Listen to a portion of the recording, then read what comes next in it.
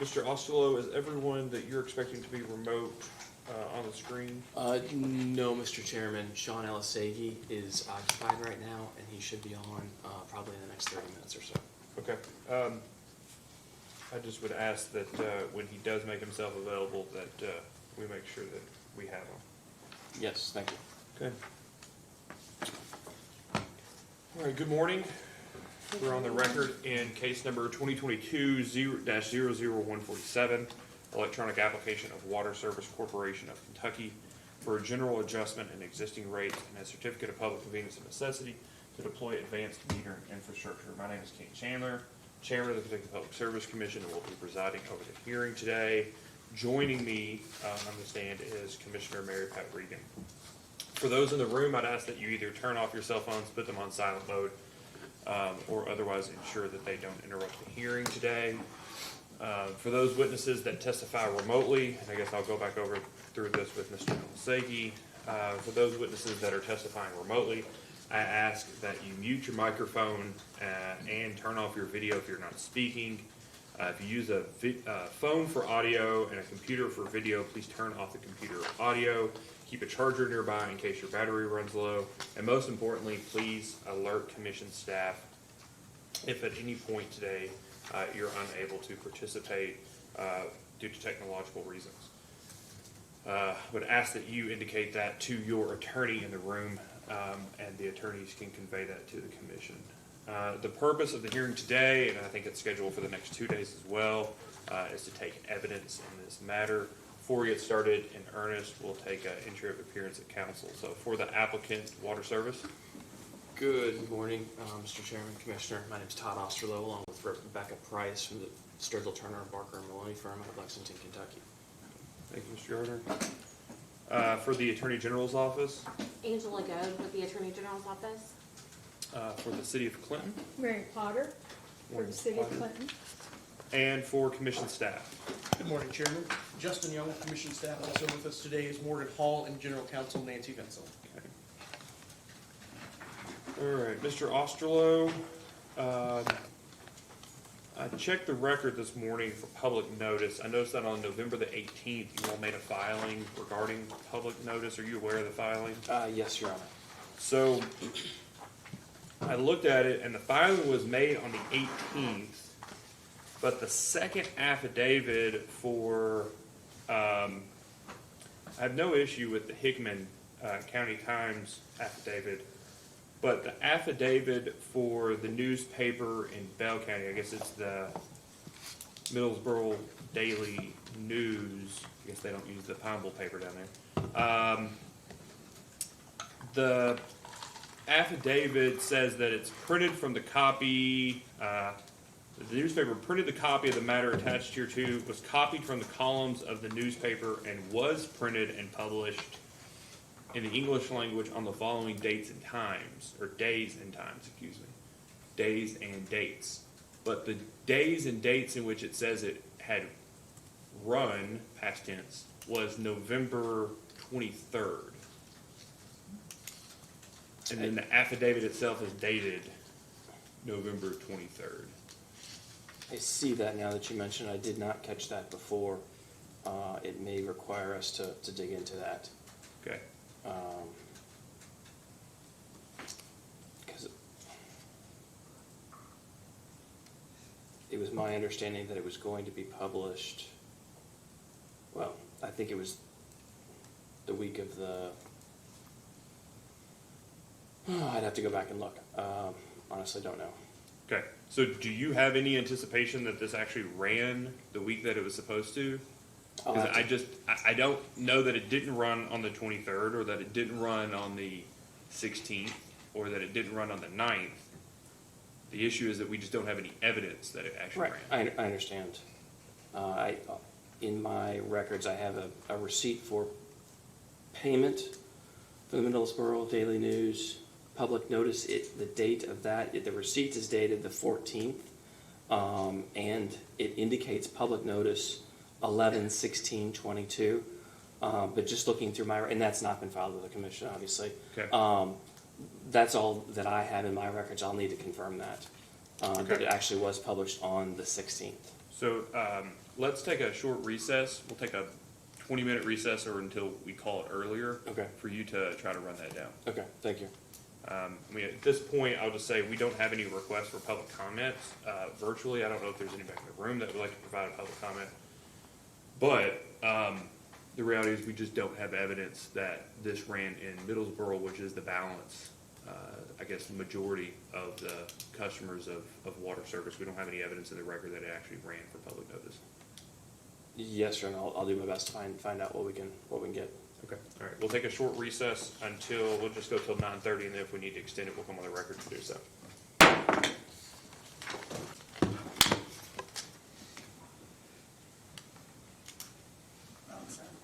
We're back on the record in case number 2022-00147. Mr. Osterloh, you have any update?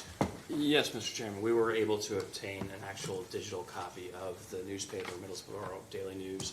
The public notice was run on the 23rd, November the 23rd. It appears that the affidavit they submitted prior to knowing that they were planning on publishing it on the 23rd. And I just didn't notice it when we made the notice of filing. Okay, so you all requested the notice be run on the 16th, is that right? That is correct, yes. So, let me check the regulation here.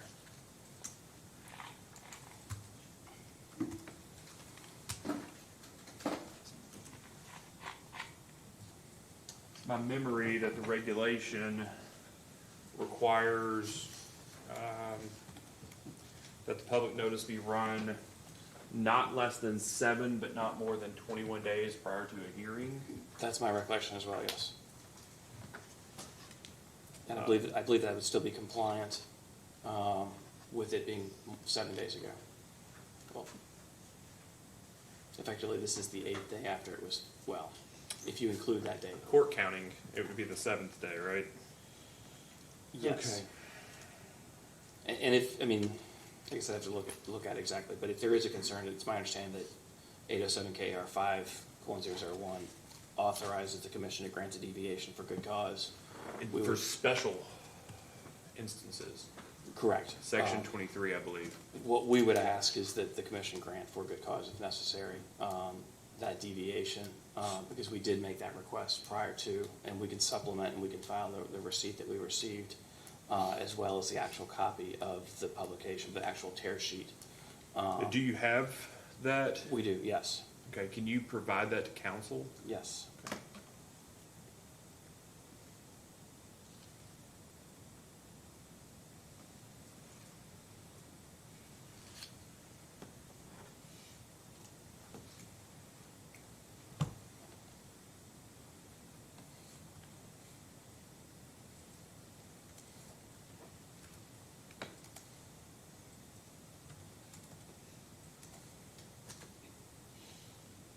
I have just emailed that to Mr. Young, Ms. Goad, and Ms. Potter.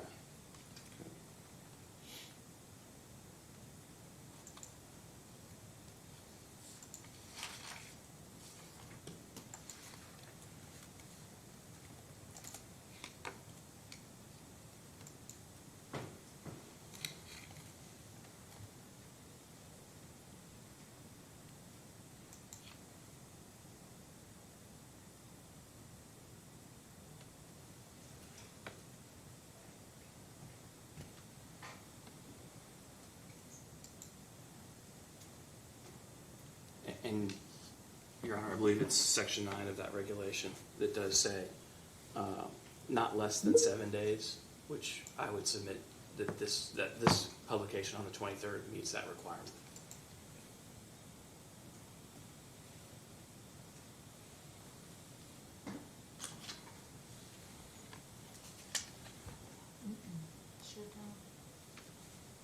I'm still waiting. I haven't received it just yet.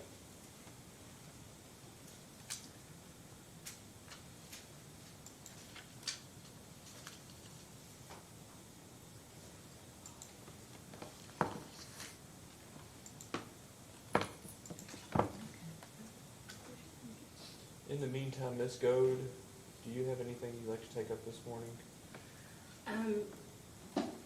Chairman, our ROE expert is in Frankfurt. He did travel here. He started getting sick late last night. He tested negative for COVID. But if, I defer to you all, he is prepared to come testify in person and wear a mask, or he can stay at his hotel and testify through the GoTo meeting link. So my only, so I have no problem allowing Mr. Bodino to testify remotely or virtually, given the nature of the request. My only request is, I'm gonna guess that we're gonna not get to Mr. Bodino before lunch. So we'll take an extended lunch break. We'll discuss that when we get there, but we'll take a little extra time at lunch. And I just ask that you and Mr. Bodino and staff council and our IT professionals work at lunch to make sure that he has the ability to participate virtually through our GoToMeeting link. Understood. That he has all the drivers and we're able to see him on camera and things like that. Understood. So if we can do that at lunch, just to make sure that he has those capabilities, and if not, I think we can probably make some sort of accommodations, allowing him to just come in and participate in the front room. We'll figure it out if he can't, but I'm fine with him doing that, but let's just take that extra time at lunch and Thank you, Chairman. make sure he is able to actually participate virtually. Absolutely. I got it.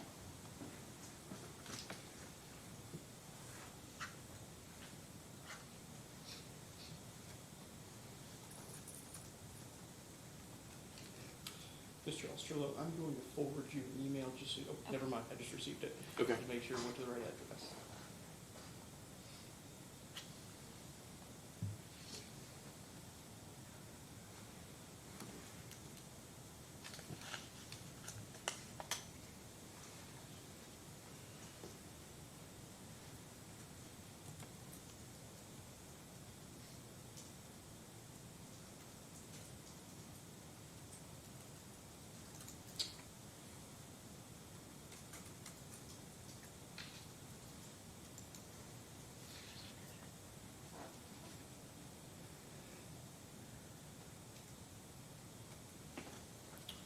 Chairman, I do have that. Would you like me to put it on the screen?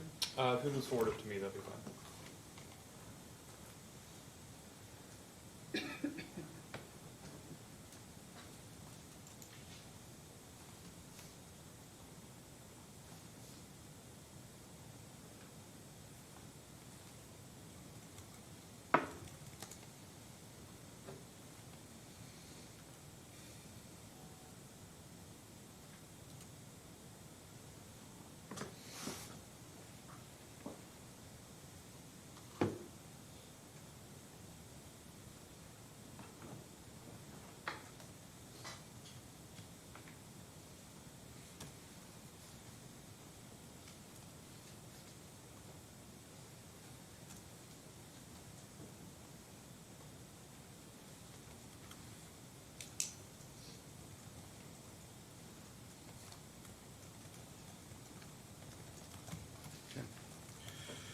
All right, so the regulation allows for the commission to receive the evidence of the public notice, or the proof of the public notice, at or before the hearing.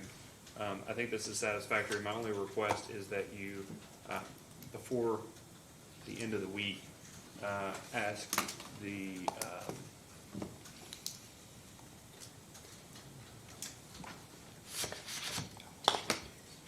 publisher, Kevin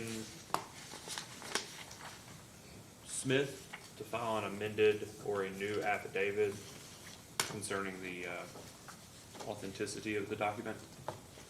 Yes, Your Honor, we can do that.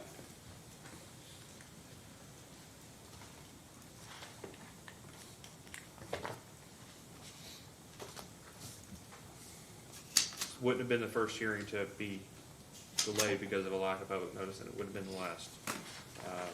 But glad we got that taken care of.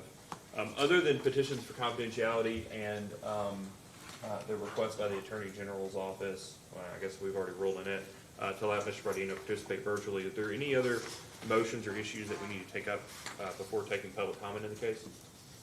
Not to my Joshua? knowledge. No, Chairman. Ms. Potter? All right, I think we've got about 4 or 5 of the petitions for confidentiality. We'll certainly endeavor to roll on those prior to the entry of a final order in this case. All right, at this time, we'll open the microphone for anybody wishing to provide public comment. Again, the public notice issued in the Clinton and Middlesboro newspapers indicated that public comment, directions to provide public comments can be found on our website. Those went up, I believe, Monday afternoon, the directions did. At this point, or when the hearing started at 9, no one had emailed the Public Service Commission to indicate their interest in providing virtual public comments. But I would remind folks that if anybody's watching this in real time or prior to the submission of the case, that public comments can be provided, written public comments can be provided 3 different ways. The first is by email. You can send an email to psc.comment@ky.gov. Again, that's psc.comment@ky.gov. You can also fill out a form on our website. Our website is psc.ky.gov. You can also mail public comments to the Kentucky Public Service Commission through the U.S. Postal Service. The address for the commission is 211 Sower, S-O-W-E-R Boulevard, Frankfort, Kentucky 40601. We request that anytime you provide a public comment that you indicate your name, your address, and the case number, which in this matter is 2022-00147. Adding the case number is imperative so we know upon receipt which case those comments should go into. Is there anybody in the room that would like to provide public comments at this time?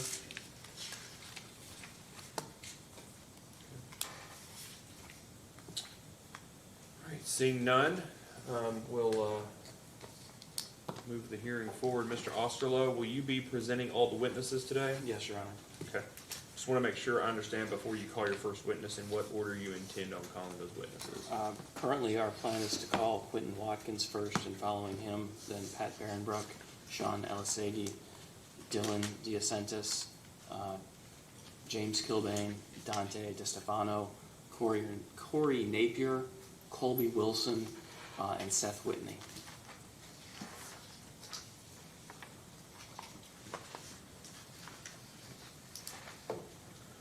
All right, and then I see, Ms. Potter, that Ms. Payne is with us virtually. It looks like Mr. Butrell is in the hearing room today, Yes. and Mr. Baudino will be joining us remotely. It's my understanding he's watching this remotely but has not logged in yet. Is that right? Right, he's watching it on the YouTube feed until it's time for him to testify. Okay. And we'll make sure we get him that information at lunch so that he can, if we go into confidential session, that he's able to participate in the confidential session in addition to just viewing it Thank you. publicly. All right, Mr. Osterloh, you can call your first witness. Thank you, Your Honor. Our first witness is Quentin Watkins.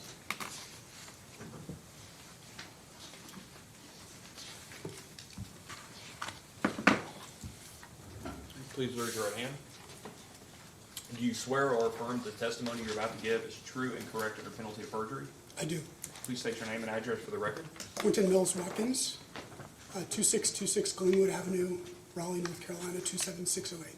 Okay. You may want to pull the microphone closer to you so that the record picks you up and so that the reporter can hear you. Certainly. Mr. Osterloh, you may ask. Thank you. Good morning, Mr. Watkins. Good morning. By whom are you employed? Scott Madden. And what is your title with Scott Madden? I'm the manager of energy benchmarking. Did you prepare and cause to be filed testimony, supplemental testimony, and rebuttal testimony in this matter? I did. Did you likewise sponsor responses to data requests in this matter? Yes, I did. And do you adopt that testimony and those responses here today? I do. Thank you, Your Honor. That's all the questions I have. Ms. Potter, do you have any questions for this witness? Just a couple. Mr. Watkins, I think you went through, how many employees now did you evaluate salaries for? There were 19 And how many positions were in in scope. Clinton? 2. 2? I think your testimony showed 1. Did I misread that? Double check. No, I did. Thank you. There are 2. And the other employees were located, Several locations. The other non-allocated positions are located in Middlesboro, Kentucky. And there are several allocated positions based in Chicago, Illinois, Cleveland, Ohio, and North Carolina. When you reviewed these salaries, was it by their locality, compared to the locality, or was it compared to similar jobs in other places?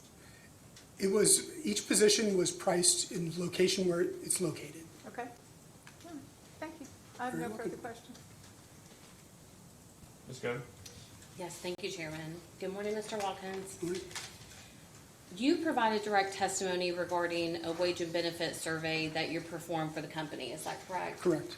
And you filed supplemental direct testimony on August 16th, 2022, where you revised that study, and you said it's mainly due to employee position changes that you wanted to incorporate. Is that correct? Yes, ma'am.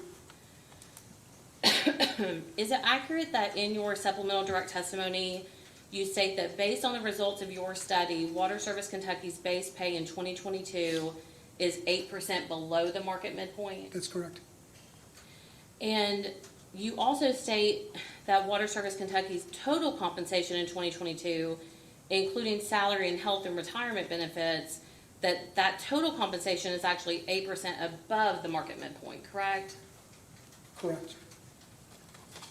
So does that indicate that Water Service Kentucky's benefits are richer packages than the benefits of the other companies in your study? No, I would not characterize it that way. I would describe the foundation of the study as being the base pay. We conducted that using 3 different methodologies, 2 proprietary databases supplemented with a custom survey that we did of 4 other regulated utilities operating in Kentucky. All of those were at the base pay level. In order to get to total compensation, we used some BLS, Bureau of Labor Statistics figures that are heavily assumption-based and are applied across all the positions evenly. So I would describe the foundation of the study as really being at the base pay level, and that's With that said, you do state though that when you looked at the company's total compensation package, it was 8% above the market midpoint, that's right? correct. So is it accurate that in your supplemental direct testimony, you state that after aging the market midpoint averages and incorporating the projected pay increases for 2023, the company's base pay will still be 2% below the market midpoint? The base pay will be, I believe it's 8% below. For 2023? Oh, for 2023, It was in your supplemental direct testimony. I believe it's pages 3 to 4 where you discuss it. thank you.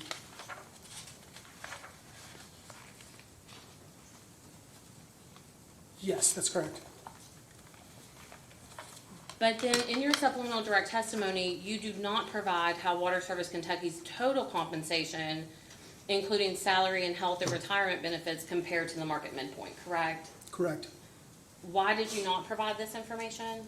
So the way that the base pay was aged to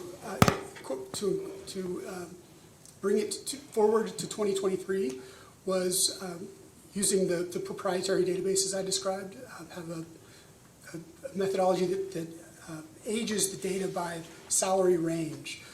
We didn't have a way to age these non-base compensation, so we didn't have a way to do that, to bring it forward to 2023 in a consistent, analytically rigorous way with the way that the base pay was done.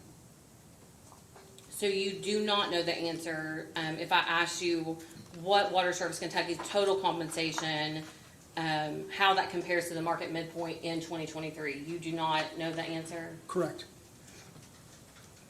If Water Service Kentucky's total compensation in 2022 was 8% above the market midpoint, and then there's going to be a significant raise given in 2023, would it be fair to say that the company's total compensation package in 2023 will be higher than that 8% market compared to the market midpoint?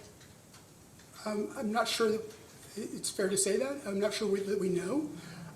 Again, I would point you to the fact that the foundation of the analysis is really at the base pay level. So if the Attorney General's office asks in a post-hearing request for information for that total compensation for 2023 to be compared to the market midpoint as you did 2022, would you be able to provide a response to the best of your ability? I'm not sure that we have a way to pull forward the non-base compensation for 2023 in a way that's consistent with the other analysis within the report. Chairman, the Attorney General's office will ask that question, and then if you can just provide the response to the best of your knowledge and ability, we would Certainly. appreciate it. And Chairman, I have no further questions. Mr. Young? No questions. On the proprietary program they're running, there's no way to bring the non-base rates forward, is that what you said? That's correct. Okay. Did you bring those forward, though, when you did the comparison in '22? They didn't need to be brought forward. They were present time. Okay. Okay, all right. Does that make sense?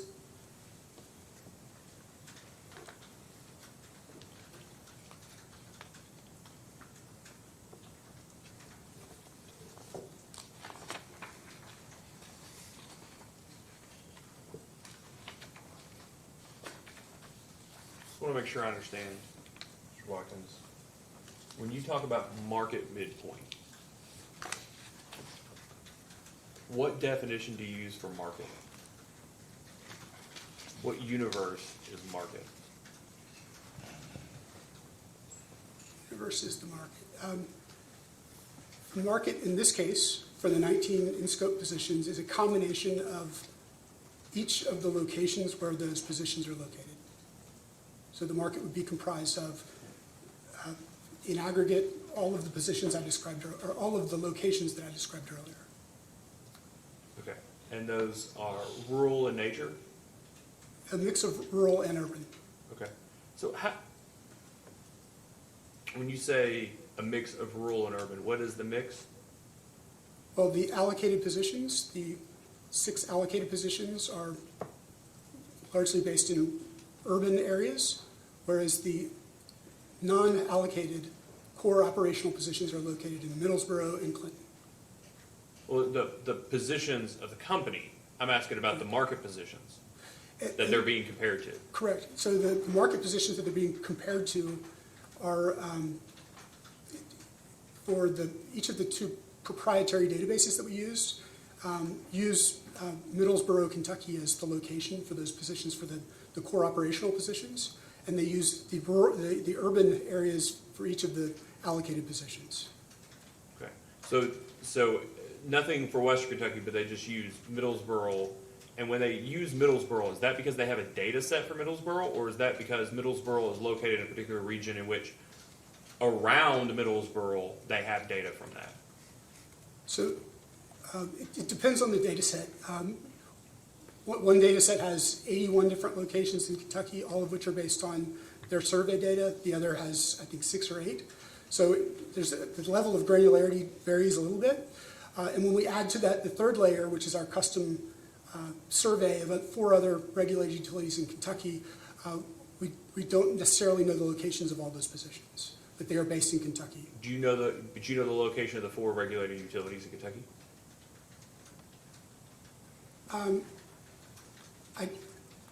So as part of our firm's data collection, we committed to serve as the blinding agent, not to reveal the identity of each of Yeah, those I'm not companies. asking you to tell me, I'm asking, do you know? That's the question. Do you know the location of those 4 utilities?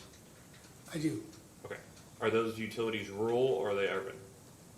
Do you know the mix of those utilities? Do you know where their employees live? Because I'll just say, LG&E serves almost exclusively, at least on the electric side, Jefferson County. Kentucky American Water primarily serves Fayette County. Right? Those are 2 of the highest income areas in the state. Sure. So I'm not asking you to tell me, but I'm making the point of location matters. So you know where they are. Are they rural or urban utilities that you compare to as a data set to determine the market midpoints? The short answer is that We know that we know the locations of the utilities. We know their headquarters locations. We don't know the individual locations of each of the positions that were provided, but safe to say is it's a mix of both urban and rural. Okay, so I guess I'm curious,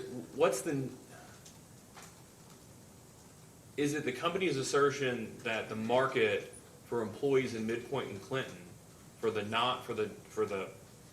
non-allocated positions, that the market for those is both a mix of rural and urban positions? I mean, have you been to Middlesboro? I actually drove very near there yesterday. Okay, have you been to Clinton? I have not. Okay, is your understanding, are either of those areas urban areas? No, sir. Okay, and do you know what the nearest urban area what would you consider to be the nearest urban area to Middlesboro? Off the top of my head, sir, I'm not sure I know. Okay, so I think Knoxville's probably the closest. It's the TV station that they get. It's not down the road. Would you agree? I would agree. Okay, and then Clinton, the nearest urban area that you would determine urban in the sense of the delineations you're making between urban and rural? Again, off the top of my head, sir, I'm not sure that I know. Might be Nashville, might be Memphis, Paducah, maybe. might even be Paducah. I don't know if Paducah's urban for your definition. What is the definition of urban that you're using? 10,000, 100,000, 500,000?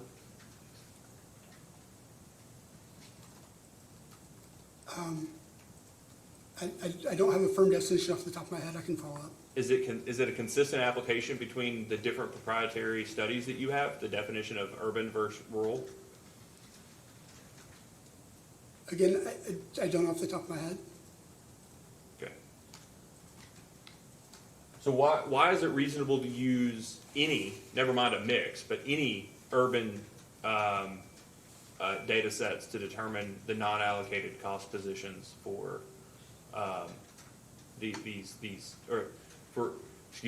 why would it be reasonable at all to use any urban data to determine the market for the non-allocated positions?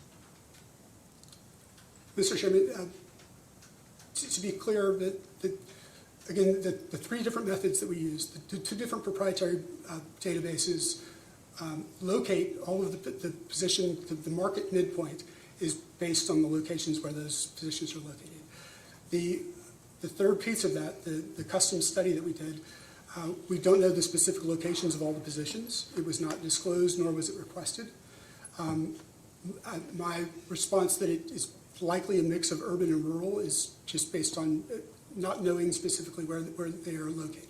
Yeah, well, and that, but that goes to the weight of the evidence, right, that I have to consider, is that I can't, you're telling me I can't see the data sets, right? I can't see the location of them. I can't see where the utilities are. So I have no determination so first question, you said utilities, all four of them are PSC jurisdictional? I do believe so. Okay, so it's not like we're talking about a municipal system? No, sir. Okay. So if those utilities, for instance, are Kentucky American, Columbia Gas, Duke Kentucky, and LG&E, right? We're talking about utilities that primarily or exclusively serve urban areas. But you would agree that that's not comparable to Middlesboro for those positions, right? Again, sir, I'm not sure that I can speak to the specific components of the. No, that's good.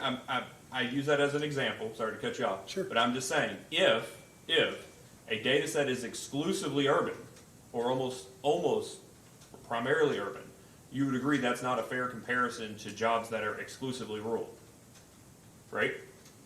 I would agree with that. I would add, sir, that our intent from the beginning of the study was to come up with the most fair, most accurate, and most representative basis of comparison. And that was our intent from the beginning. And Yeah. At least two of the three visible pieces that we know specifically where the positions are located, they were not located in urban areas.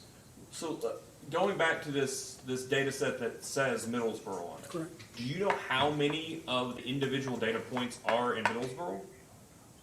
Is that the data set with 61? Or with 6 to 8? That has the Middlesboro area as a section? Both of them have Middlesboro as a location. Okay, and do you know, so one of them has Middlesboro as a location and only has 6 to 8 data points? No, sir, I'm sorry. It's actually 6 to 8 different areas in Kentucky where positions are priced. Okay, that's fine. Do you know of those, as Middlesboro being an area, do you know if any of those have survey results from Middlesboro or Bell County? I don't know off the top of my head, but I can follow up with the specific answer on that. So I would like, as a posting data request for us to find out, of the 2 proprietary studies, how many responses or surveys they have in that total data set that you're using to compare to market from Middlesboro / Bell County? Because we know the answer for Clinton is 0, right? Or we expect it to be 0? Correct. Okay.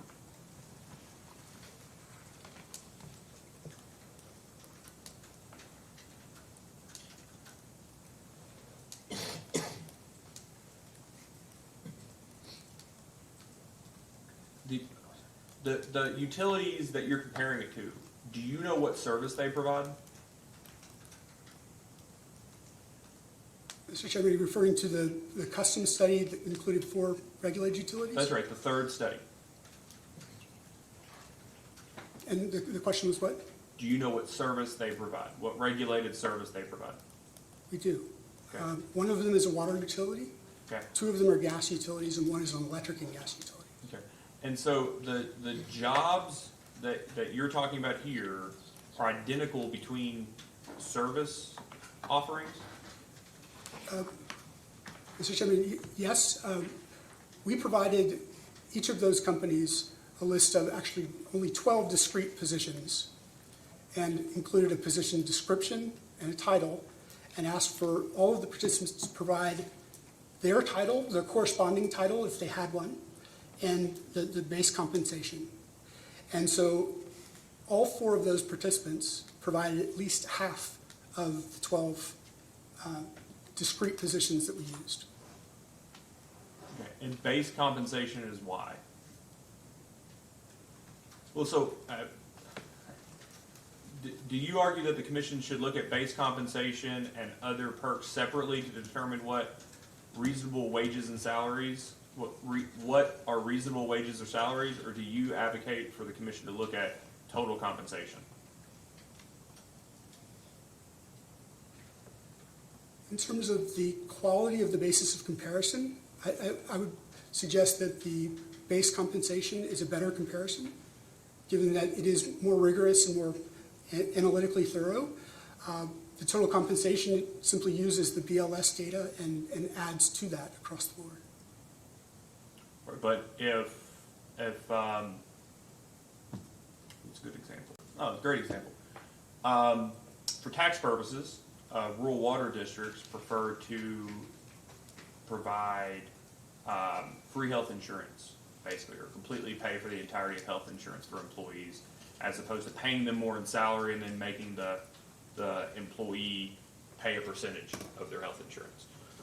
But that wouldn't, if one of these utilities did that, which is pay somebody less in base compensation, but pick up the entirety or the majority of premiums for health insurance, that would skew your results as compared to a utility that provides higher base compensation but provides a significant amount more in contribution from employees for health insurance, right? That's going to change that base compensation, wouldn't you agree? Mr. Chairman, it would in theory, but my response would be that we don't have any visibility into what specifically was done there, so I'm not sure that we have any evidence to suggest that that is the case. I mean, I say that you don't have any evidence with those 4, but we have dozens of cases before us where people provide utilities over the last 5 years we've determined have wide differences in the way they provide wages and salaries and additional packages. I mean, we have a sufficient amount of knowledge that it varies between utilities to know that it's not, that base compensation is not necessarily an apples to apples comparison, but that's what your comparison is exclusively based on. Well, sir, what I described in the first piece of that was the position matching and the matching base compensation. The second piece of the custom survey that we did was actually a survey of pay practices, which described the portion of insurance that's covered by the utility versus the employee, the amount of time off, various non-cash compensation elements as well. And I think the way I would characterize the comparison at the end of the day is that Water Service Kentucky's Water Service Corporation Kentucky's pay practices are very much in line with peers that we included in the survey. For those 4 utilities. Correct. And those are investor-owned utilities? Let me ask it this way. Would you agree that, do you have experience with the differences in the way publicly owned or member-owned utilities provide compensation, total compensation to employees as compared to publicly owned utilities? Mr. Chairman, I would say that I have a moderate understanding of the difference between those two. Okay. Would you agree that that should be taken into account when determining the market, the differences in those practices? I would agree with that. Okay. Is that something that you needed to take into account when comparing water service to these, to this Kentucky utility peer group? No, Mr. Chairman, that was not an adjustment that we needed to make.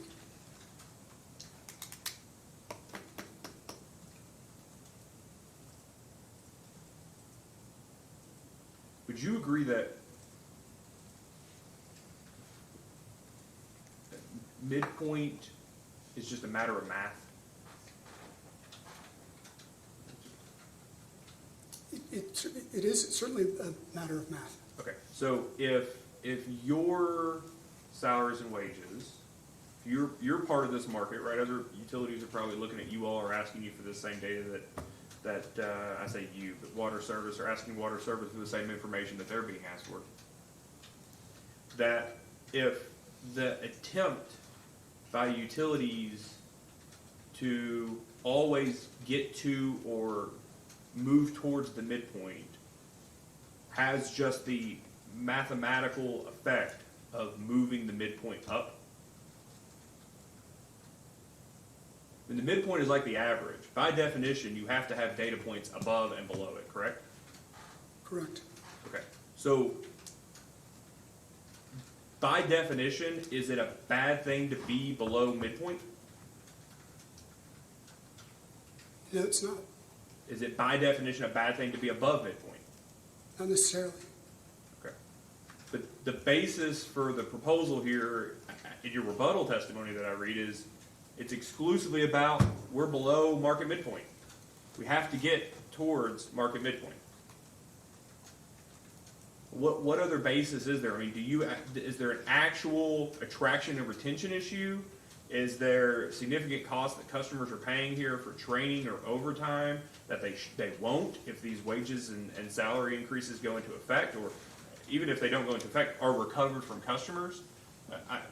The issue put in your rebuttal testimony is about midpoint. Midpoint's just a matter of math. What's the actual problem that the increases in salaries are intending to fix? What sort of evidence is there about those that's in front of the commission? Mr. Chairman, I'm not sure that I'm necessarily the best person to speak to those particular issues. I was simply informed of the change that had been made, and we updated our analysis accordingly.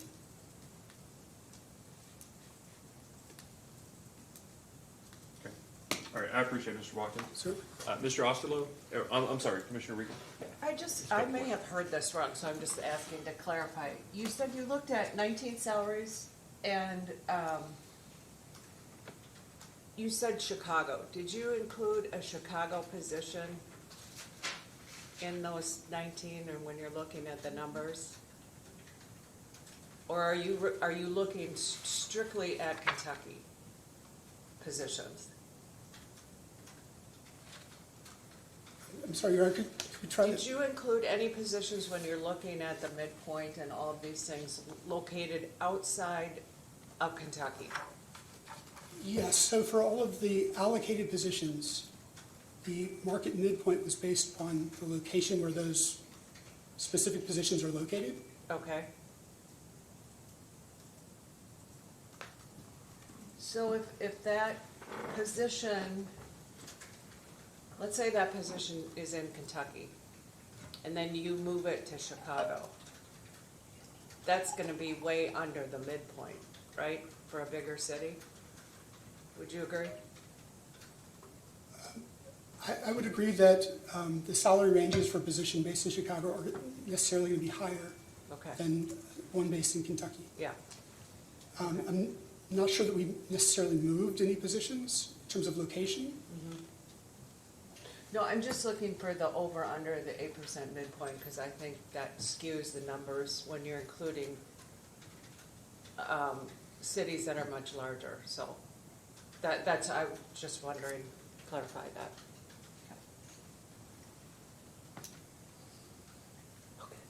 Mr. Osterloh? Yes, maybe I can just follow up on the commissioner's questions there. You mentioned there are 6 allocated positions in your Correct. study, correct? That are, those, the employees for those allocated positions are not based in Kentucky, correct? Correct.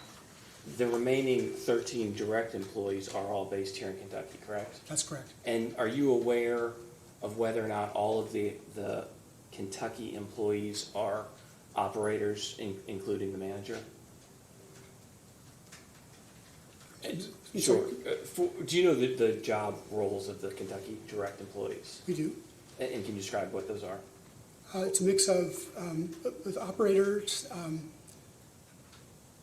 field service personnel.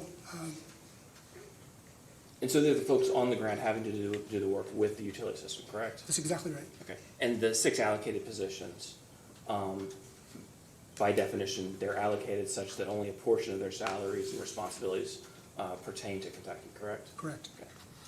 Thank you. That's all the questions I have. Thanks. All right, thank you, Mr. Watkins. You may step down.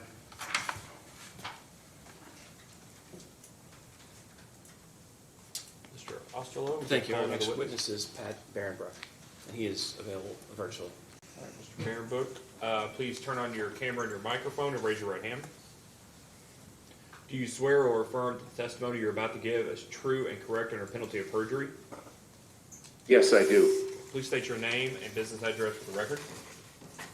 Patrick Barenbrook, 2832 Claremont Road, Raleigh, North Carolina, 27608.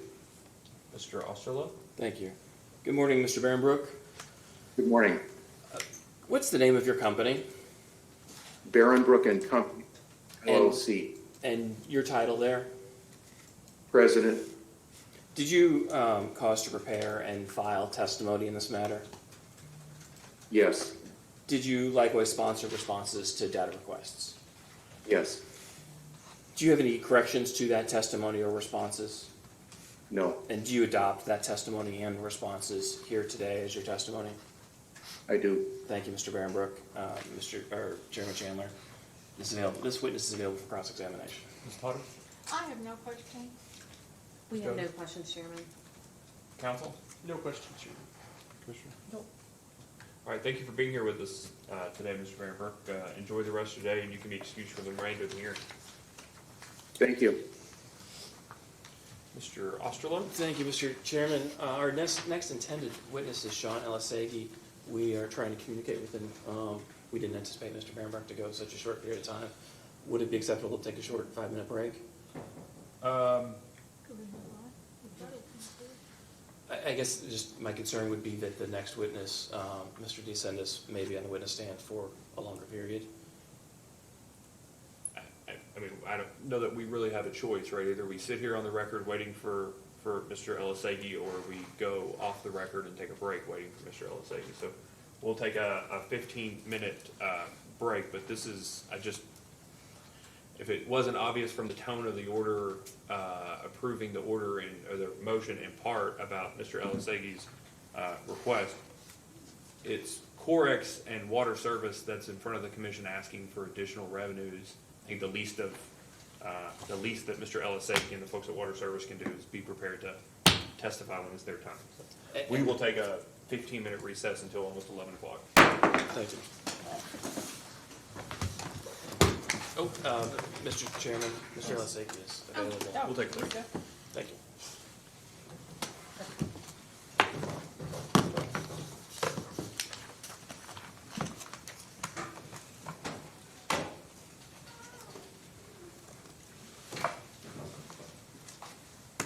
Sean, can you hear us? No.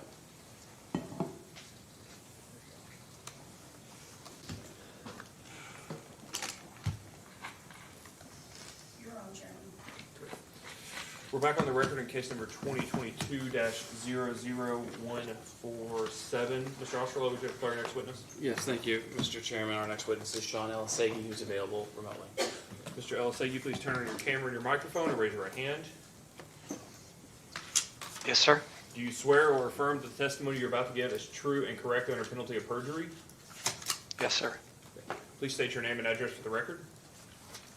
Sean M. Elisegi. My business address is 7800 Ranchera Parkway, Reno, Nevada. Mr. Osterloh? Thank you. Good morning, Mr. Elisegi. By whom are you employed? I'm employed by Water Service Corporation. And what is your title there? My title is Chief Legal Officer, Executive Vice President of Risk Management. Did you prepare and cause to be filed in this matter written direct testimony? Yes, sir. Did you likewise sponsor written responses to data requests in this matter? Yes, sir. Do you have any corrections to that testimony or data request responses? No, sir. Do you adopt that testimony and the responses here today as your testimony? Yes, sir. Thank you. Mr. Chairman, this witness is available for cross-examination. Ms. Potter? I have no questions for this witness. Ms. Goode? No questions, Chairman. Counsel? No questions, Chairman. I don't have I do have some questions, Mr. Elisegi. Yeah, I'm asking staff to pull something up that will help me a little bit in my later questions. But until then, I have a few questions about your direct testimony here. Yes, sir. And I guess it's some clarification or some better understanding. Do you have an idea of the magnitude of the total cost reduction that occurred when the two different service companies were effectively merged or pooled? The total magnitude of the cost reduction when the two different service organizations, that being Corix and WSC, were at the completion of the phase and turned into one organization, even though they're separate companies. No, sir, I do not state that in my testimony. Well, I know you don't say to your testimony. Do you know? I do not, sir.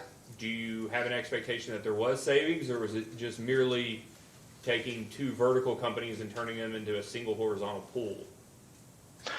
I have an expectation that there were savings. The shared service transformation initiative, we estimate, resulted in at least $700,000 of savings. And we expect that savings exceeded that amount, particularly because at the executive service level, we did not backfill a CFO position and we did not backfill a human resource position. Okay. So, you have a copy of your testimony in front of you? I do, sir. Okay, great. So, a lot of your testimony, okay, let's take a step back. Water Service Corporation of Kentucky, the utility that this commission regulates, has no employees, is that right? That's correct, sir. Okay. Is it a,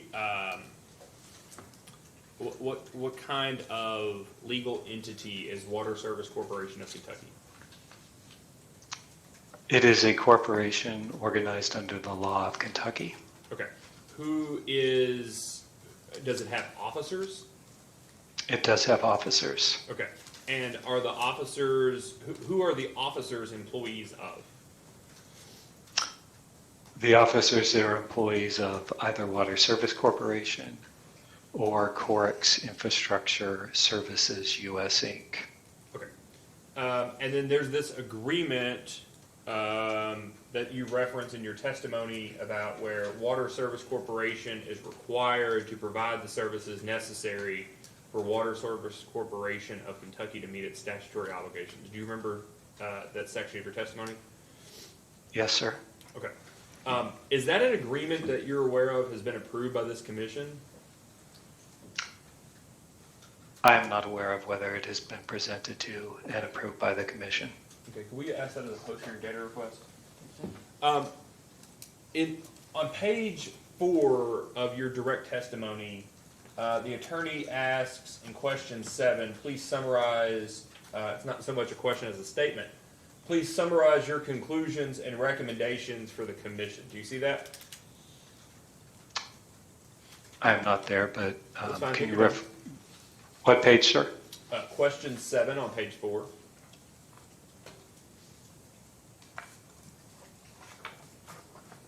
I'm there, sir. Okay, do you see the question that I just recounted? Yes, sir. Okay. And then in your response, and just tell me if I read this wrong, I'm just going to read the first 2 sentences. Between 2019 and 2021, Corex completed a realignment and reorganization of its corporate service or corporate support services organization. When WSCK first requested a share of Corex costs were layered on top of WSCK's share of WSC costs. Did I read that correctly? Yes, sir. Do you know when Water Service Corporation of Kentucky, quote, first requested a share of Corex costs? I believe costs were requested in the 2020 rate case, which was docket 2020-00160. Well, and I guess that maybe is my confusion. So you're saying when Water Service Corporation of Kentucky requested rate recovery of Corex costs, is that what that first part of that sentence indicates?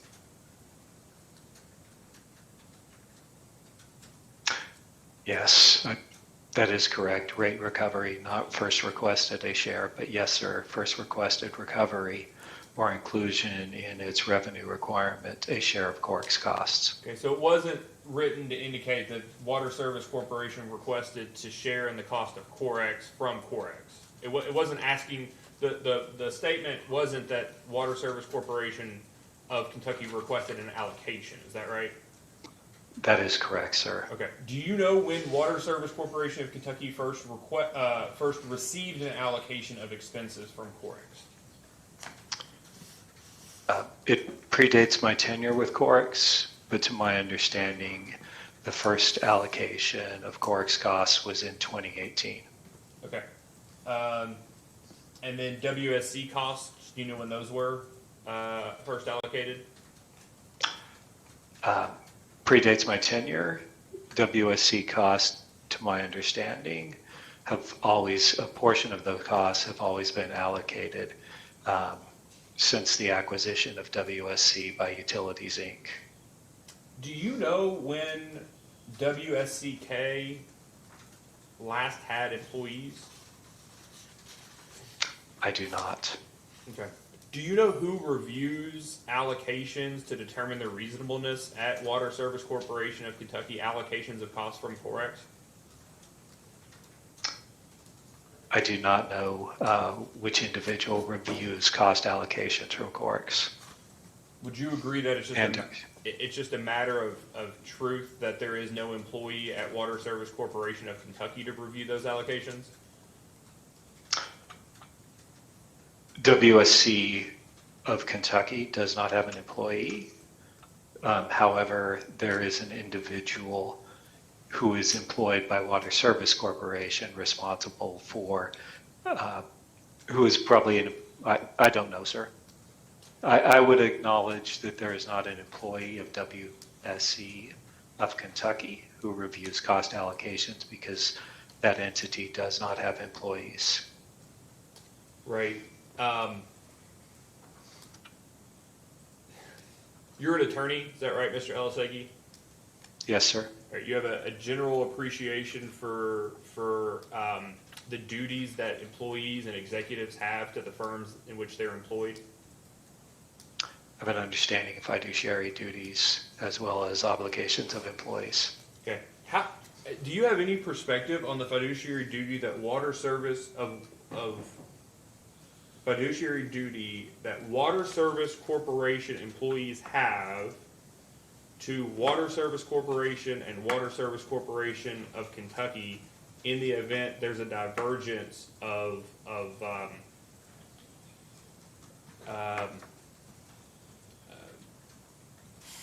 we'll just call it a divergence of issue.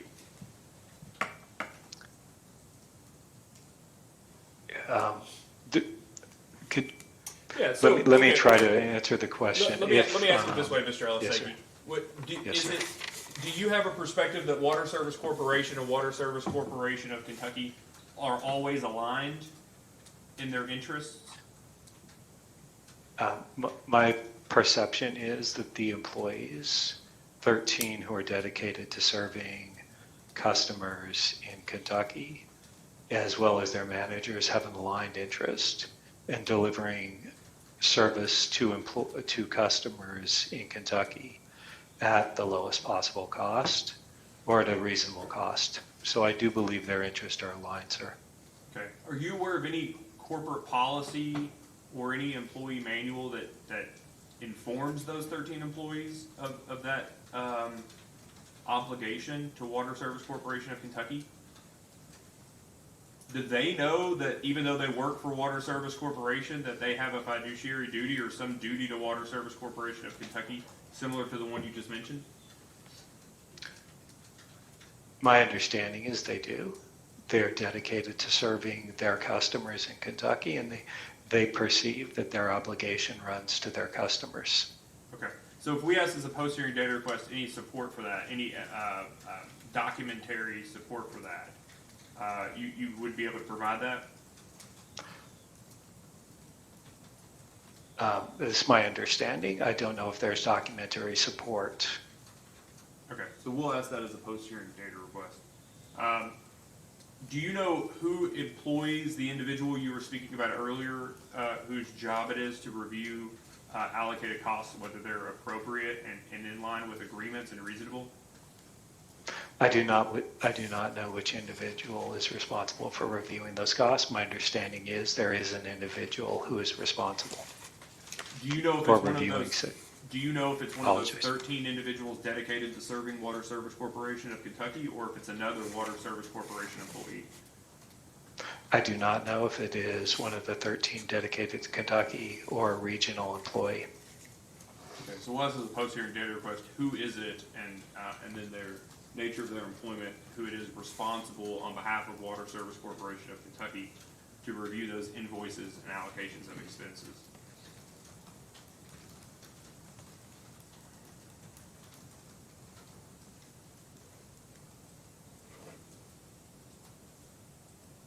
Do you have Mr.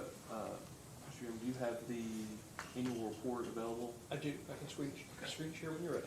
So Mr. Elisegi, we're gonna screen share a copy of Water Service Corporation of Kentucky's most recent, annual report filed with the commission.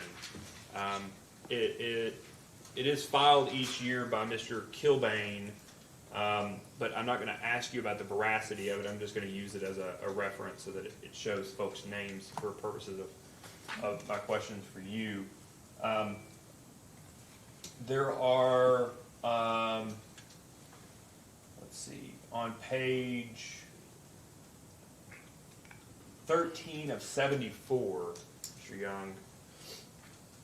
Mr. Elisegi, do you see page 13 of 74 on your screen? I do, sir. Okay, and it's, the top of it is 6000800 Water Service Corporation of Kentucky, January 1, 2021 through December 31, 2021. Is that what it states at the top? Yes, sir. It's a little blocked out on my screen, but it does state Service Corporation of Kentucky, January 1, 2021 through December 31st, 2021. Right below that, contacts, reference page 6. Okay, great. And then you see the person to send correspondence is Mr. Kilbane? Yes, sir. Okay. So then there's a number of titles on this document. Do you know Yes, sir. who these individuals either currently work for or worked for 10 months ago? What entity? Yes, sir. Okay, so Mr. Kilbane, I think who he works for now is part of his testimony, that's fine. What about a Catherine Heigl? Ms. Heigl is the Chief Operating Officer for Corix Infrastructure, Inc., and she is employed by Water Service Corporation. And do you know whether her salary is allocated to Water Service Corporation of Kentucky? A portion of Ms. Heigl's salary is allocated through the corporate allocation. Okay. And then the next individual is Steve Lubertozzi, whose title is Senior President. Do you know what entity he was Senior President of when this was filed at the, I guess, earlier this year for referring to 2021? Yes, he is the Senior Vice President responsible for regional operations, and he's an employee of Water Service Corporation. Okay. And still in a similar position today? He is not. Mr. Whitney is the Senior Vice President responsible for regional operations. Mr. Lubertozzi is the Senior Vice President responsible for regulatory operations. Okay. Are both Mr. Whitney and Mr. Lubertozzi's salaries or a portion of those salaries allocated to Water Service Corporation of Kentucky? Yes, sir. Okay. Then there's a Sean Elisegi. Is that you? Yes, sir. Okay. And Would it has the title as Paul- Oh, go ahead, please. Would it be possible to scroll down? I have Sure. the screen blown up so that I can better see. So could you please Okay. scroll the page down a little? Thank you. Okay. And then it indicates the title as being VP and Secretary. What was the VP and what entity were you Vice President and Secretary of? In this instance, I'm the VP and the Secretary of Water Service Corporation. Okay. And are you still the VP and Secretary of Water Service Corporation? I am not. Okay. And then there's a Jim Devine. That's just a VP. Oh, I'm sorry. They'll go back. Is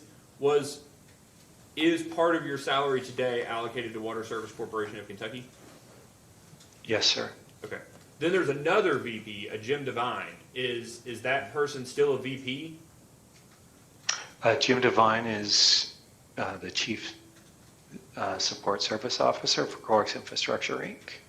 He's a VP. We identify statutory officers, so he is a VP in this report. Yes, sir. Okay. And has part of the salary allocated to Water Service Corporation of Kentucky? Yes, sir. And Lisa Sparrow is the CEO of what? Lisa Sparrow is the CEO of Corix Infrastructure, Inc. Okay. Again, allocated salary. Yes, sir. And then Jim Andreco, Yes, sir. treasurer. He is the, treasurer of what? apologize. He is the treasurer for Corix Regulated Utilities US, Inc. Okay. And he is Allocated employed by salary Water- to Water Service Corporation of Kentucky. Yes, sir. He's employed by Water Service Corporation, and a portion of his salary is allocated to Water Service Corporation of Kentucky. Okay. Do you know if any of these people are officers of Water Service Corporation of Kentucky? Currently, Mr. Whitney is. Just pull up my spreadsheet, and I can tell you who the current officers of Water Service Corporation of Kentucky are.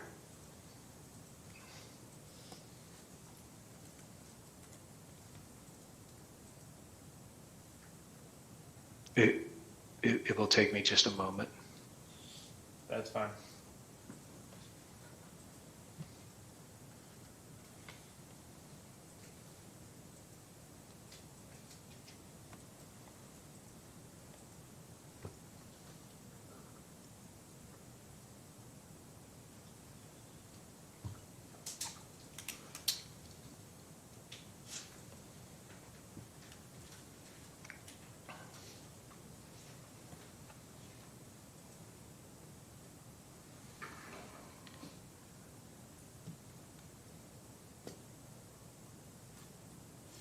I have a very slow service connection. I apologize.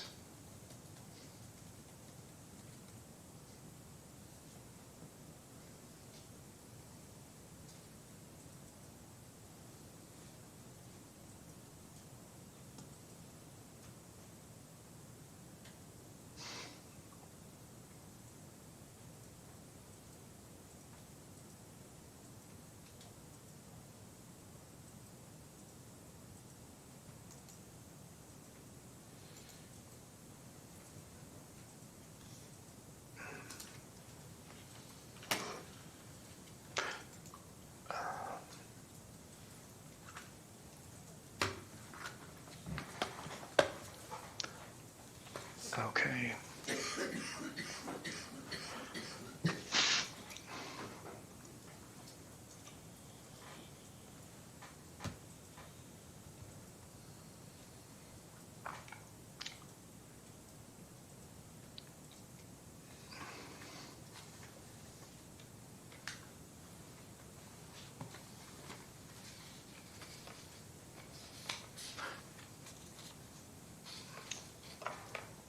Sir, we're having connectivity issues. I apologize.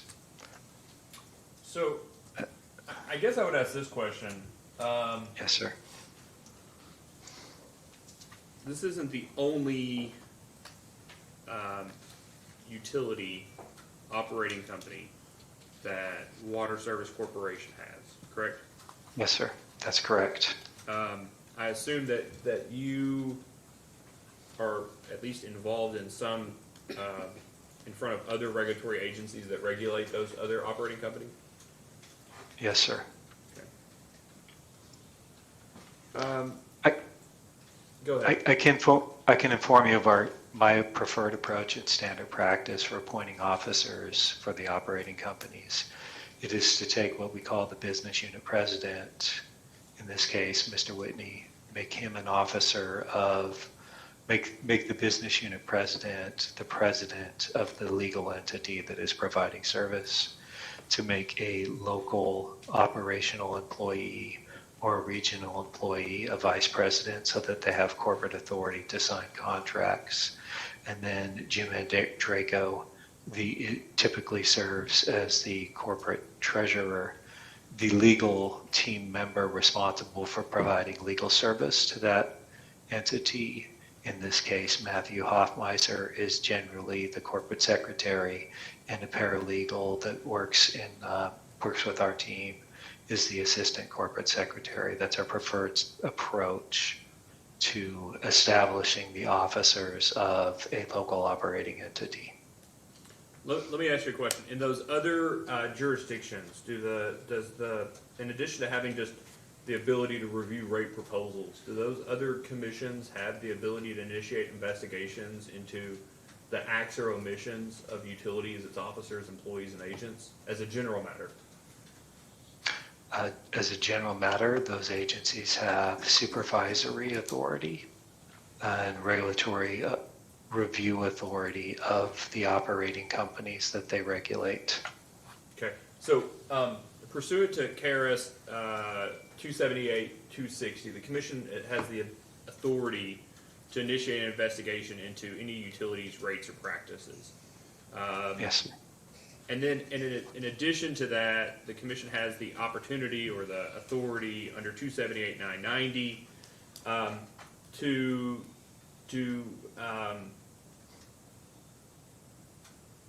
assess penalties against any officer, agent, or employee of a utility or any person who willfully violates any of the statutes, regulations, or commission's orders related to those utilities. Let me just ask a general question. We agree Water Service Corporation of Kentucky has no employees. Where would the commission even know, how would this commission even know who the officers of Water Service Corporation of Kentucky are in order to name them in an investigation or an order assessing penalties? Two ways, I would assume. One, you could request a officer and director list from the company, and we can provide that list. I suspect that an annual report is filed with the Secretary of State in Kentucky that would identify the officers of Water Service Corporation of Kentucky. But this annual report filed with the commission is not of use to indicate the officers of Water Service Corporation of Kentucky, even though it states that it's supposed to be the officers and the managers of the organization? That is correct, sir. Okay.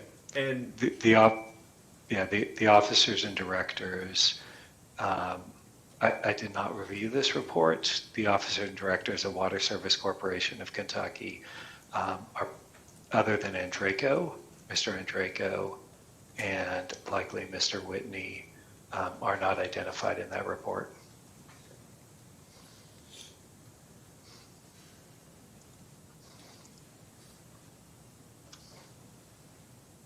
Is that a practice that you have in other jurisdictions, that officers of the regulated utility change throughout the given years without any notice to the regulatory agency? Our general practice is when, in this case, Mr. Lubertosi, when an officer leaves their position, then we appoint an officer as a corporate matter. And I am not aware of a reporting, we do not have an internal practice to report to the utility commission. Okay.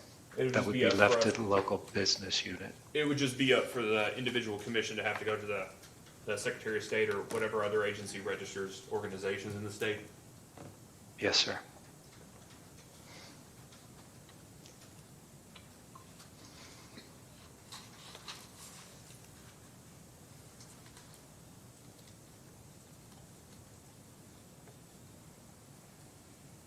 And then finally, I just want to have an appreciation for this. So the definitions in the company's tariffs identifies a definition for company. And it says that the company shall mean the Water Service Corporation of Kentucky, acting through its officers, managers, or other duly authorized employees or agents. And we've talked for a second about who the officers are. Again, we'd have to go to the Secretary of State's website to get an accurate list of those. Given the lack of actual employees at Water Service Corporation of Kentucky, does Water Service Corporation of Kentucky technically have a manager? It has an agent, i.e. an employee of Water Service Corporation, whose responsibility is to manage Water Service Corporation of Kentucky's operations. So my answer would be, to the best of my knowledge, it has a manager. In this case, an employee of Water Service Corporation who is responsible for supervising and managing the operations. Well, I mean, that's fine. I just, the catch-all there is or agents. Would you think that individual would be defined as a manager, or would it just be an agent? I don't think there's a legal distinction for purposes of the tariff. I'm just wanting to make sure I understand. Yeah, I would say as a matter of agency, because the individual's responsibility as an employee of Water Service Corporation is to supervise the operations of Water Service Corporation of Kentucky. They're both a manager and they're an agent. They're empowered to bind the company and to make decisions on its behalf. Okay. Pursuant to that agreement we were discussing earlier, correct? Yes, sir.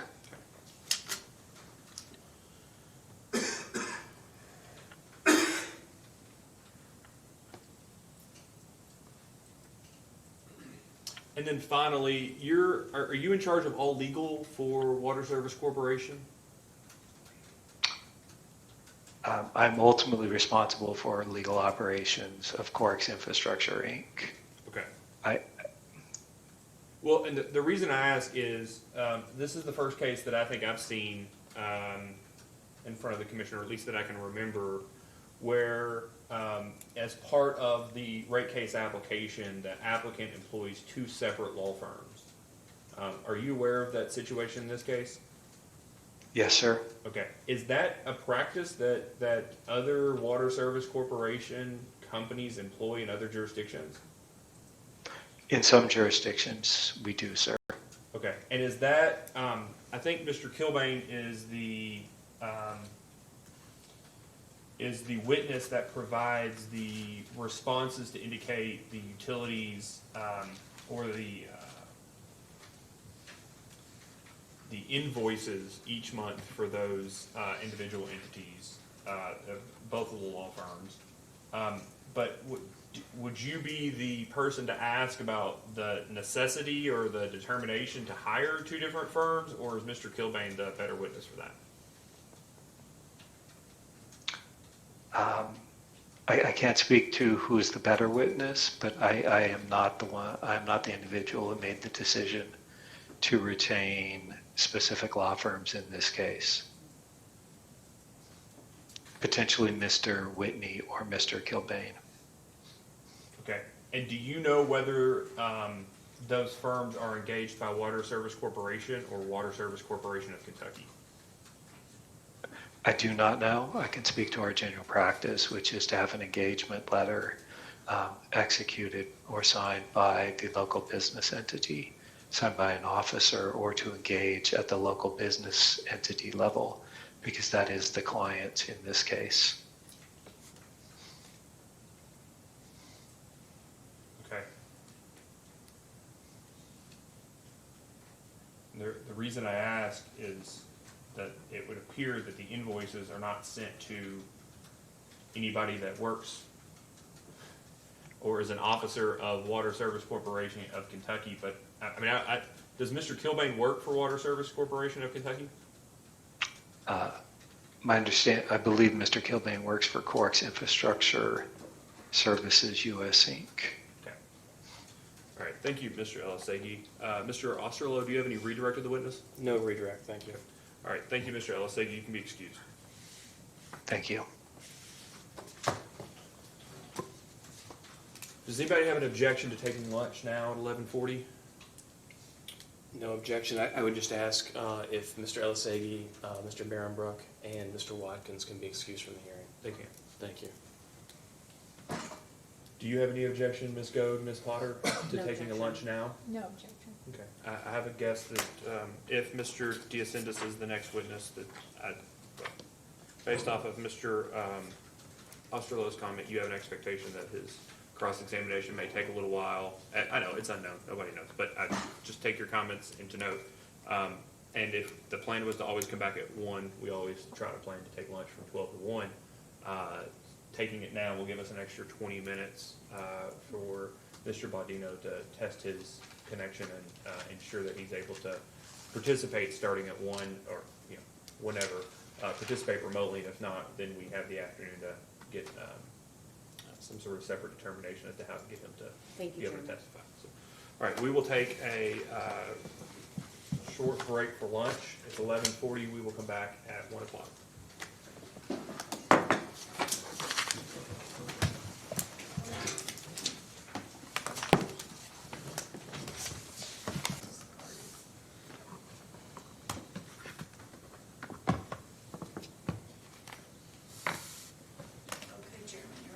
We're back on the record in case number 2022-00147. Ms. Goode, were we able to successfully test Mr. Baudino's connection? Yes, we worked with the IT department and they said it was a successful connection. Okay, great. So when we take up Mr. Baudino for cross-examination, we'll allow him to participate remotely. Thank you, Chairman. All right, Mr. Osterloh, would you like to call your next witness? Thank you, Mr. Chairman. Our next witness is Dylan Diascendis.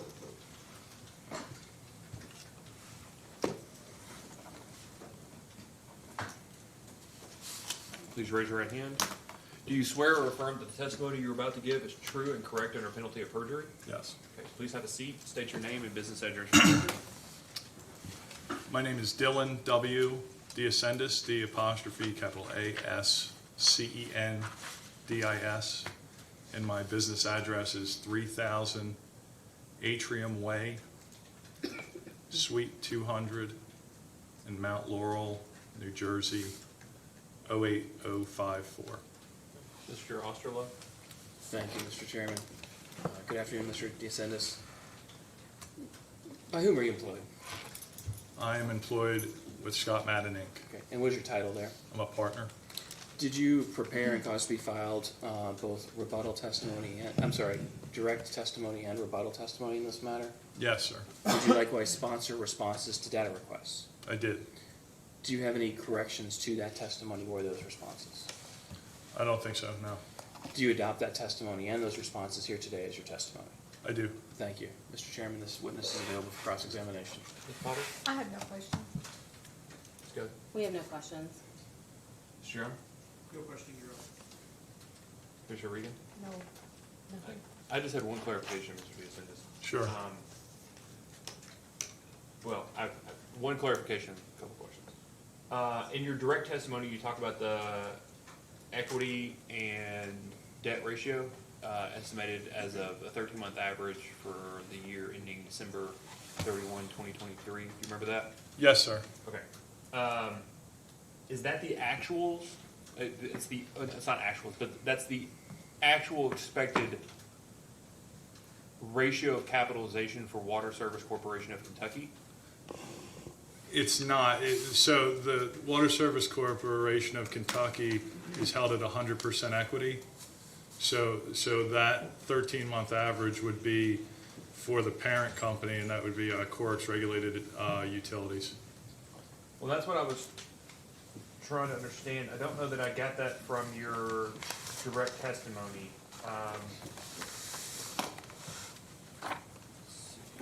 I may not have explicitly said it, but and I apologize if I didn't. So,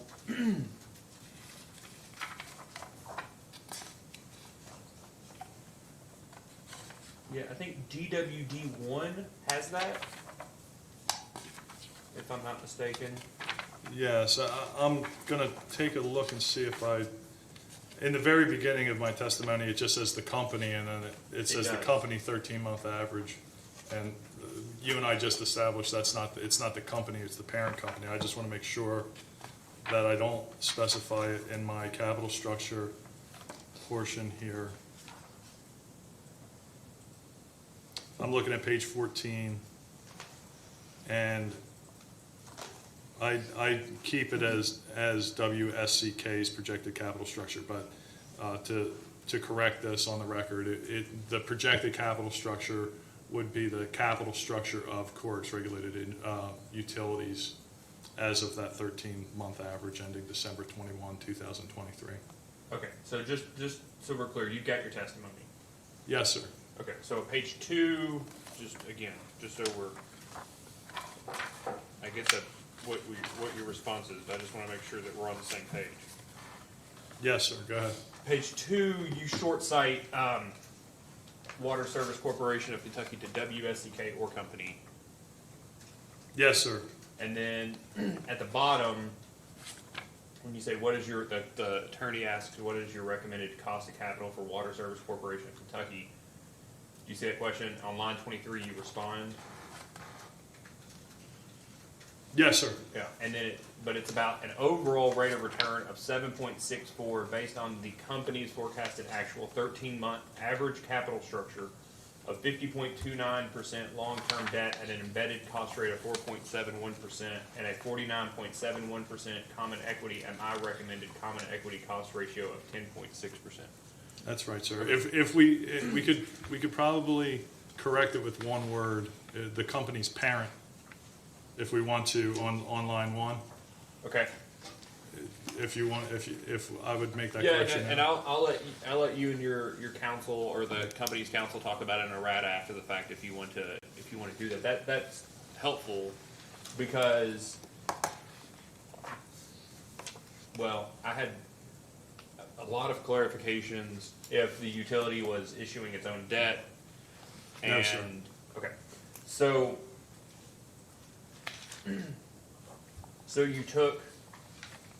you imputed to Water Service Corporation of Kentucky the ratio of debt to equity at the direct parent company?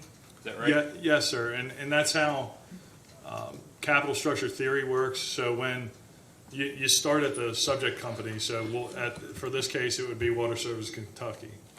And you would look at that actual capital structure and see whether or not it's within the range of capital structures commonly maintained by other suitable utility companies like our proxy group, my proxy group, and Mr. Baldino's proxy group. We'd see and we'd have a reasonableness test on whether or not that actual company's capital structure is reasonable or not. If that company's capital structure is not in line, like Water Service Kentucky's 100%, that's not in line with other publicly traded utility companies, we then go to the next level up. And the next level up is Utilities Inc. We make that same test.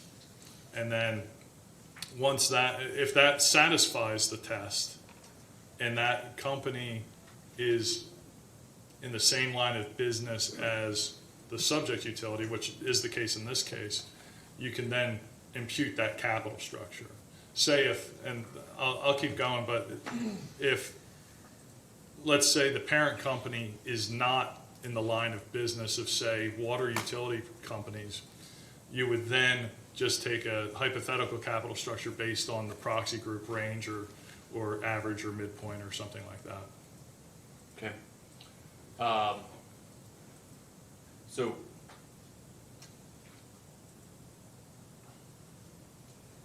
this is the ratio of what entity? Corex?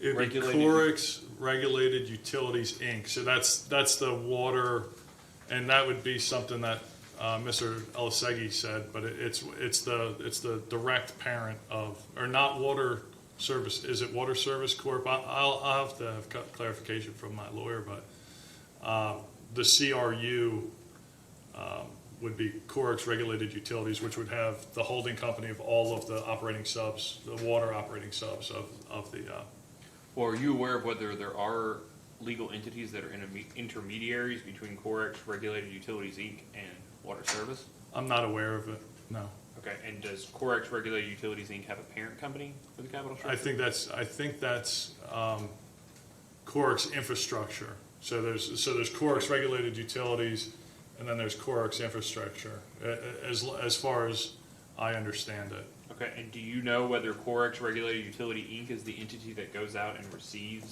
goes out to seek financing? Is the I think- financing, Sorry, go for it. is Corex Regulated Utility, Inc. the entity that markets and receives financing? My understanding is yes, they're the ones who go out and get their debt notes and things like that, but Okay. that's what my understanding is. Well, and the reason I ask, and I suspect you might already know the reason I ask, is because there's also significant theory on not just what the capitalization of operating utilities, regulated utilities are, but what the capital structure of their parent companies might be. For instance, there's the ability to double leverage. For instance, if a utility company, and this has been talked about for 90 years, FDR ran on concerns around double leverages of public utilities, where you receive an equity return at the regulated level, but you actually, the equity that you put in that company was received as debt, right? So your actual cost at the holding company level, your cost of capital is debt, but you're receiving, once you put it into the subsequent entity, you're receiving an equity return since you hold the entire of equity in it. But here, I just want to make sure I understand that the entity that it's your understanding that the entity that holds Water Service has a capital structure with approximately half debt and half equity, but the entirety of Water Service Corporation of Kentucky is the entirety of their capital is 100% equity owned by Corex Regulated Utility, Inc. That's your understanding? That's exactly right, sir.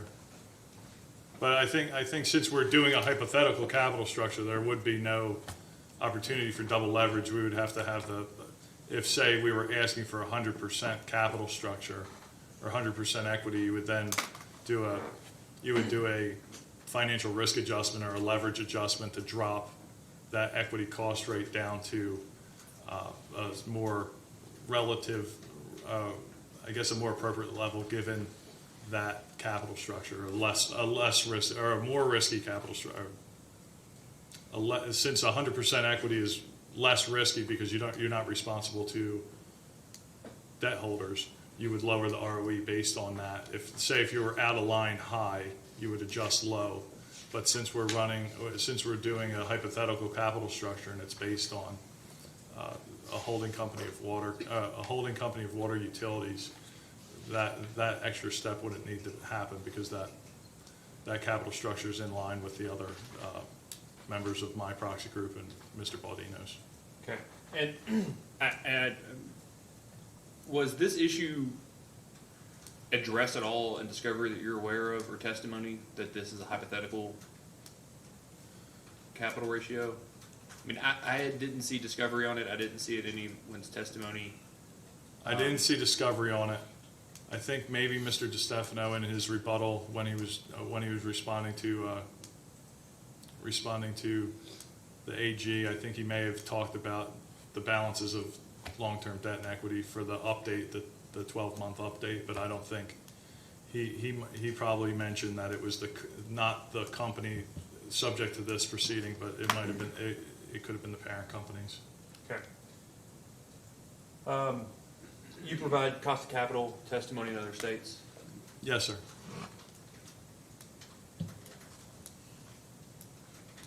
You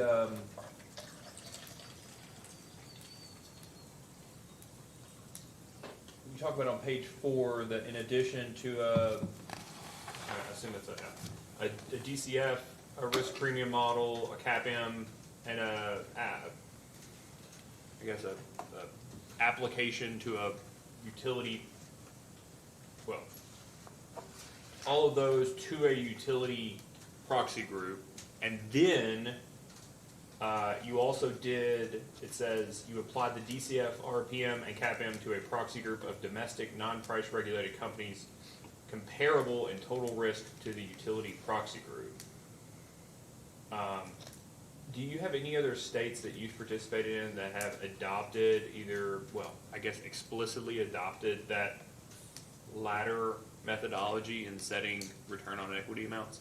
Yes, sir. In South Carolina, in a 2018 case, the commission accepted my entire position on cost of capital, including this method, the one that you're referring to, which is the application of the DCF, CAPM, and risk premium models to the non-regulated utilities, and my size adjustment, and all. So there is one case that has accepted my entire position, including the application of those for the non-regulated group. So I suspect, as is custom in your initial testimony, that you probably attached a CV with your representative cases that you participate in. But if you haven't, as a post-hearing data request, would you be able to provide a copy of the order from South Carolina you just referenced?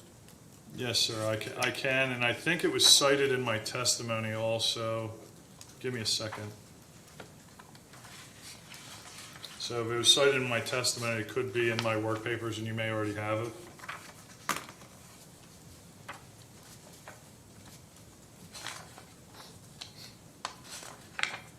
Reference a 2017 case with Blue Granite Water Company. Is that the one? That's right. Okay.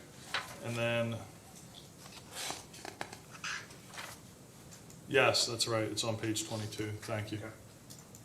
So that should be in my work papers if you need it. Okay, that's helpful.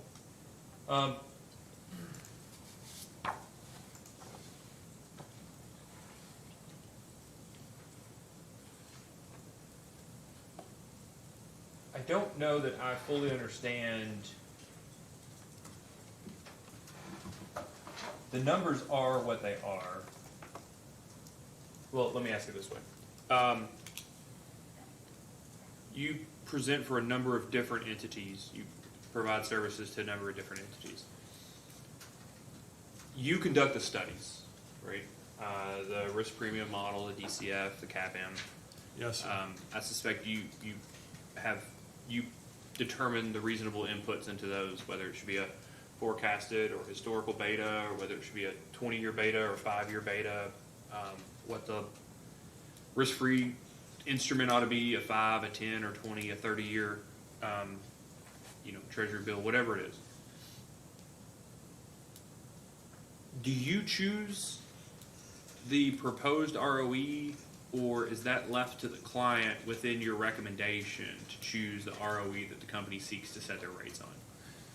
It depends. So in some cases, I'll have to provide a range of rate of return, and then they would pick within the range. For example, I just came from a hearing in North Carolina where there's a multi-year rate plan, and I provided my range of ROEs for each year, so the base year and then the 3 subsequent years, and I provided the range, and then the company selected within that range of rate of returns to pick, because generally, if I have recommended that range, I would deem it reasonable.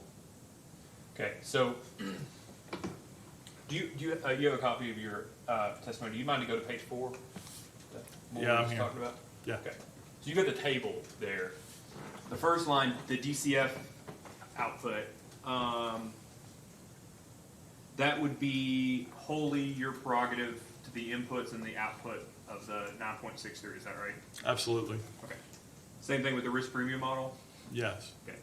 CAPM? Yes. Okay, so at no point in any of those do you take input from the company where the company says, hey, look, we don't think, don't look at a 2-year beta, look at a 5-year beta, or we prefer you to use a 10. Is that's all you, or do you take the company's input on that? And I'm talking about this specific case. Not Right, the right. universal Yeah, case. inputs are mine, right? Okay. And in this case, the 1060 is my recommendation. Well, no, that's fine. But I want to work. I just want to. Yeah. So yes. So when I do my study, I will say, here are our preliminary results in this case, and this is what I'm going to recommend. And then if they have an issue with that, I say, well, these are the numbers, and then they could either pick a new witness or go with what I recommend. Okay. So you did all these numbers, and then you have just a set range. Yes. 963 to 1172. It's not a weighted range. It's just this is the lowest value and this is the highest value of the four different methodologies you conducted. In this case, yeah. Sometimes there's parameters for a range of 100 basis points or 200 basis points or something like that. So Okay. depending on what jurisdiction it is, and depending on if there's significant outliers, I may tighten the range if necessary. Okay. And then there's the, okay. So then there's a size adjustment of 1%. And is this, I guess I'm trying to understand the size adjustment because, well, can you explain to me the basis for the size adjustment? Your 1%, because you said it was the 10.6 was yours, and so what's the basis for the 1% size adjustment? So I know you and I, last time we spoke at one of these cases, we had some discussion about the appropriateness and how to measure risk, because what I presented in my direct testimony in that case was more of an observation of a premium, not observation of risk, right? So what I want to convey, and the reason why I talk about a size adjustment is because all else equal, there's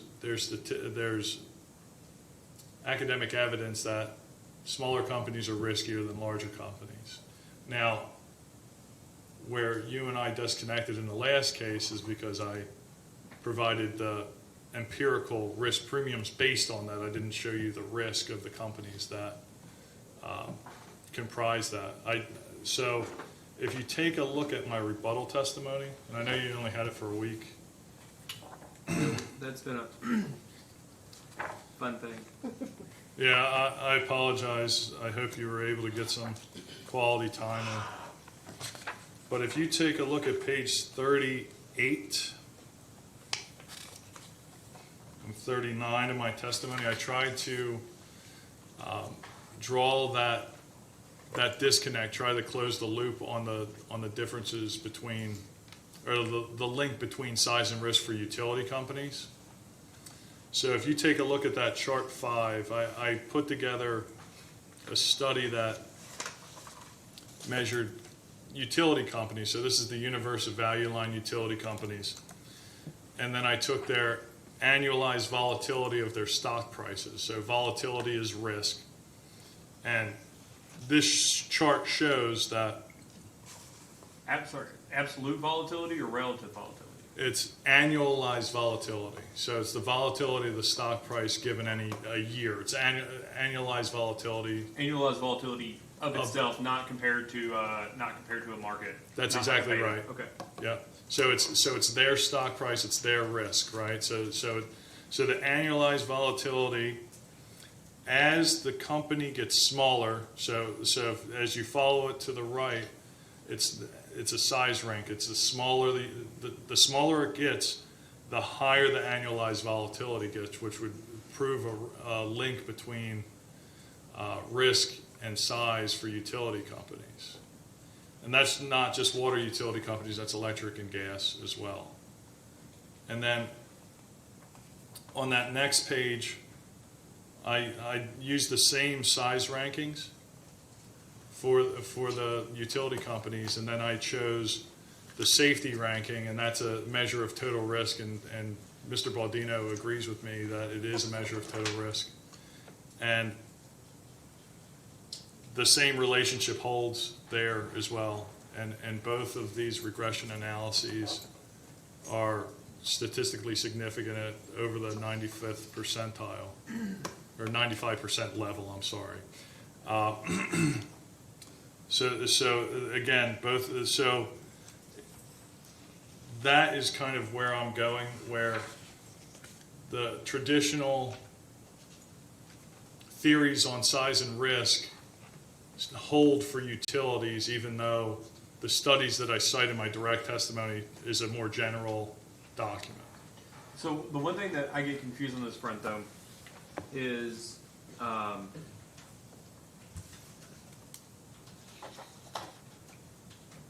this is the size of the holding company, right? This is the size of the publicly traded company. No, yeah.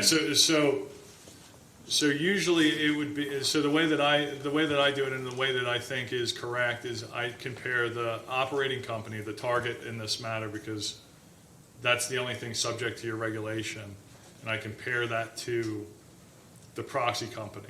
Now the proxy companies, right? So we're comparing Water Service Kentucky with American Water and Essential Utilities and those companies.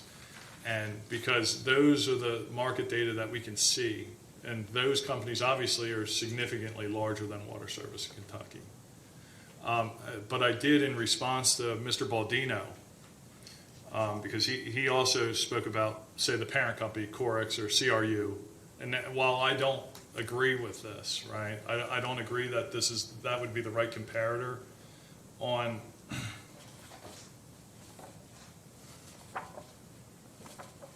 DWD5R, which is the back end of this testimony.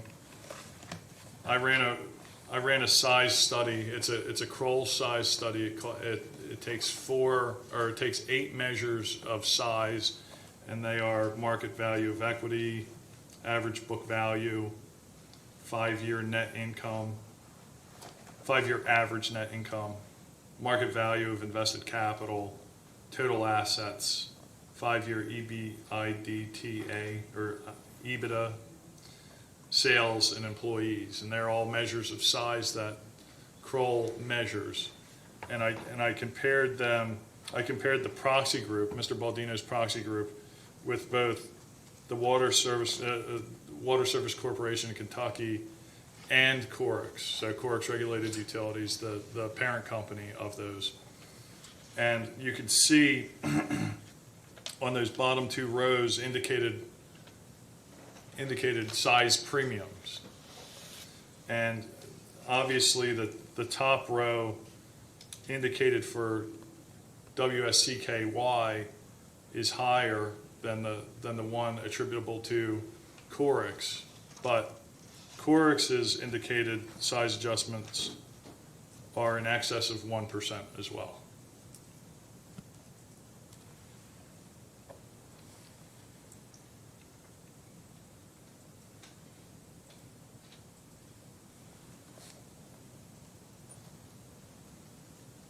Okay, so one of the things that I want to ask about this is I also noticed you provided some literature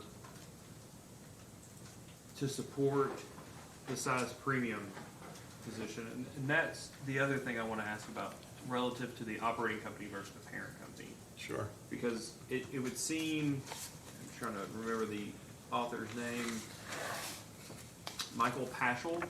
Sure. Michael Paschal. and George Hawkins, in an article they wrote. It's called "Do Smaller Companies Warrant a Higher Discount Rate for Risk?" Yes, sir.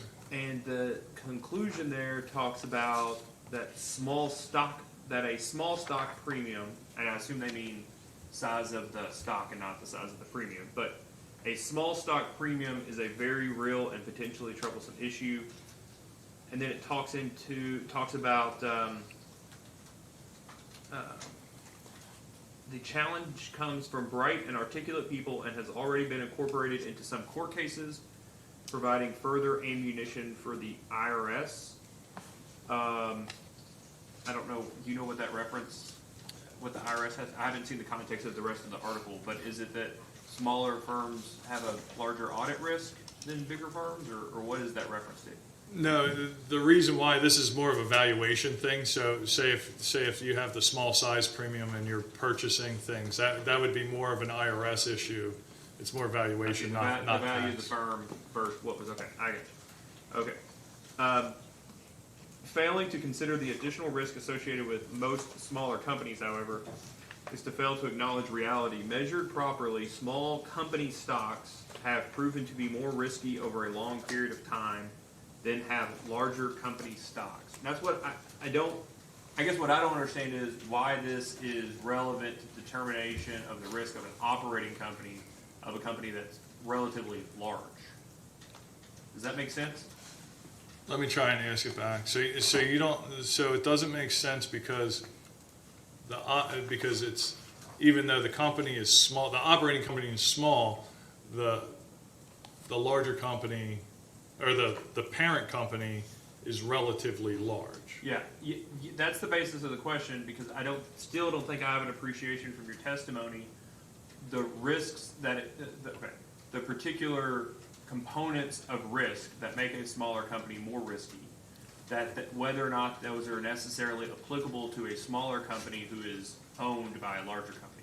So it's a great example, right? Have you ever heard of Roper?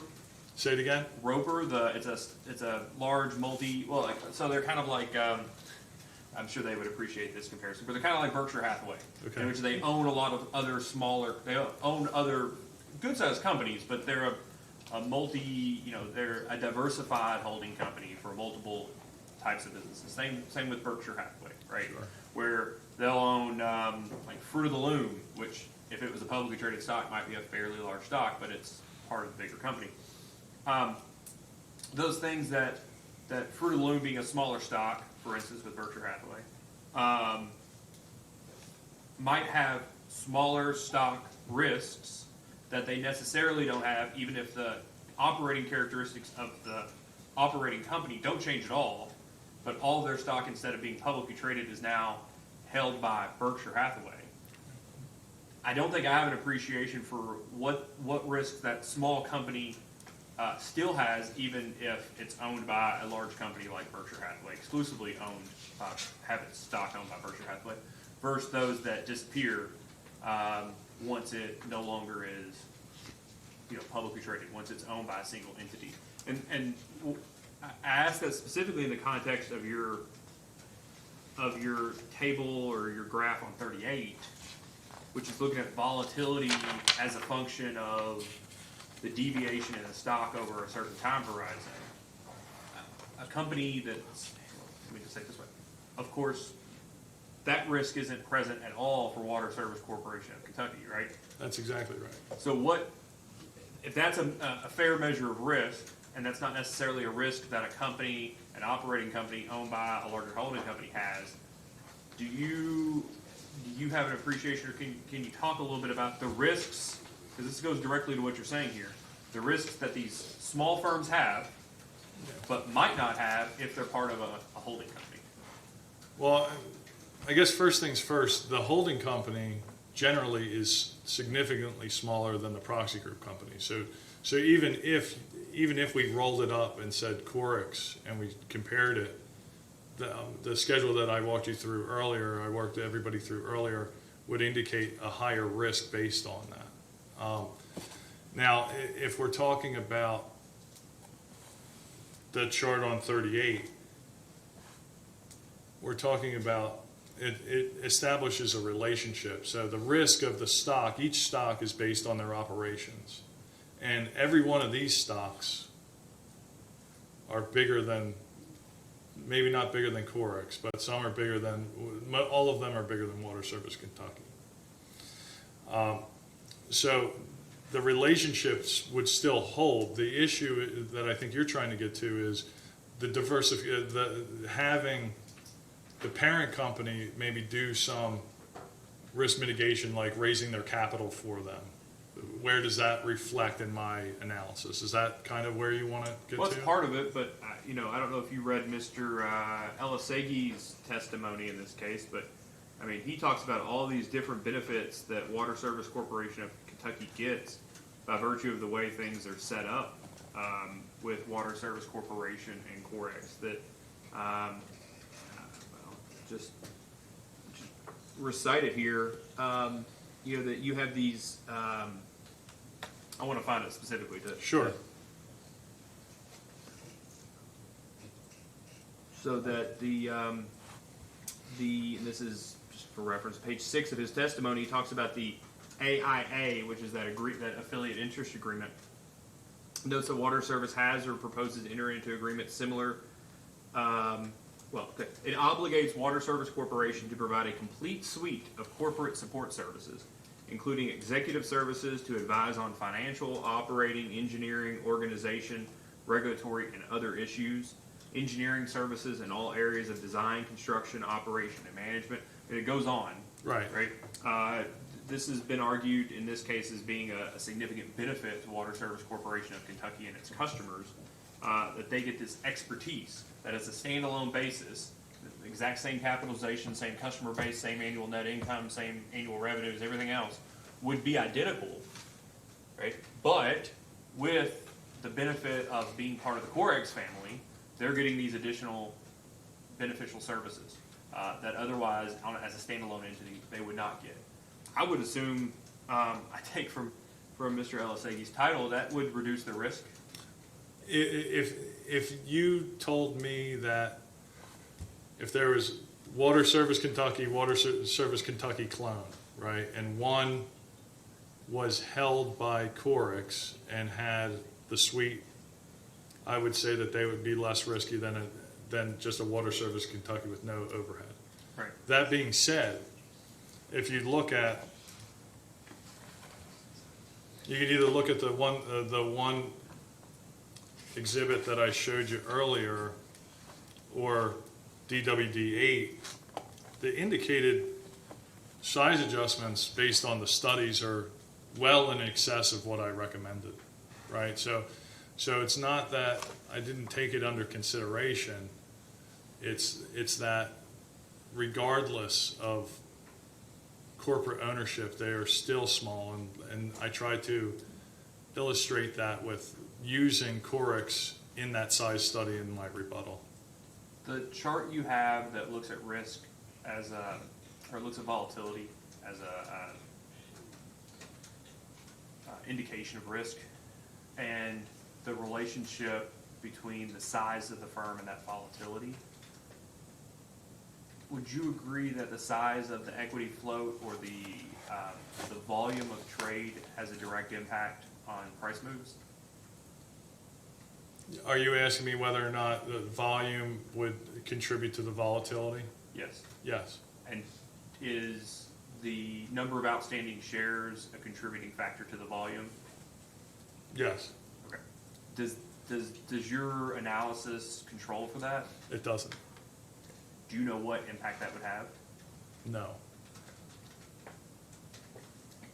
But that would just, while I say no, the small amount of stock just shows the liquidity risk of the smaller companies. And that's one of the, I don't know how many buckets we can probably dissect the risk into, but Sure. that'd be one of the buckets of risk. But that would certainly not be a risk that an entity with all of their stock, Fruit of the Loom, having all of their stock owned by Berkshire Hathaway would necessarily incur. Would you agree? Say it one more time. I'm sorry. Like a Water Service Corporation of Kentucky, 100% of their stock is owned by a parent entity, so they don't have liquidity risk in the same sense that Water Service Corporation of Kentucky clone that was publicly traded would have. I'd agree with that, but I would argue that Corix has more liquidity risk than the proxy group does. And here we are again being told that we don't regulate, Corex regulated utilities. I understand that, Yeah. but if we're talking about, if we're gonna say that they're under the umbrella, and if we wanna talk about either Kentucky, Water Service Kentucky operations, or we're gonna talk about the entirety of Corix and their family and what they do for the company, there is that happy medium. My opinion is that you should look at the company that you're regulating, right? And this company has risks that, more risk than Corix in general, just because Corix is diversified on 18 different states, right? So the risk of Corix is not the risk of Water Service Kentucky. So because of that, you have to reflect that risk, the risk of the Kentucky jurisdictional rate base, in your rate of return. So that's the way that I think, right? And if we take what Mr. Baldino said, and I guess kind of what you're inferring, and you could correct me if I'm wrong, Corix, while diversified and larger, is still smaller, significantly smaller than the regulated proxy group. They are not publicly traded. They're not rated, right? So they have significant risk based on size and based on liquidity than the proxy group company. So there's more than, so they're risky on both counts. I would argue that they're more risky because since we're looking at Water Service in Kentucky, that's the risk that you need to reflect in the rate of return. Do you just do cost of capital testimony? Have you done other things related to regulated rate cases? I have testified to valuation, and I've testified to cost of service and rate design. Okay. Have you been part of any case where business development cost has been at issue, whether or not customers should pay for the cost of individuals or groups within a utility to try to expand the size of the utility? No, sir. Okay. So in this case, the company noted that they removed an allocation to Water Service Corporation of Kentucky related to business development costs. And I think that's probably in line with commission precedent, where the commission over time has been concerned about, this was actually an issue in a Bluegrass Water case. And you were in one of the most recent cases, Bluegrass Water, right? Yes, Bluegrass, yes. That's their only case, but that was an issue in that case that you were in, but. I think they're common now. Okay, so, it's been an issue in cases where the commission has expressed concern about ratepayers subsidizing the expansion of some people going out and trying to find more customers or trying to buy other utilities, in the case of some of the other two utilities that we've had. In that, it seems to be to the benefit, that seems to be a cost incurred to ultimately benefit shareholders, right? To expand the size of the rate base that the utility earns a return on. Making the utility bigger, right? I guess I would ask, do you have a perspective on whether or not it seems like customers pay either way, whether the utility is small or whether the utility is big? So if they're small, they either need to pay, I guess either way. The utility, if it's small, the cost of capital testimony from the utility is that investors of that small utility need to be paid more because of the risk that a small utility provides. That's the basis for your risk premium. I know it's my characterization, but the basis for your premium, your small size premium adjustment. And at the same time, we have utilities, including Water Service historically, they removed it in this case, in their case in chief, seeking to recover the cost incurred to try to make the utility bigger. Is it just, are customers always going to end up paying more one way or another because of the size of the utility being small? Is there, let me ask it this way, is there an inherent benefit long-term to utility customers for being served by larger utilities? That is a mouthful. I don't know, and I don't know anything about, say, the cost of business development people or anything like that. I have no familiarity with that at all. As far as the small size adjustment, I think they're two different expenses, right? Because I would expect that utilities are expanding their service territory to gain economies of scale and scope to drive down costs. So I don't know if there's a wash there. Like I said, I have no idea. So I don't know if I can answer your question. Let me ask it more directly to your testimony in this case. Is the benefit cost analysis for making the utility larger, is the benefit avoiding the risk premium for the size adjustment? So you're saying so you're asking me whether or not the company is seeking to grow, and just a hypothetical company. The hypothetical company is seeking to grow bigger to avoid the risk adjustment? No, I'm asking from like a revenue requirement perspective for customers, right? Like, so you're proposing that customers pay more, Yes. okay? 1% on rate base, or invest, I assume it's rate base, not capitalization, but on rate base. Because the utility investor in Water Service Corporation of Kentucky has a higher risk than the proxy group. Yes. Right? That has a dollar cost per year. Yes. That additional premium applied to a rate base. Yes. If dollars were spent to make the utility bigger, Right. it would seem like to me that every dollar spent that's less than that premium to make the utility bigger would be cost beneficial ultimately to customers. Right. So the more that the company grows, the lower that risk premium gets. That's right. If that's where you're going. That's what I'm asking. That's exactly right. Yeah, You're exactly because you're right. avoiding the need for the risk premium. Yes, I'm with you on that. Yeah, so Yes. what I also don't understand for my seat, because that's one of the issues, whether somebody has thought about it that way or not, it's one of the issues that is constantly in front of us. Every single one of these cases that somebody proposes a size adjustment.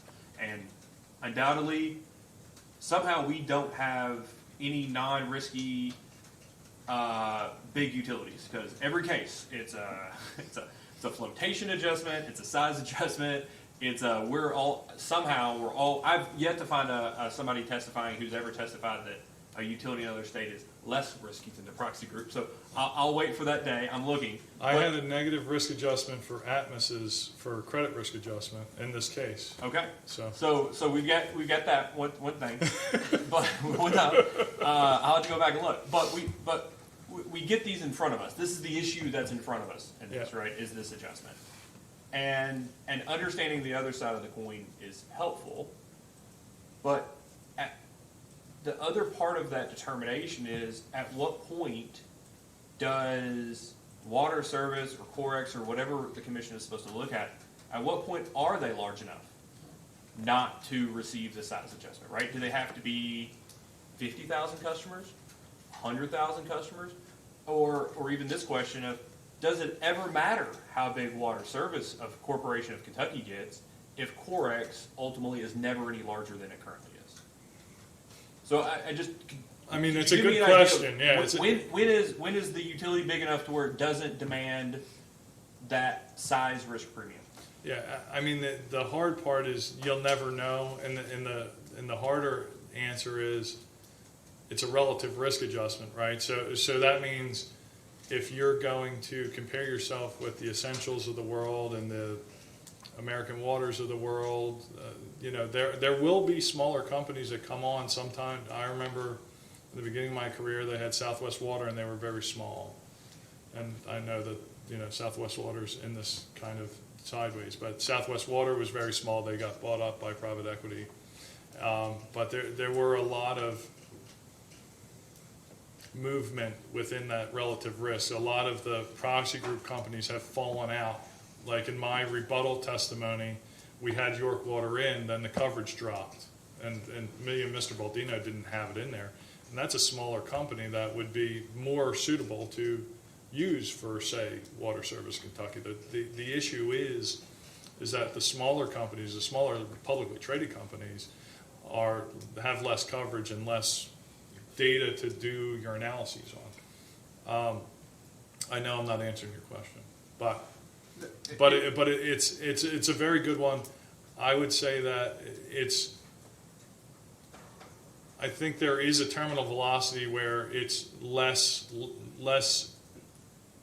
important to have it, but if you're looking at, say, this company is very small, and I don't know how long it would take for this company to not have a size adjustment. At least me asking for one, and then, but yeah, I don't know when. I don't know if it ever will. Well, and this brings me to my last set of questions, because if you're comparing the risk of Water Service Corporation of Kentucky to American Water and Essential Utilities and Coca-Cola, right?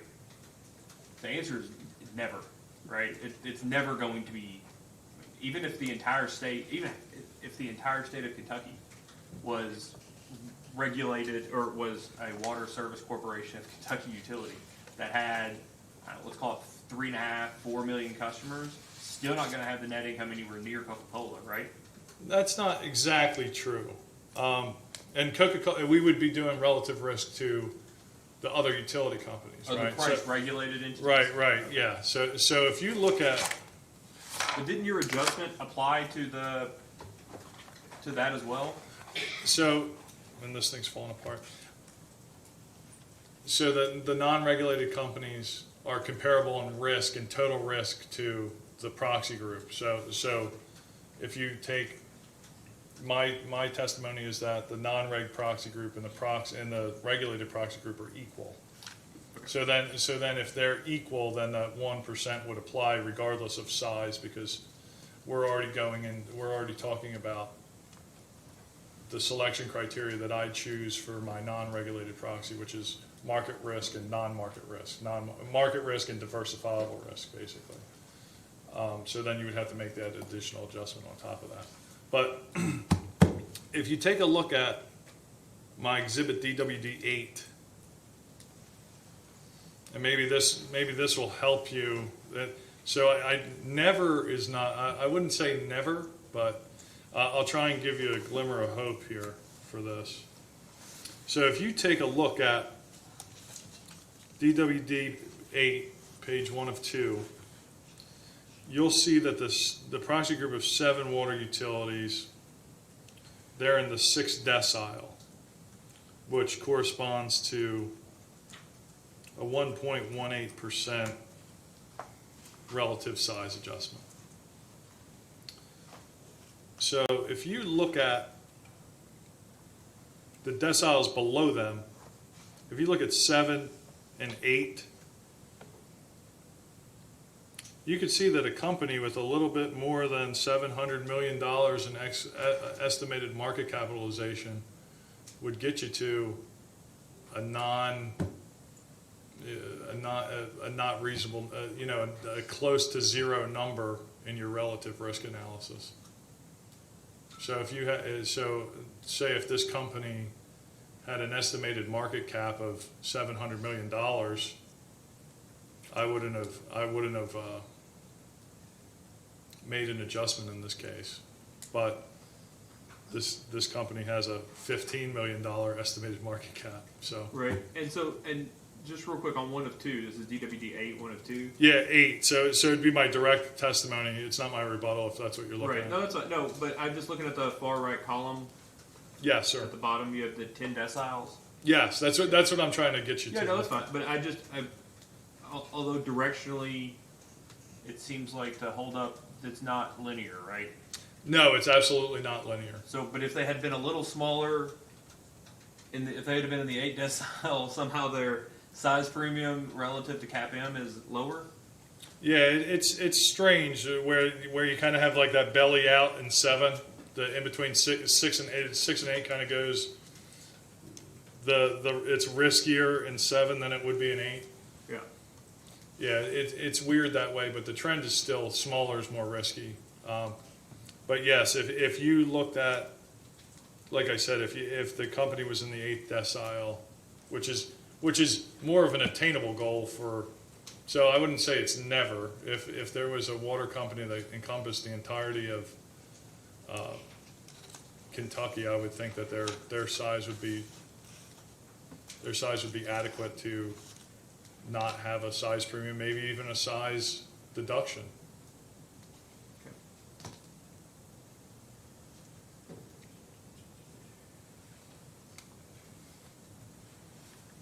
And then the last line is, I was joking about Coca-Cola, right? Sure. But when you look at Hope and Bluefield, there are references to the location, right? Yeah. That's not necessarily something over the decades since Hope and Bluefield that necessarily comes into conversation when folks provide either direct or rebuttal or intervener testimony on cost of capital is a location-specific comparison.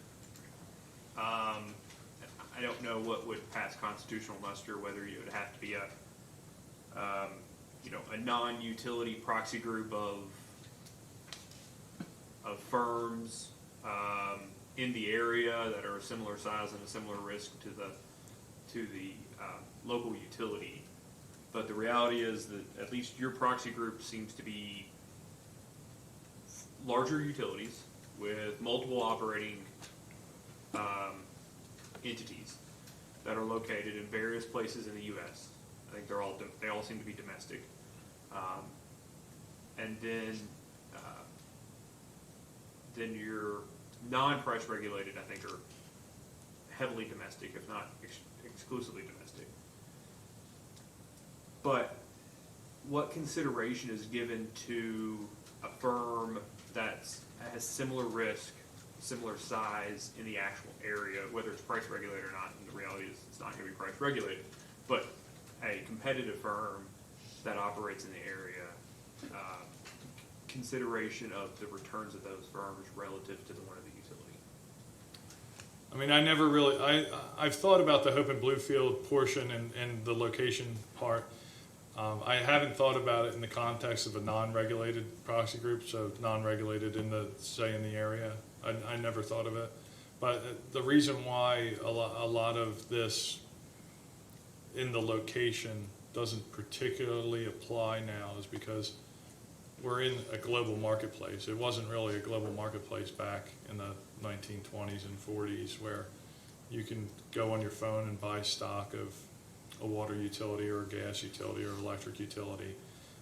So I think that's more where the barriers to entry of investing in things kind of falls away, and the risk of the companies, like you said, there's not a lot of publicly traded companies within a region, a set region, that would be able to satisfy anything like that. But I think that might be the issue.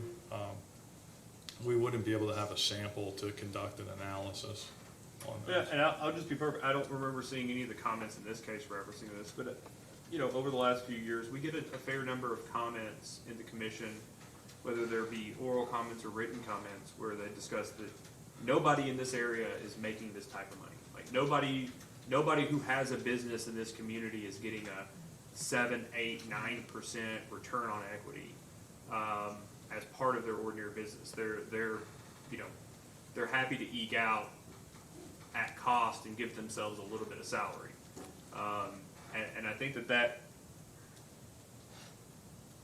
the geographic reference is certainly in the controlling cases that you cite, and I just was curious if you had ever taken that into account, other than just keeping it domestically.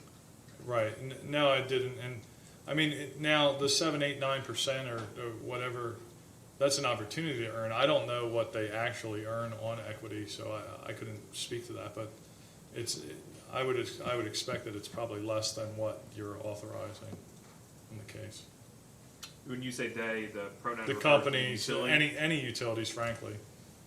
It's fairly difficult to earn your rate of return, but it's not. It could be any number of factors, but it's very hard to. things like forecasted test periods reduce that risk? Relative to a utility, same utility that employs a historic test period? Yeah, because that was gonna be I was gonna say it's a relative risk, Yeah. right? And, yeah, I would say forecasted versus historical obviously helps, but then you have to look at the relative risk of the proxy group, and a lot of those companies either have fully forecasted test years, multi-year rate plans, or, Capital trackers? thank you. Okay. All right, I appreciate it. Yeah, thank you. Any redirect, Mr. Osterlo? Just a few. Mr. DeSantis, ultimately, your recommended cost of common equity for this case is 10.6, correct? That's right. And how does that compare, where does that fall in comparison to the recommended range that you have put in your testimony? It's at the bottom of my adjusted range and in the bottom half of my unadjusted range. And the range includes a 1% size adjustment, correct? It does. But you also came up with a recommended range for the size adjustment, is that correct? The size adjustment's 1%, but you mean post-size adjustment? For the range for the size adjustment? The size adjustment is 1%. Okay. Where does that fall? Did you develop a range for a size adjustment?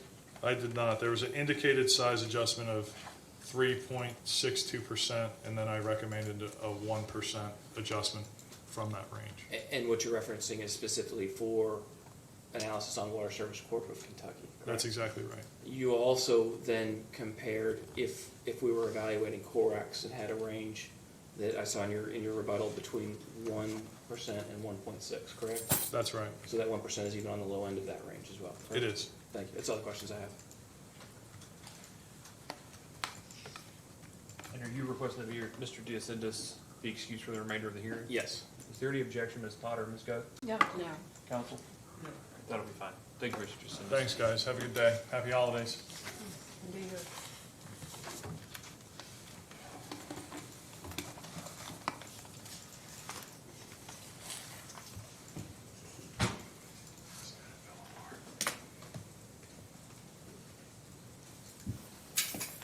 Ms. Go, Ms. Potter, do you all have significant questions for Mr. Kilbane? I do. I think we should take a short recess. Since we've been going for an hour, I have an expectation. I'd rather take the break before Mr. Kilbane than in the middle of Mr. Kilbane's testimony. So Okay. We'll take a full 15-minute break, our early afternoon break, and we'll come back at 2:20. Nice to see you Nice again. to see you, Yeah, nice to yes. see you. Yeah, good to see Thank you. Good to see you. you. Yeah, you can Back on.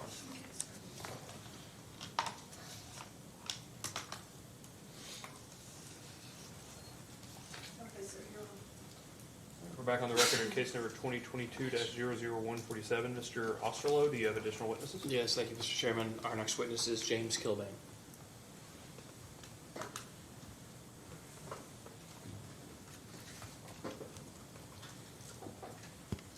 Mr. Kilbane, please raise your right hand.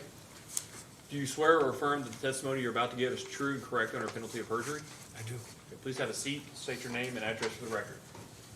My name is James Conway Kilbane. My business address in Kentucky is 102 Water Plant Road, Middlesboro, Kentucky. I am a resident of Cleveland, Ohio. Mr. Osterlo, you may ask. Thank you. Mr. Kilbane, by whom are you employed? I am employed by Corex Infrastructure Services U.S., And what is your title? Financial Planning and Analysis Manager for Water Service Company Corporation, Kentucky, and Cleveland Thermal. And did you prepare and cause to be filed both testimony and rebuttal testimony in this case? I did. Did you sponsor responses to data requests in this case? Yes, I did. Do you adopt that testimony and the data responses as your testimony here today? Yes. Thank you. That's all the questions I have. Ms. Potter? I have no questions. Let's go. Good afternoon, Mr. Kilbane. Good afternoon. You filed direct testimony as well as rebuttal testimony in the pending case, correct? Correct. And in your rebuttal testimony, are you responding primarily to the direct testimony of the Attorney General in the City of Clinton's witness, Mr. Randy Futrall? Yes.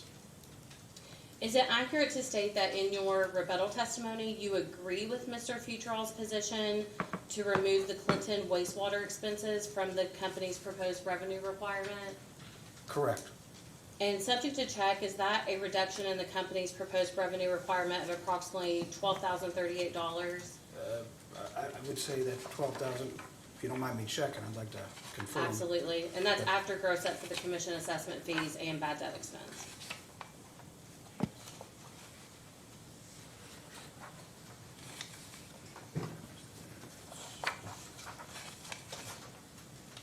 Yes, that's the after gross up. Before gross, 11,541, I just want to make sure.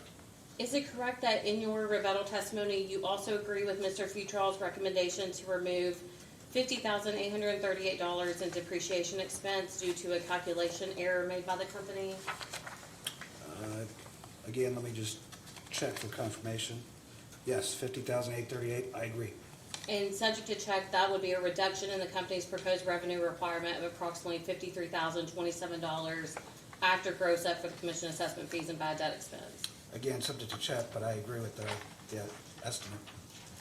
Is it also correct that in your rebuttal testimony, you agree with Mr. Futrall's recommendation to use historic 401k participation rates to calculate the 401k match costs in the forecasted test period? Yes, I agree, that's reasonable. Subject to check, would that be a reduction in the company's proposed revenue requirement of approximately $16,496 after the gross up for commission assessment fees and bad debt expense? Subject to check, that sounds correct. In your rebuttal testimony, you discussed Mr. Futrall's recommendation to reduce the proposed fuel expense by a little over $5,000 in the test year. Is that correct? Yes, I discuss it. And subject to check, does it sound accurate the company proposed to include a little over $33,000 in fuel expense in the proposed rates?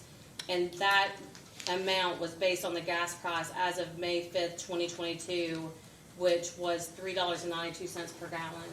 Correct, that sounds approximate, subject to check though.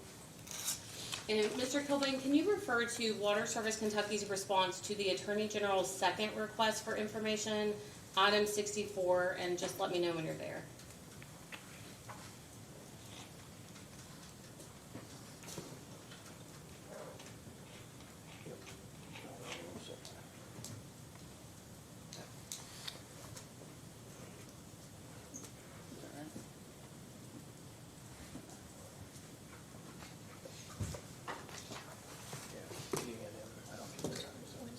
Was it 64? 64. Thank you.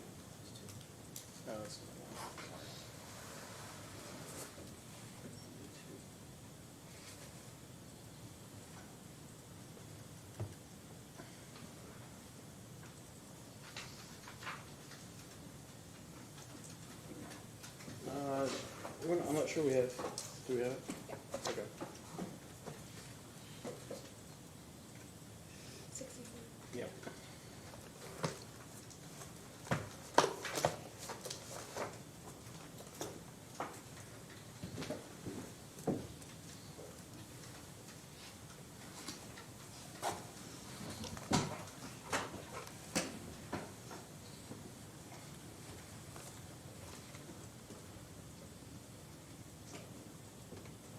Yes, I'm looking at it. In this discovery request, did the Attorney General ask Water Service Kentucky to provide the most current price per gallon of gas at the local gas stations utilized by the company? Let me read it.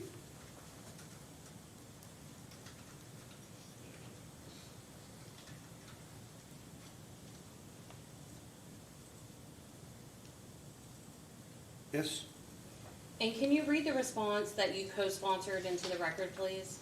the recent purchase of vehicle fuel as of 9/21/2022 at local stations was $2.96 regular and $4.79 diesel. Assuming 80% of all gas purchased for the Kentucky operation used regular gasoline, and the two service trucks and backhoes used diesel, this fuel price would be $3.33 as a blended rate. Please see attached Excel AGDR 2-64 fuel cost estimated for most recent estimate. And based on this lower blended gas cost, the Excel spreadsheet that the company provided with this response estimated $28,371 in fuel expense. Is that correct? Without seeing the Excel, I would assume that that's correct. Subject to check. Yes.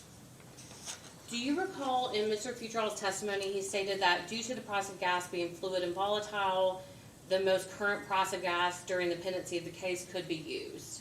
Yes, And in your rebuttal testimony, you seem to agree with that assertion, correct? I agree, the most current price should be used.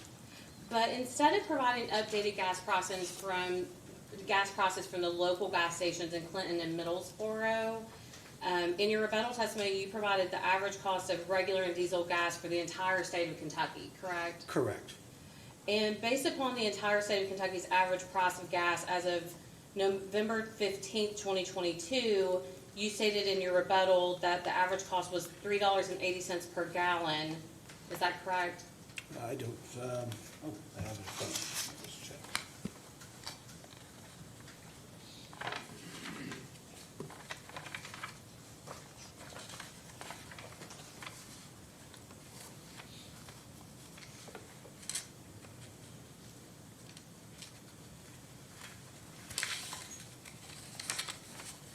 What was the question again? I just want to confirm before I see this. That in your rebuttal testimony, you stated that based on November 15th, 2022, the entire state of Kentucky's average gas price, once you blended the cost, Yes. it was $3.80 per gallon. And so you said that would reduce the forecasted fuel expense by $989. Is that correct? Correct.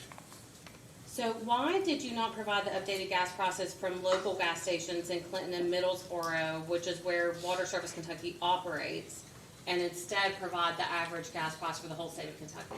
Good question. I'll say that I didn't recall that I initially had asked the manager there to provide me in the previous response I had done.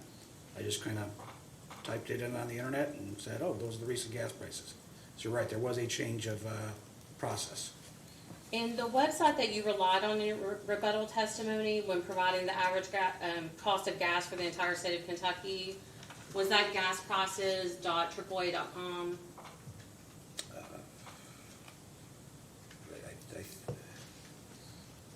I don't recall, I know I do not cite here. Yeah, I don't recall 100%. I don't want to confirm yes or no, I don't. Okay, exactly you recall. can take time to look through your rebuttal testimony if you would like. I think it's at page 6. Line 13.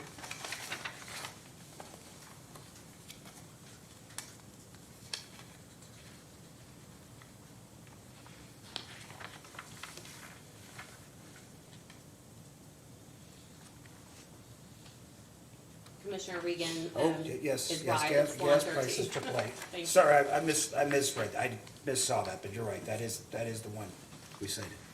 Okay, and when you were using that AAA gas price website, did you notice that you can move your computer cursor around to the different counties in the state? I did not. So to the left, it gives a state average, and then you can actually hover over each county, and it will give the daily gas price for that county. So subject to check, does it sound accurate, or would you accept that as of November 29th, which was yesterday, Bell County's average gas price for unleaded was $2.96.2, and Hickman County's average gas price was $3.19.9? I would say that sounds, if that's what it says, then I agree.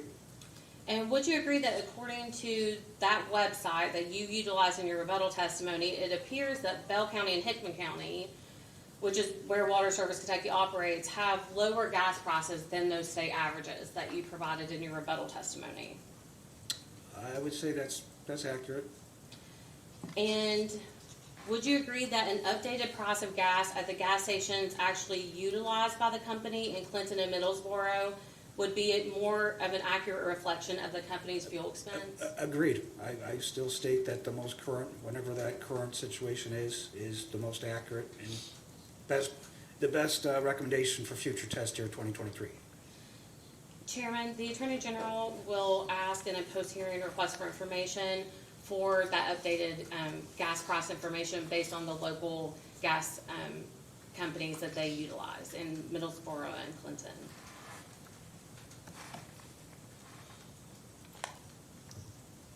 In the pending application, Water Service Kentucky is requesting a rate increase of $1,047,688 per year, correct? Correct, that's the initial revenue requirement request.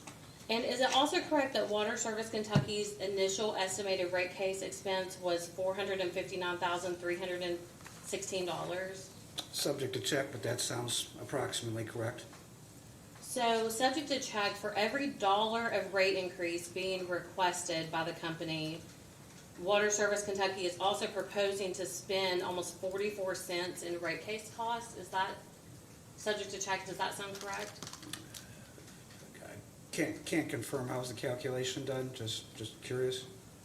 Divide the 1,047,688 by the 459,316. I would disagree with that. For one, the 459,000 is going to be amortized over 3 years, so that of that 1,047,000, the impact from the rate case expense would approximately be about $150K per year. That would be 150,000 in there. Would you admit that in a case where the revenue request is a little over $1 million, having $459,316 in rate case expense, that seems high? I have no opinion whether that's high or not. So do you have an opinion on whether it's a reasonable rate case expenditure? I would not say that's an unreasonable rate case expenditure. I would definitely say this rate case, as said in rebuttal, it was a much more difficult rate case than prior rate cases. That is the only comparison I guess I would have for Water Service Kentucky rate case expense. Let me ask Mr. Kilbane, Yes. just because I've got to, apply some weight to the testimony in front of me. You work for Water Service Corporation? Yes. What level of expense would have to have been incurred by Water Service Corporation of Kentucky for you to believe it was unreasonable? To be honest, I have no real frame of reference. I mean, just throwing a number out there, 750, 800,000. To be honest, I would have no benchmark of where to say what's unreasonable or reasonable. I guess that's the basis for my question, right? I mean, your employer has incurred these expenses to bring this rate case. Are you ever going to say it? I mean, within the realm of these numbers, it's your position it's not unreasonable. Is that fair enough? I would say that $459,000 for a rate case with over $1 million revenue, especially the kind of the changes we're doing from last rate case, the 2020 rate case to this one, required it. I'd also point out that we had double the Attorney General data requests, so I think that supports, that it was much more complicated rate case, so that's why I think $459,000 does not seem unreasonable.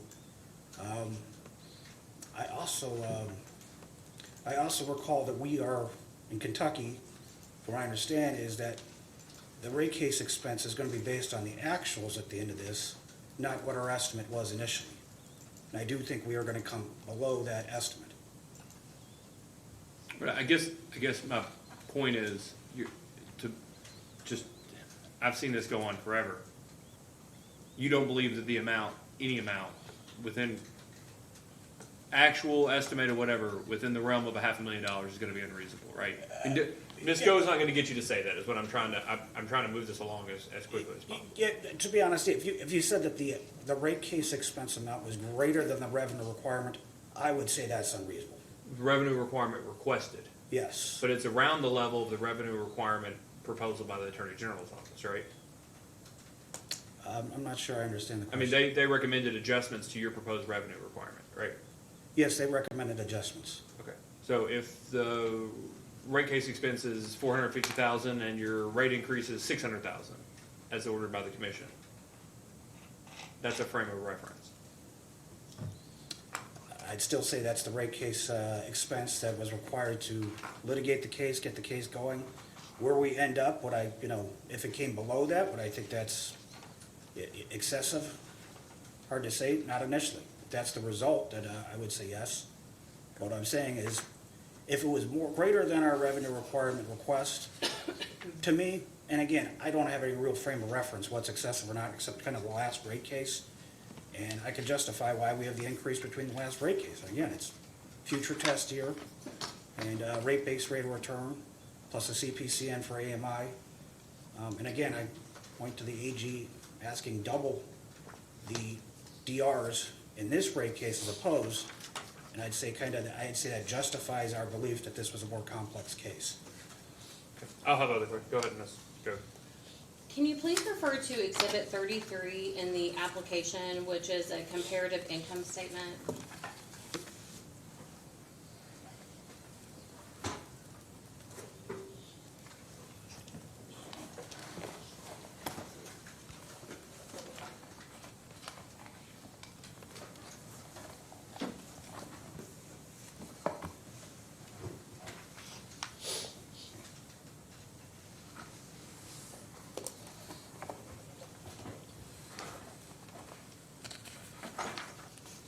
Okay, I'm on the page. Please look at line 4 titled Operating Expenses. Correct. The operating expenses have increased every year since 2017, is that correct? Yes, And in 2020, were the operating expenses $2,381,740?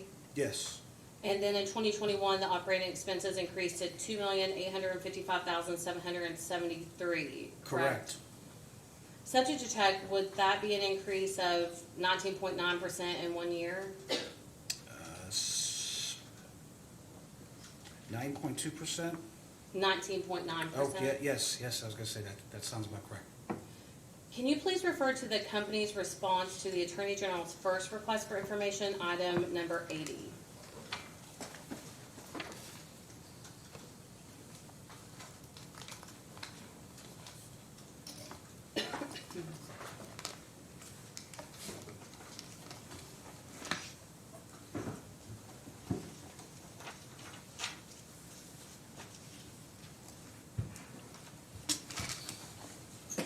Yes, I'm familiar with this one. And you were the witness who sponsored this response, correct? Correct, In the response, you state that from the years 2020 to 2021, bad debt expense increased by approximately $106,000, correct? correct, And legal expenses increased by approximately $20,000, is that right? yes, And salaries increased by approximately $100,000 in that year, correct?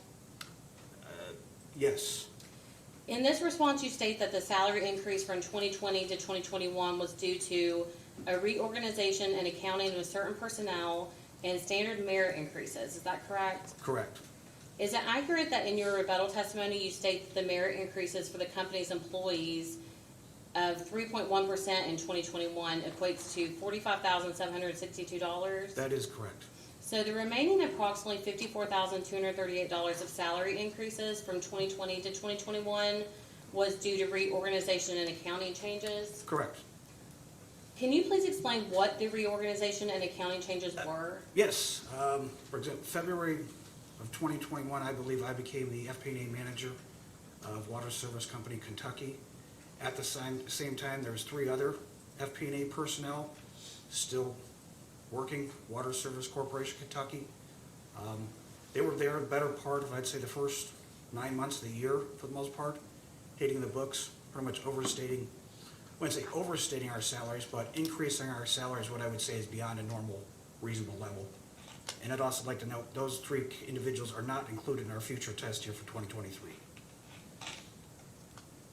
So that is the entire reorganization and accounting changes that you were alluding to? Yes, Can you please refer to Exhibit 32 of the application and just let me know when you're there?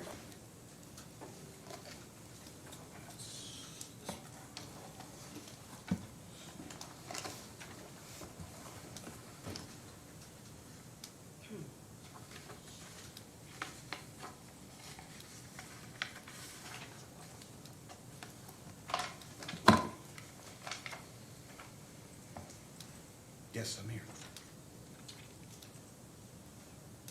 Can you confirm that this is a payroll analysis and executive compensation for the base year and the forecast test year?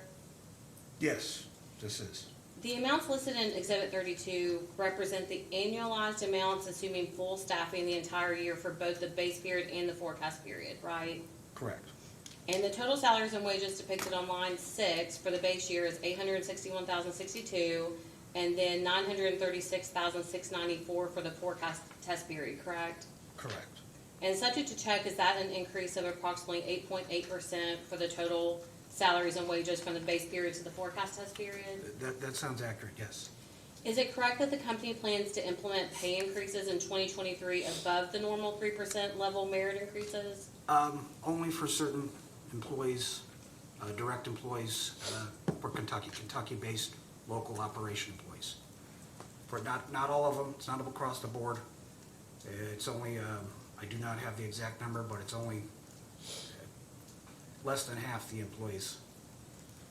Okay, so am I understanding your response correctly that it's only for half the employees and those employees are based in Kentucky, not in Chicago? Correct. Or Cleveland? There is merit increases in Cleveland, Chicago, other places, but it's not anything for the mid-market.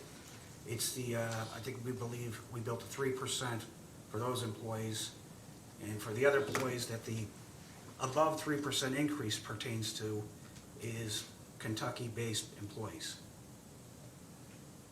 And you state in your rebuttal testimony that the company recorded the allocated health insurance costs for the employees based outside of Kentucky in the salaries and wages account in the base period and not in the accounts described as health insurance costs. Is that correct? That is correct, yes. But for the forecasted test period, you appropriately recorded those health insurance costs for employees based outside of Kentucky in the health insurance cost account, correct? Correct. Can you tell me why you recorded the health insurance costs and salaries and wages for the base period if they are health insurance costs for those outside of Kentucky employees? Mainly as I was creating the schedule, I wanted to keep the health expenses where the health expenses are, to keep track of each individual's health expense cost. One is actually allocated to the trial balance. It's allocated from, for example, Cleveland Thermal's book, trial balance, to WSCK's trial balance at the salary line. The health cost expense would be incurred on another trial balance, and when allocated over, it would hit the salaries and wages line. Then why did you record it differently for the forecasted test period? Again, that's just that's just how I thought the best way to represent what the actual cost per employee was. That is the cost incurred of I'd say the company as a whole and location. How it got allocated, I did not forecast the actual allocation of those costs, what line it actually hits. Do you see how it could have been misinterpreted where the costs were in a different account for the base period versus the forecasted test period? Yes, I understand. And in your rebuttal testimony, you quantify that allocated amount as $15,991 in the base year, correct? Let me confirm. I believe it's your The rebuttal testimony. dollar at amount is page correct, 4. I do know that, but I would say, yes, I do know that. Chairman, the Attorney General's office will ask for the work papers associated with the quantification of the $15,991 in health insurance costs as a post-hearing request for information. Mr. Kilbane, in your rebuttal testimony, you state that the company agrees with Mr. Futrall's recommendation to remove the health insurance cost of $1,045 allocated for the Director of Engineering and Asset Management in the forecasted test period. Is that correct? That is correct, yes. And that is because the position is still currently vacant, correct? Yes, correct. You also state in your rebuttal testimony that the amount included in the forecast test period for this vacant position for salaries and wages was $18,810 and another $1,467 for related payroll taxes. Is that correct? Yes, Does the company agree to also remove the salaries and wages and payroll costs for this position since it is currently still vacant from the forecasted test period? yes, the company agrees.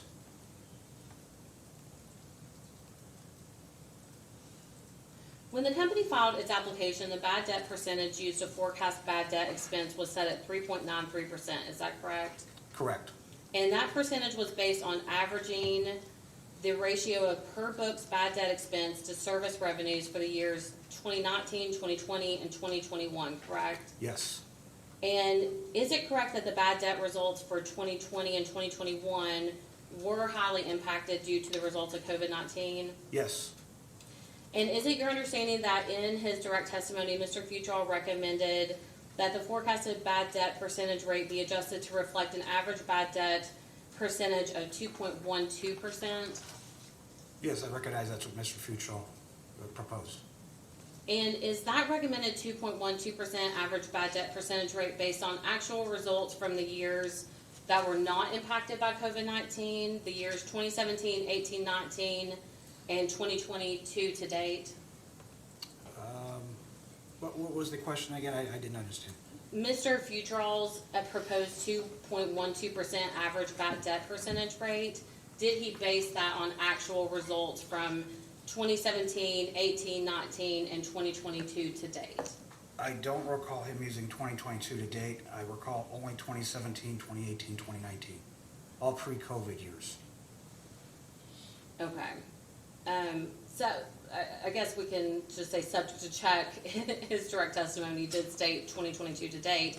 But the point is, do you agree that he was trying to remove the bulk of the worst of the COVID pandemic, how that affected bad debt, the 2020 and 2021? Again, I gotta reread his information. I'm not saying it didn't say 2022. I don't recall that. I recall it only being pre-COVID years.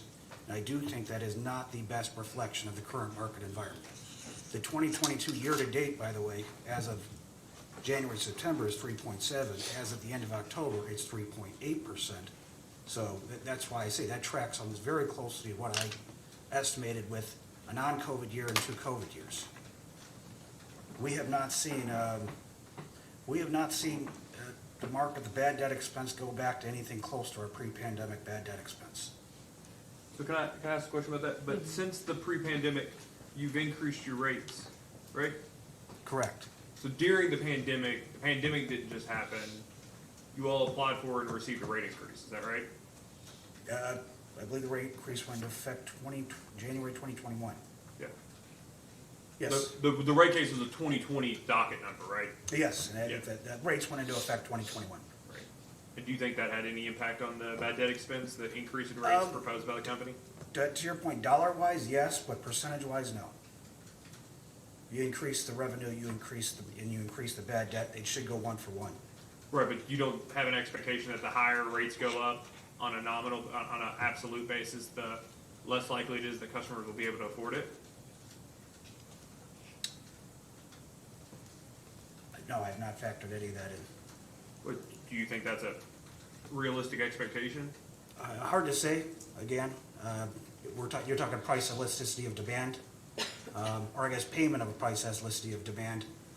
Again, very, very hard to determine whether I agree with that or not, whether it will be impactful or not. I see the logic behind it, but I cannot say whether it would actually have an impact or not. Go ahead, Ms. Cook. You were just referring to actual bad debt numbers that you said were coming in. The base period in this case is the 12 months ending September 30th, 2022, correct? Correct. And the company filed a base period update on October 31st, 2022 that showed the actual results for the annual base period. Is that right? Correct. Do you recall what the actual bad debt percentage was for the base period? Yes, 2.73.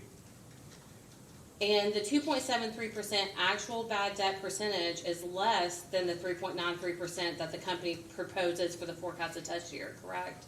Correct. Can you please refer to the Attorney General's first request for information, item 88, and let me know when you're there. It's data request 8, you said? 88. Okay. The Attorney General's first request, question 88.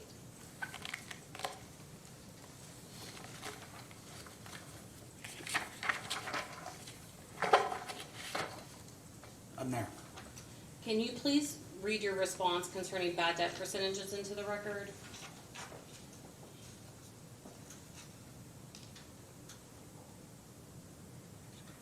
I'm just reading the initial question first.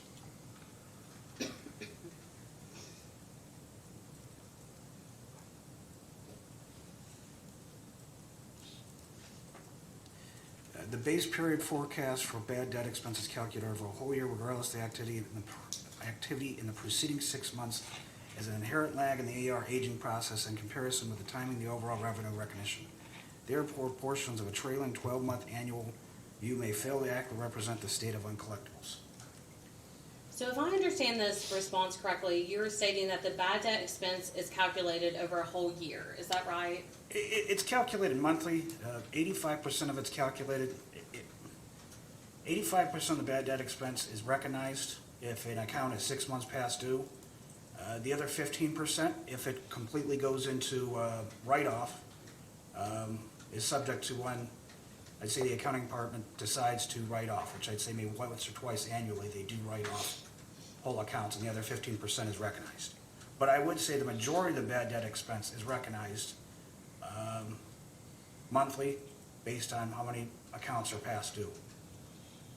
But just to confirm, your response that you sponsored to the Attorney General's question, you state the base period forecast for bad debt expense is calculated over a whole year, Yes. correct? Yes. So then why in your rebuttal testimony do you appear to calculate the bad debt percentage only on 9 months instead of using the full 12-month actual data?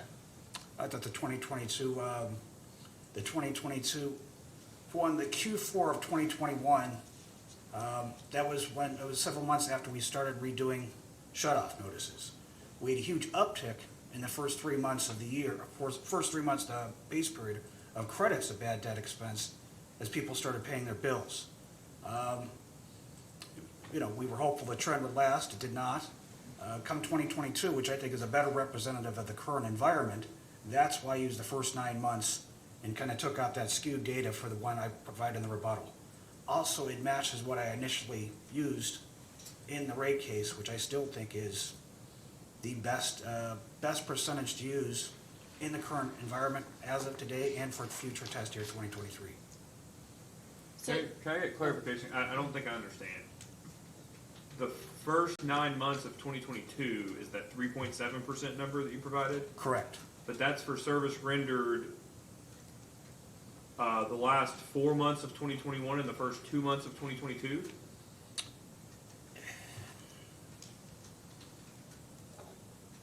I would say no. It's, I would say it's more for the, I know it's hard, it's very, actually, I don't want to, that might subject to a data request post-hearing. I don't think I could explain it very well without proper analysis. And I don't want to kind of misstate what I believe is going on until I actually fact-check it myself. Well, I get that, but we're not gonna have another hearing after the data request, right? That's what I'm trying to. Bad debt expense is booked 6 months after an account is in arrears, is that right? Start of it starts, I think, 60 days, but it's a small percentage, maybe 1, 2. After 90 days, I think it's, you got 5%. Pretty much post 6 months, that's why I say the 85%. 85%'s been recognized. So that's when the real bad debt expense starts hitting. Okay, at 6 months after it's in arrears. Yes. And so 6 that months is past due, correct. Six months after, not 6 months it's due, 6 months after past due. So you have about a month there where it's been billed and due, and that's for service rendered the month before that, right? So yeah, essentially it's 7 months from when the service was rendered. Okay, and then so 7 months after the last day the service was rendered, 8 months after probably the first day the service was rendered, right? I would say correct. Okay, but the revenues you use when you compare for that calculation of 3.7, are those the revenues you received in the first 9 months, or are those the revenues that correspond to the bills that are in arrears that 85% of them are being booked as bad debt expense? The revenue is incurred, not billed. It's what's actually been incurred. So it'd be the revenue of the water pumped, regardless of billing activity. Well, that's not revenue. Unless you receive the money, it's not revenue, right? Incorrect. Revenue is earned, not based on cash receipts. Okay. So it's not income. It's revenue. It's earned revenue. That's revenue that was earned. If we pump for 30 days to an individual's house, even if they pay us or not, we recognize that revenue for those 30 days. So that's for, so let's just make sure we're clear. That's for bills that were rendered in the first 9 months, that revenue amount? No, again, that revenue would be the water pumped to a house regardless of bills. That's all fine. Yeah. Let me ask you this way. does the revenue amount for your 3.7% line up with the arrear bills that the 3.7% relates to? I would say yes. I mean, bad debt expense is based on the bad debt expense incurred to the current month's revenue, or the current year, or the current period. So yes, I would say yes, it does. Well, no,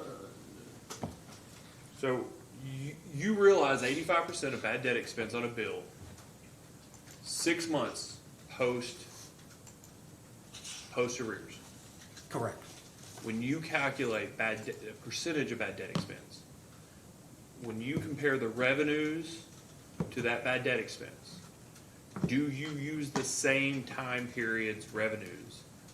Do you use the same time period for the revenues as No. you do the bad debt expense? No, you would use the, I know what you're asking. I think I know what you're asking. I believe what you're saying is, if the person incurred, let's say their service was 7 months ago, are we going to compare the bad debt expense 7 months later as a percentage of what that revenue earned for that month was? No, absolutely not. And the reason I ask is because every utility calculate bad debt expense differently.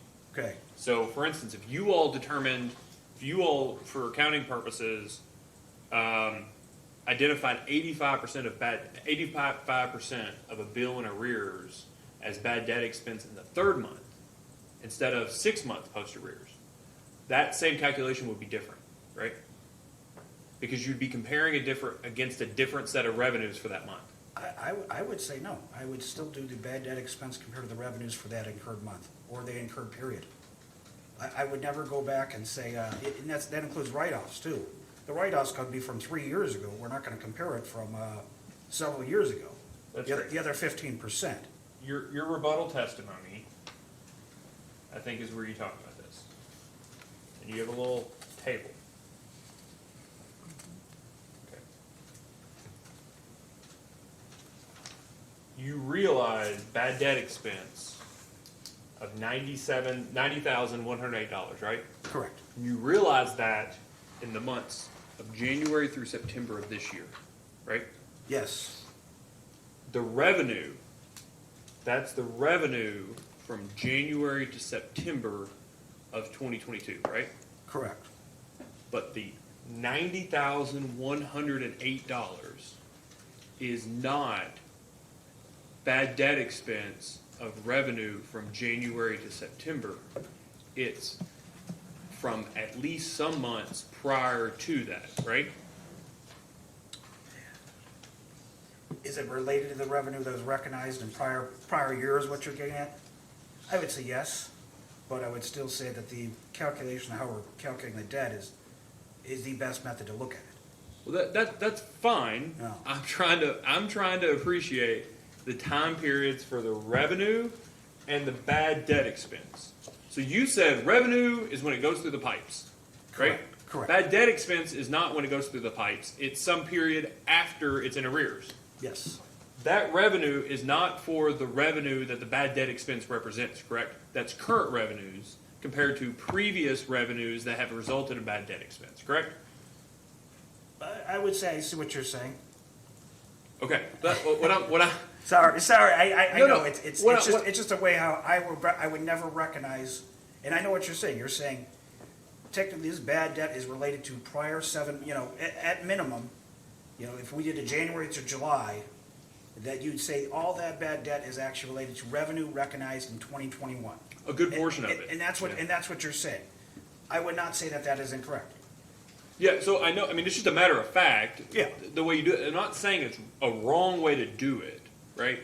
What I'm trying to get a better appreciation for of what 3.7% represents and what the 3.93 represents, right? Because the company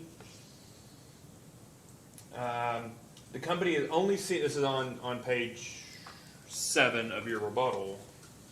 The company has only seen a slight reduction of bad debt expense from what it recommended in the original revenue requirement of 3.93%. Right? But I guess what I'm trying to have an appreciation for is that it would seem that bad debt lags, just by definition, Bad debt lags the revenues related to that bad debt by a number of months because of the way you all account for the realization of bad debt post arrears. And so leading into COVID, for instance, if people stop paying their bills leading into COVID, your bad debt expense isn't going to look as bad as your arrears are because it may be in arrears, but it hasn't been recognized as bad debt yet for that bad debt calculation, right? So let me ask this question. Let's hypothetically, right? Okay. Say your bad debt expense going into a time period, January of 2020. Going into it, your bad debt expense is 2.5%, right? Okay. You start billing in January, you start billing in February, you start billing in March, right? Half your customers don't pay in January. They don't pay in February. They don't pay in March. Your bad debt expense doesn't just all of a sudden go through the roof, right? Because you don't recognize bad debt expense in February for January. You don't recognize it until March. And even then, you only recognize it 5 or 1 or whatever, a small percent, right? It lags uncollectibles. I'm following you. Okay, so what I'm trying to figure out is you have 393 is what you thought it was going to be. It's now down to 37, right? I'd say it's at 3.8, counting in October. That's perfect. Yeah. What my question is do you have information to indicate to the commission as to what level uncollectibles are so that we can see directionally whether uncollectibles are going down in early 2022 to see if we have an expectation whether bad debt expense is going down, or if uncollectibles are the exact same level, we can expect that once the 1, 2, 3, 4, 5 months of unpaid bills and arrears are soon in 1, 2, 3, 4 months going to be at least 85% of them bad debt expense. Does that make sense? I get what you're asking. I just, again, I mean, I guess it comes to when you say, hey, the impact of COVID has officially kind of ended or slowed down, and I'm saying every month we're still getting hit with 6, 7 months behind. What I'm trying to get at is we're not seeing a change monthly or an improvement seasonally. Even the last couple of months, considering COVID, I don't know when you would consider COVID officially ended. Yeah, We started reconnections, I think, or starting to institute, or I think July of last year, so you would think that would be, starting on that date, 7 months from then, that's when pretty much bad debt expense should start improving. We have not seen that. Well, I've got here that the company, that you all returned to your pre-COVID collections operations in October of last year. Okay, sorry, I was mistaken, no, that sounds about right. And That's, sorry, I think I no, was mistaken in July. it's fine, that's okay. But that is, if you just assume you put everybody on notice in October of November last year, that it would be 6 months after that you should start seeing some change, right? Agreed. And that would have been earlier this year, right? Yes, I'd say yes, so we're probably March, April. Okay, so that's fine. So we've got this, that maybe the revenues used to calculate your bad debt expense, your revenues are current revenues. Your bad debt expense, just by definition, are a percentage of bills that are in arrears over some period of time, right? Say that again, sorry. Okay. I missed Your it. revenues are current revenues. When you did your calculation Yes. on page 7, Yeah. current revenues, but your bad debt expense are for revenues from previous time periods. Yes, And in the meantime, it's uncollectible, right? correct. Or it's uncollected. How long do amounts stay in bad debt expense, are classified as bad debt expense until they are written off? I do not have a specific answer. I just know that about once or twice a year, there is a cleanup in the accounting department. That's why I know we kind of allude to a year as the best way to look at a bad debt expense. So I do not have a specific answer for that. Okay, and do you write off part of that 85, or do you write off the 15? Do you? Essentially, you write it all off, but the offset of the bad debt expense is the 85 cents 85% you've already booked to the bad debt expense. So you pretty much write that against the write-off, you pretty much recognize the 15% when you write it off, on top of what you've already recognized in prior months. Okay, and then I just wanna make sure I understand your calculation of $90,108 of bad debt expense there. Is that an accumulation, or is it the total amount you recognized, or is that the net? It's the total amount recognized, I would say net, because that would be the offsets against, write-offs. I know there was a major write-off, I think, in March of 2022. So it would be the net of the impact of all those. The write-offs plus the bad debt expense recognized. And sometimes people pay their bills, so you offset the bad debt expense and you credit bad debt expense, which I think we saw a little bit in Q4 2021. Okay, so could we get, as a post-hearing data request, if we don't already have it, what the entries were with the write-off, with any write-off for the last, we'll call it a year, for bad debt expense? Yes. Okay, and then do you know whether the policy regarding uncollectibles and bad debt expense, whether your all's corporate policy, the Water Service Corporation of Kentucky policy on the determination and the write-offs and all that, if you all have a written policy on that? I think there was a data request on it. I know as far as the policy that was available, that was provided, I don't know it off the top of my head. Okay, so I just would like a copy, if you all have an internal policy on how it's booked and how it's written off. Okay. Okay, all right, sorry, let's go. I think I understand a little better. Thank you, Chairman. So, Mr. Kilbane, is it correct that even though the actual bad debt let me start over. Is it correct that even though the actual bad debt percentage rate for the full 12-month base period was 2.73%, you are still recommending the 3.93% bad debt percentage rate for the forecasted test period? Correct.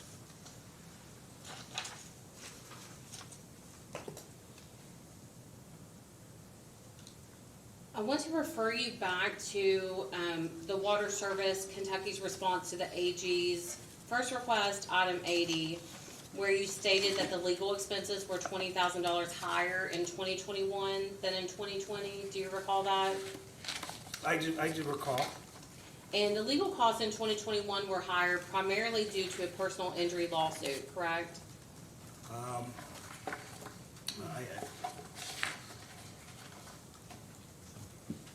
I know you're saying, okay, 80, yes. I believe partial that was in 2020, yes. The personal injury lawsuit spanned over the portion of 2020, 2021, and 2022. Correct. And that lawsuit was resolved earlier this year, right? Yes. And are you aware of any other personal injury lawsuits such as this one that has, that Water Service Kentucky has had to deal with in the last 5 years or so? I would say I am not. And there were also costs related to the termination of the Clinton wastewater contract at the end of 2021, is that correct? Correct. But the Clinton wastewater contract case has been completed, is Yes. that right? And the company used the average of 2020 and 2021 expenses to forecast the legal fee expense in the forecast test period, is that correct? Correct. And that amount is $18,071 subject to check? Yes. The 2020 expense for legal expenses was $9,642, and the 2021 expenses was $27,461. Does that sound right? It close to what I remember, yes. And subject to check, does it sound correct that the legal expenses in 2017 were $3,453, in 2018 $251, and in 2019 they were $2,615? Yes. So would you agree that the legal expenses in the 2 years that Water Service Kentucky chose to average, which was 2020 and 2021, those were the highest cost years out of the last 5 years? Disagree. You disagree that those costs were higher? 2022 was purposely left out because that was the highest cost year. Right, the highest cost years out of the 5 years between 2017 and 2021. Oh, Would you between agree with those, that? 2020 and 2021 would be the highest cost years of the previous 6 years. I have no further questions, thank you. Mr. Young? I do have some questions, Chairman.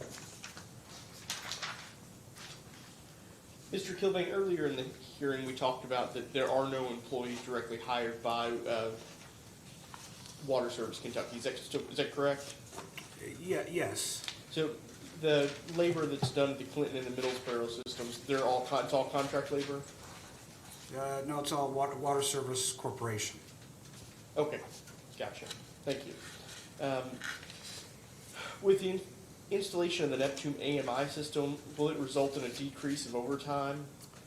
I'm not the guy that would be able to answer that. I would probably either say call Mr. Wilson or Mr. Whitney. What was the second one? Mr. Whitney? Whitney?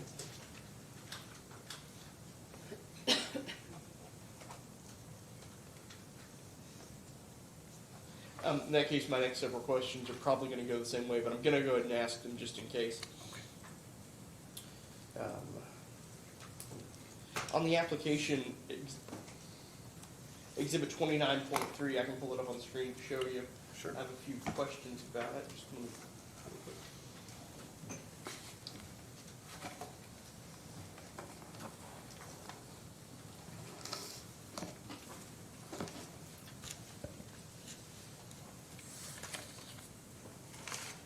So, referring to the salaries and wages general, the forecasted salaries and wages general, how much of those are for the vacant positions of the Director of Engineering and Asset Management? What line are you looking at? I'm looking at line 2 and 3 more or less. You're asking, that's the base period? And this is the initial filing, Forecast. Exhibit 29, and the initial revenue requirement? Asking about the forecasted period. Oh, forecast period. How much is included in that? That is applied to those two positions, yes. I guess I'm not understanding. What was the question again? Sure. How much of the forecasted salaries and wages general cost are for the vacant positions of Director of Engineering and Asset Management? The vacant position, oh, I think it's the positions. Vacant position. I know it's a long title. Thank you. Yeah, I'd have to look at the, it's in the Schedule 29 wages allocated. There is a schedule that has that number. I do not have it in front of me. Is it something already in the record? Yeah, it's actually in the rebuttal. Okay, thank you. Yes. It's what I just, The forecasted salaries and wages, the cost of $936,694, how much of those costs are associated with any other vacant positions? zero. There's no other vacant positions currently.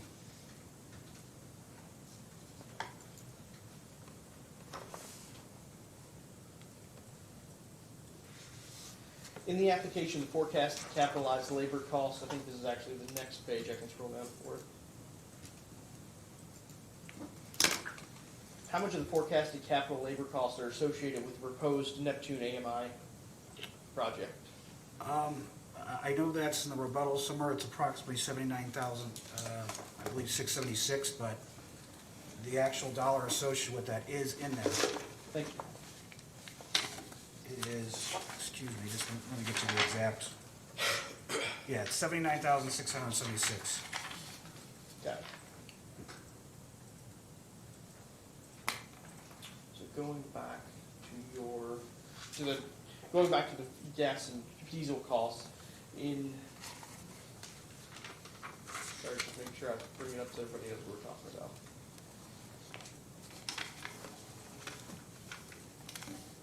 You say this converts into an average cost of the company based on the mix of diesel engines versus non-diesel. How do you calculate that average? There was a spreadsheet I know submitted in Discovery, but pretty much I'm saying 80% regular, 20% diesel. That comes from an operation estimate. Thank you.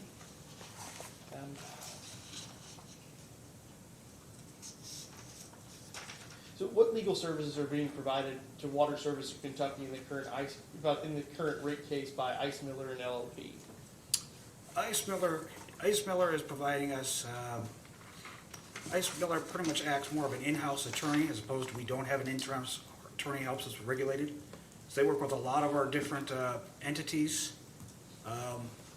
Whereas Sturgill Turner, they're our local Kentucky representation in this case. That actually leads to that. And my next question was, What of those services could be provided by Sturgill, Turner, and Baker? But it sounds like one's acting solely as in-house and the other's actually working on the rate case directly. Yes, that's kind of the arrangement. And again, I'll go back to, it was a much more complicated case than we've had in previous rate cases. All right, moving on. Has Water Service Kentucky or Corrick sold any of its accounts receivable? I would be unfamiliar. Do you know who would be best to ask that question of? Not anybody in this hearing today. That would have to be a follow-up data request. We can do that. Thank you. Can you explain in detail why Correx is not able to complete a lead lag study for Water Service Kentucky? I am probably not best to answer that question as well. Fair enough. I would try Mr. DiStefano. He might be able to answer that one much better than I. Thank you.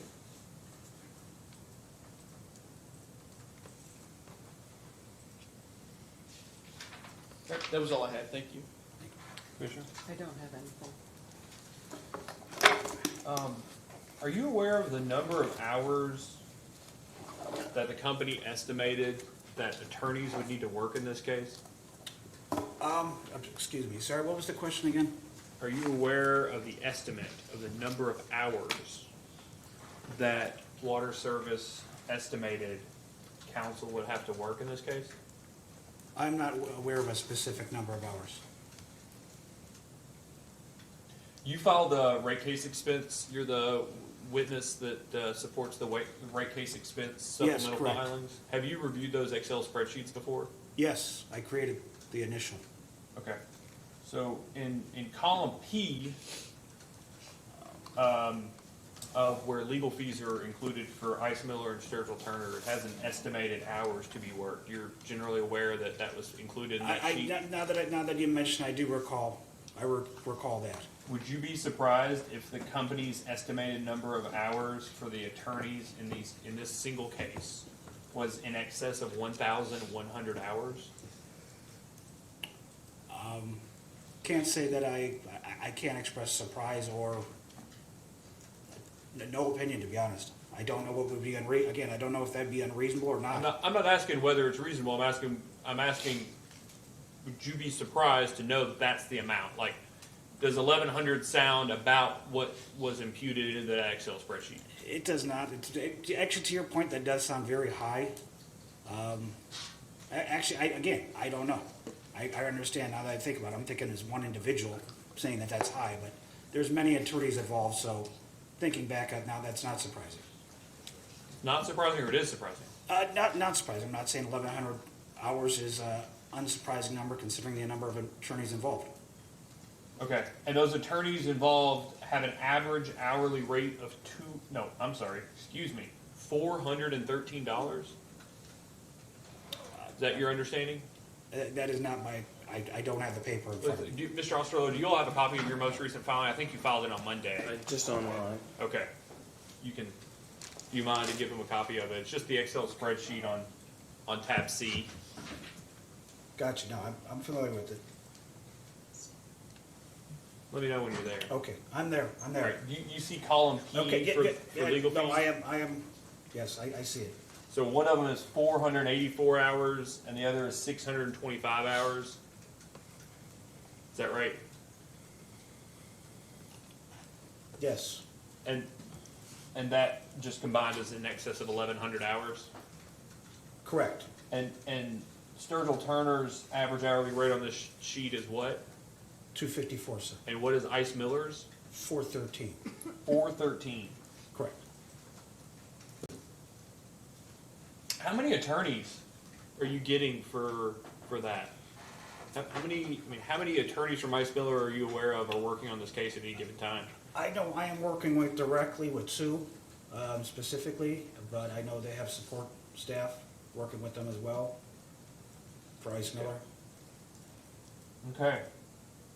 And the estimate for what they were gonna work was gonna be $200,000 for just this case, in addition to what Sturgill Turner was going to do? I was gonna say, I believe that was the initial estimate, and I know they gave us a revised one. Don't know if we ever, where they said they were gonna definitely be probably about $100,000 less. Well, it's just half the hours is what you expect, right? Probably Yes. not half the rate, not that lucky. To be honest, I really don't know. I just know that they were probably, yeah, exactly. They're not gonna work that many hours. Yeah. It's not a reduction in the rate, is that your understanding? No, Who, I asked the question earlier to, I think it was Mr. Elisagi, as to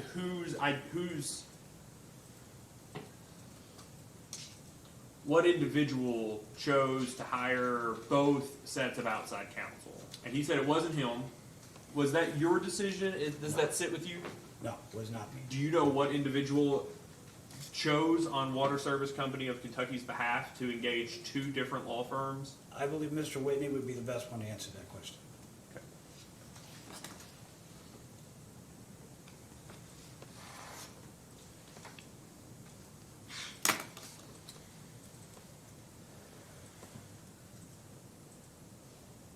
One second.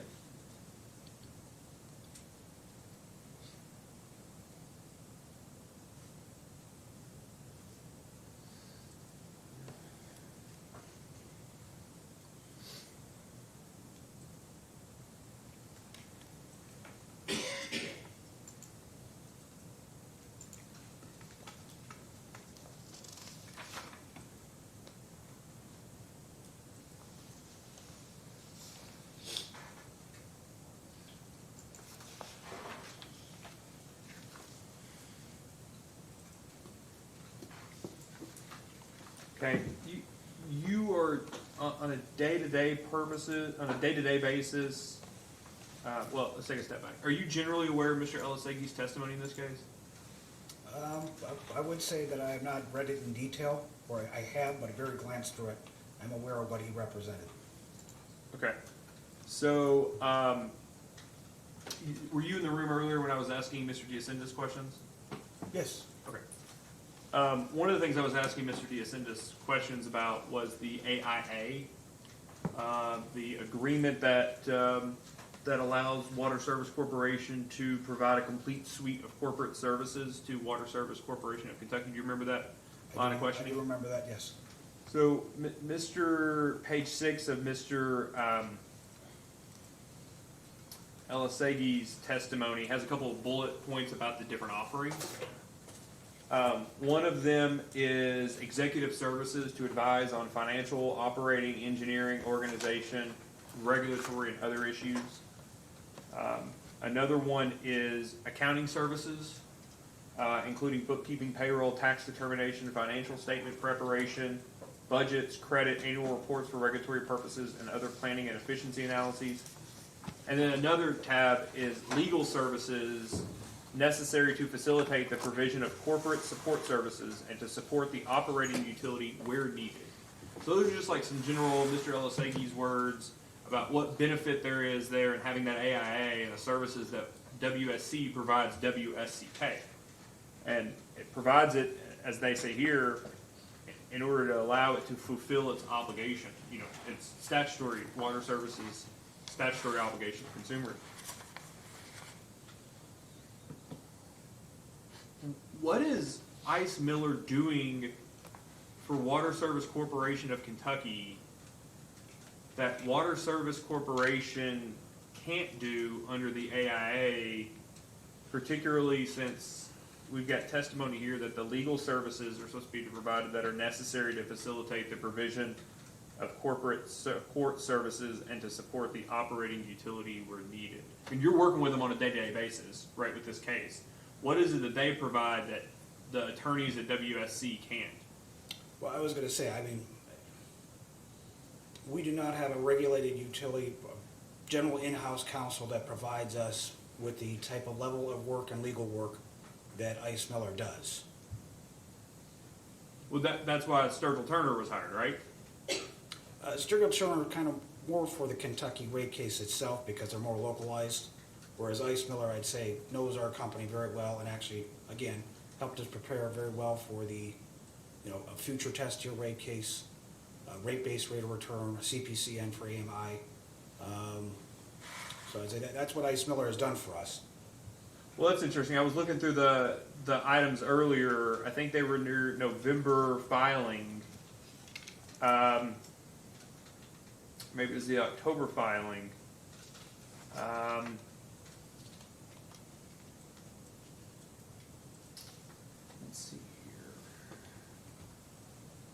that there were attorneys at Sturgill, Turner, Barker, Maloney researching the CPC and standard here in Kentucky. They work as a team.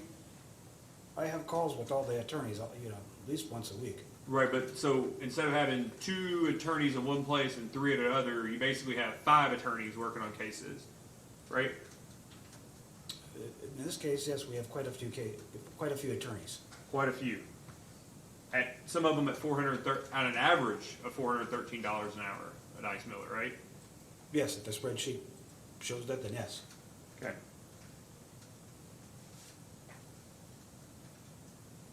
How many attorneys is unreasonable? Again, I couldn't, to get best prepared for the case, I really don't know. Yeah, but at least 5. Is unreasonable or reasonable? No, I'm asking, you had to have at least 5. Different levels of preparedness. Okay. Again, I can't say whether that's unreasonable or not. Well, I think that rests with the commission, right? Yes, But you all got to support it. And I guess I still don't have an appreciation why the engagement of 2 law firms is necessary in the preparation of this case, or the proposal of this case. So can you give me a little something here? So let me ask it this way. You do rate cases in other states? I've worked on another rate case in another state. Okay. You usually hire 2 firms to do all those rate cases? We did in that one, yes. And so you've been in one other rate case, and in that case, you did 2 firms? Correct, Okay, but you're not participating in any other rate cases in any other areas? correct. Okay, and what was your rate case expense relative to the request in that state, do you know? I don't recall, I really don't. Okay, but here it's about half of the request, is that your understanding? I really don't recall. Here, in this case? I thought you were talking about it. That's okay. Half compared to that other state. Yes, it's 485,000 compared to $1,047,000. And that $1,047,000 is your initial request, or is that your amended request post That's our rebuttal? initial request. Do you know what your amended request is post rebuttal? Below $1 million now? Yeah, yes, you take out the 50, you take out the. Yeah, I think the 50 alone gets you below $1 million. Probably, you're talking 950 to 975. Okay, because that depreciation adjustment's about 53,000? Yeah, that was the big one. Okay.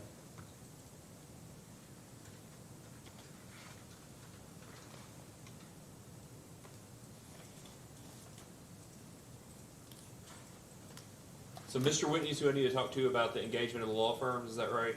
Correct. Okay. And we've talked a little bit about the bad debt expense, and we're gonna ask the post-hearing credit request, what kind of accounting guidance that you all have as to how uncollectibles are supposed to look, how bad debt expense is calculated, and how that write-off process is. So we'll work on that. How many vacancies, just as a general matter, okay, let me ask, how often are you in Kentucky? Physically, Physically? not often. Like a couple times a year, a couple times a month? 2 times this year. Okay, all right. How often are you in communications with the folks that manage the Kentucky utility? Very often, definitely several times a week. Several No, times? that's not, I don't want to misrepresent. Depending on what the event or something going on, sometimes it could be once a week, sometimes it could be several times a week. Okay. Are you aware of vacancies that have occurred in the last couple of years? Prior years, no, I have no history or record myself of the vacancies in prior years. Okay, and who would? That's part of this I would case. say best would probably be Mr. Wilson to speak to that. And then you filed an annual report on behalf of the utility? Yes. Or at least you did the most recent annual report? The 2020, I believe, and the 2021 I did. Okay, so the annual report provides an entire row for the salary for those identified officers. Are you aware of that? I don't recall, but if you say it does, I'm sure it does. That's okay. Could you pull that up, Mr. Young? The annual report page that we were discussing earlier? I think it's page 7.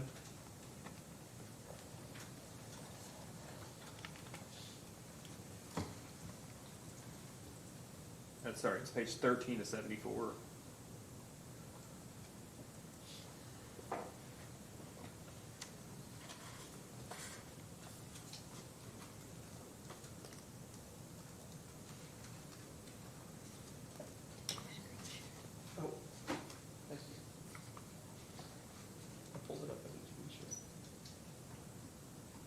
So you prepare that report, and it's Mr. Seth Whitney that ultimately supports it, right? Yeah, I believe he signs the affidavit, yes. And Seth Whitney's also in Cleveland with you, is that right? Yes, correct. Okay. Cuyahoga County?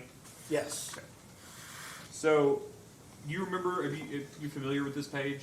yes, Okay. Do you see on the right-hand column that it has an indication that salaries should be provided there? I do, yes. Okay. Do you know why the salaries were not provided? I do not have an answer. Okay. All I can say is I did not provide them. You didn't provide them. I just, Yes. were you directed not to provide them? No, Do you not- have not- a, Not specifically. do you have an SOP that says this is not required? I'm just I- curious of why. I do not. It was, the long story of it, it was, I followed whatever was done the prior year when I inherited. That's fair enough. I know, it's not a very good response, but that's the best and honest response I have to why it doesn't have the zeros. You just gotta make sure, all you gotta do when you give your oath is make sure you don't perjure yourself, Mr. Kilday. And so I appreciate the honesty. So you have an expectation that the 2021 report probably looks, or the report filed in 2021 for 2020 also probably doesn't include those? Correct. Okay. Let me ask it this way. Do you have that information available, should it be a filing requirement? I will get that information if it be a filing requirement. Okay. I do not It's- have. That's what I want to make sure of. It wasn't Yes. something where it's, internal, oh, this is need to know, you can request it, but we're not gonna give it to you to put in the filing report. That's not something that you've had an issue with in the past, at least. No, if I request that information, say as a requirement, I will get that information. Okay.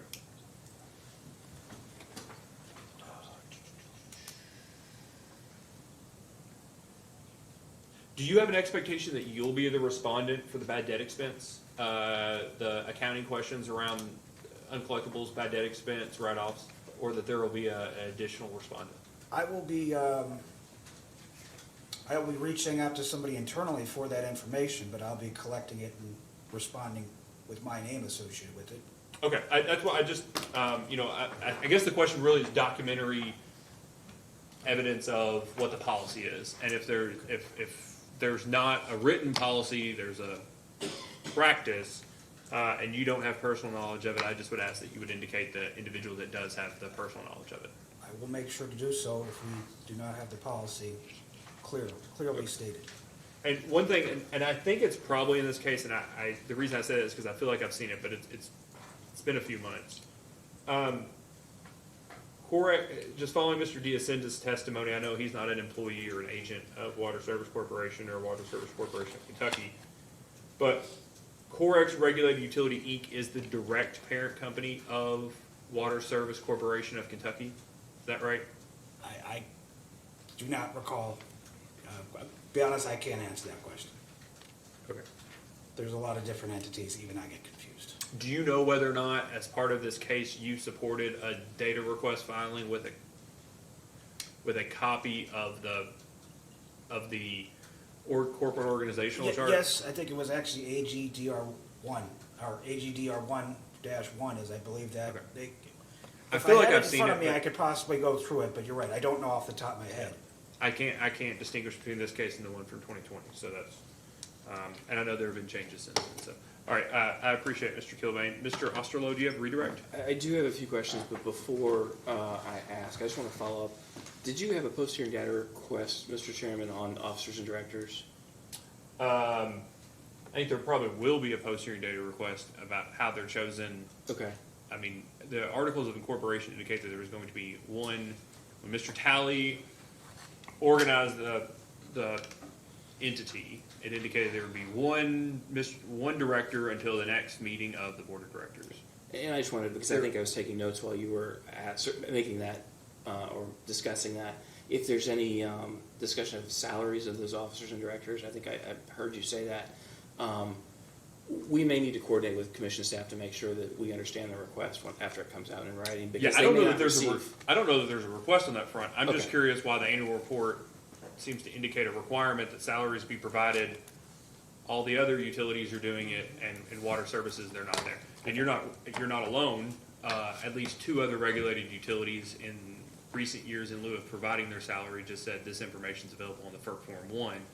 And I think I've expressed my concern that that's not adequate, that they stopped doing it, and because staff didn't say anything to them, they just kept not doing it.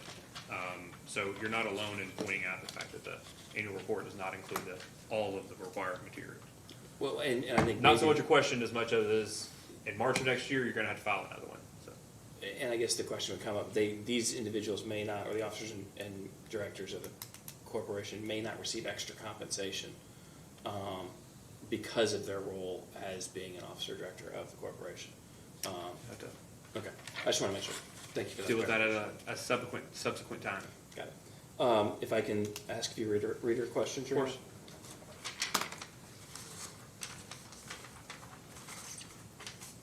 Mr. Kilbane, you were asked some questions about rate case expense.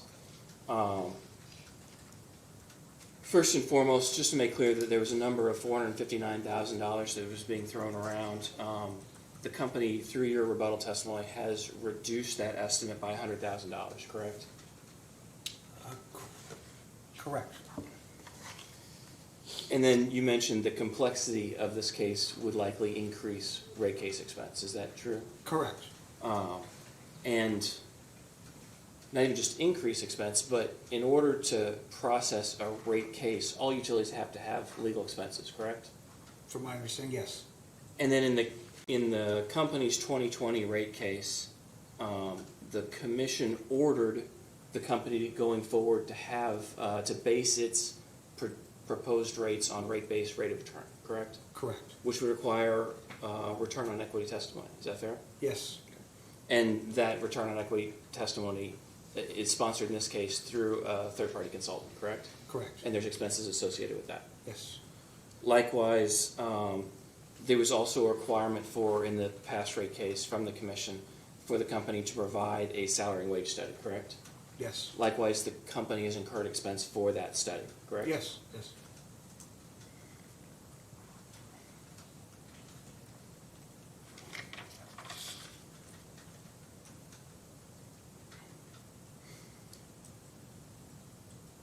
And in that 2020 case, the commission determined what the reasonable rates would be going forward for water service, correct?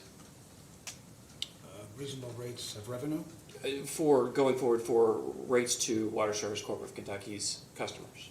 Yes. And so you were asked earlier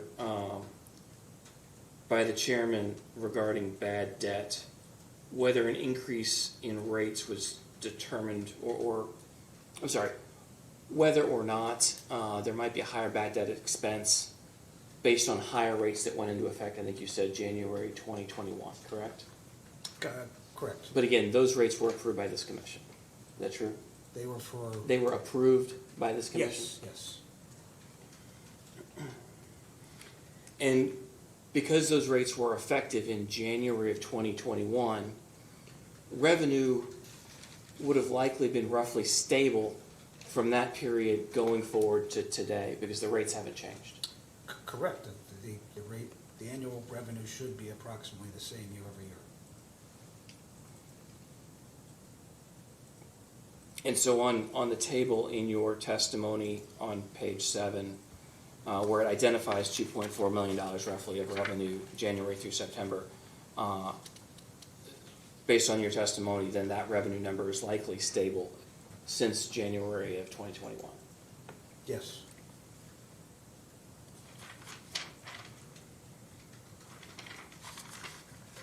And touching back on the legal expenses for this rate case, I want to make sure that the testimony is clear, because I may have misunderstood one of Mr. Young's questions and your response. Ice Miller is specifically working on issues involving this rate case, correct? Correct. And you mentioned that they serve somewhat as an in-house counsel, is that correct? Equivalent, yes. And that's because, well, let me ask you this. Does Ice Miller work with other Corex subsidiaries? Yes. Majority of them, from what I understand. A majority, you said? Yes. Okay. And so is Corex familiar with the organizational structure and policies of Corex? Ice Miller is, yes. And that would translate also to the corporate policies of Water Service Corporation of Kentucky? Yes. with their baseline knowledge for Corex across the company, do they have efficiencies that they can put in place because of that knowledge that a localized firm may not be able to have? I would say yes. They have efficiencies of scale. They know Corex better than the localized council would. They would know their structure better, when we were forming our responses and our data request answers. They could tell us better how to do it than I'd say local council could. And along the same lines, it may take local counsel more time to investigate, review, and learn about those as opposed to a firm like Ice Miller who has more of a corporate presence. Is that fair? Yes, Ice Miller knows Corex very, very well.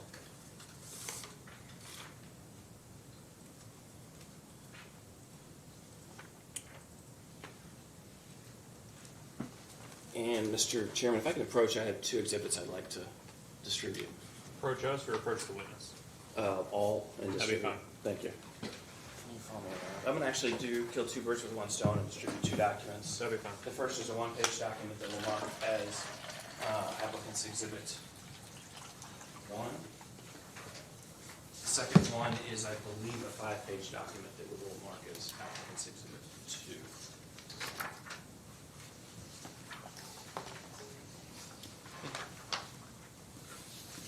Thank you.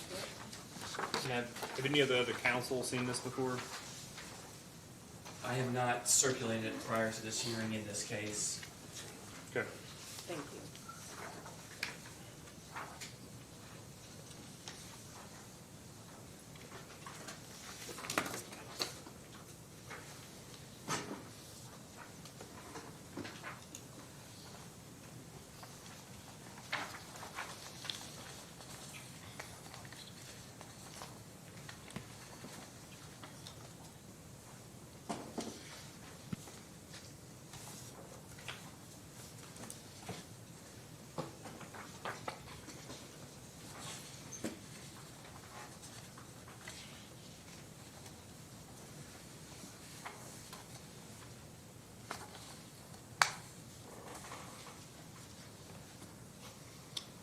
Mr. Kilbane, on page 9 of your rebuttal testimony, you mentioned Kentucky American Water Company's case number 2008, case number 2018-358, and you mentioned that costs in that case were significantly more than the total estimated legal expense associated with Water Service Corp. Of Kentucky's case. Is that correct? Correct. And the document, the single-page document that we've marked as Exhibit 1, you will see is a response by Kentucky American Water to a request by Lexington Fayette Urban County Government as a post-hearing data request number 5. This specific page is page 2 of 63. Do you see that? Yes. And do you see in that case, line 5 identifies legal services? Yeah. And the consultant is referred to as a law firm here in Kentucky, correct? The consultants, what was the question now? For line 5, the law firm there, Stoll Keenan Ogden, is a law firm here in Kentucky, correct? I do not know if they're a law Okay. firm in Kentucky. Moving on to the column that is 2018 rate case expense estimate. What was Kentucky American's rate case expense estimate in its 2018 forecasted test year case? $562,500. And is that more or less than the initial estimate in our case of roughly $439,000? More. And is that more or less than the revised estimate of Yes, much more. $339,000? Thank you. Over 200K more, I believe. And likewise, actual invoices through a date that I'll represent to you, I think was a week before the hearing, was approximately $320,000 for legal expenses in that case. Yes. And based on the exhibit that we just filed earlier this week for expenses incurred through roughly a month ago, through the end of October, legal expenses was shown on that document to be $45,000 plus $48,000, so roughly $93,000 or $4,000, correct? Yes, plus the consultants. And there again, that $93,000 for legal expenses significantly less than what was Correct. Kentucky American's fees. Yes, correct. Thank you. If you will turn to the next exhibit that we've marked as exhibit number 2. So can we go back for a second? Yes, of course. I get the line of questioning. Can we lay a little foundation as to what this document actually is? Is this what day was this filed in the purported case 2018-358? And I think commission records will reflect, that was a post-hearing data response.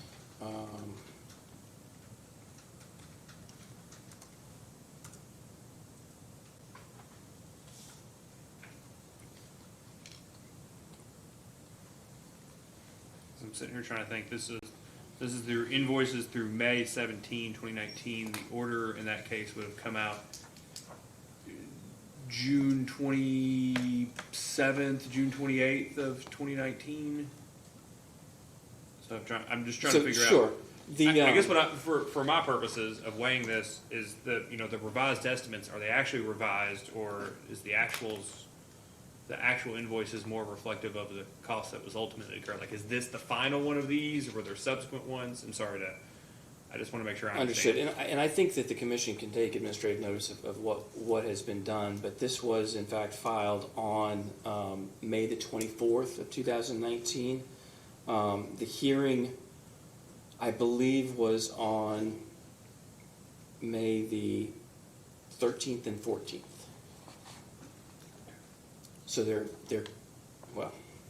The order came out in June, that's all I know, the end of June. So this would have been near or, Yes. yeah, the Yes. end of the case. Okay, Yes. I just want to make sure I understand. And, All right, and thank you. so if the hearing, actual invoices, according to the document. Great. So there's a chance there would have been other invoices after this fact that would have been incurred, much like, just in all fairness to the document that our company filed a couple days ago was through October. Obviously, there's been legal expense and other expenses incurred this month that don't show up on that file. Right, I just want to, again, make sure there's not going to be an additional document that I need to go look at to be appreciative of the relative difference. May I continue? Oh, yeah, sorry, Thank you. yeah. And the document we marked as exhibit number 2. Do you have that in front of you? Yes. And at the top, the indication shows that it is a Kentucky American supplemental response to Lexington Fayette Urban County Government's post-hearing data request number 5. And Your Honor, I will represent to the commission that it was filed on June the 14th. And this is only a subset of that. Obviously, it was 90 pages, the entire attachment or supplement. But I just wanted to pull one invoice. If you turn to the last page of that, which shown on the top is page 22 of 90, do you see that? I do. And at the very bottom, it shows a summary of attorney and paralegal time for this particular invoice, which is a 1-month period. Do you see that summary at the bottom? Yes. And do you see the three individuals at the top? Their rank is listed as member, as well as the next one is associate, and the next one is of counsel. Do you see that? Yes. And the terms member, associate, and of counsel all reflect terms for an attorney, correct? Correct. And so that Kentucky American, in its 2018 case, utilized at least 5 attorneys in its filing. Is that fair? There were 6 in this, yes. Well, just to be clear, the 6th one is sixth name is a Correct, paralegal. 5 attorneys, correct, sorry. And that reflects different attorneys with different billable rates, correct? Yes. And likewise, it also reflects that some attorneys may have more involvement in cases than others, Yes. which would also be consistent with what you have seen in this case with different attorneys having different number of hours spent as well as different rates depending on experience. Absolutely.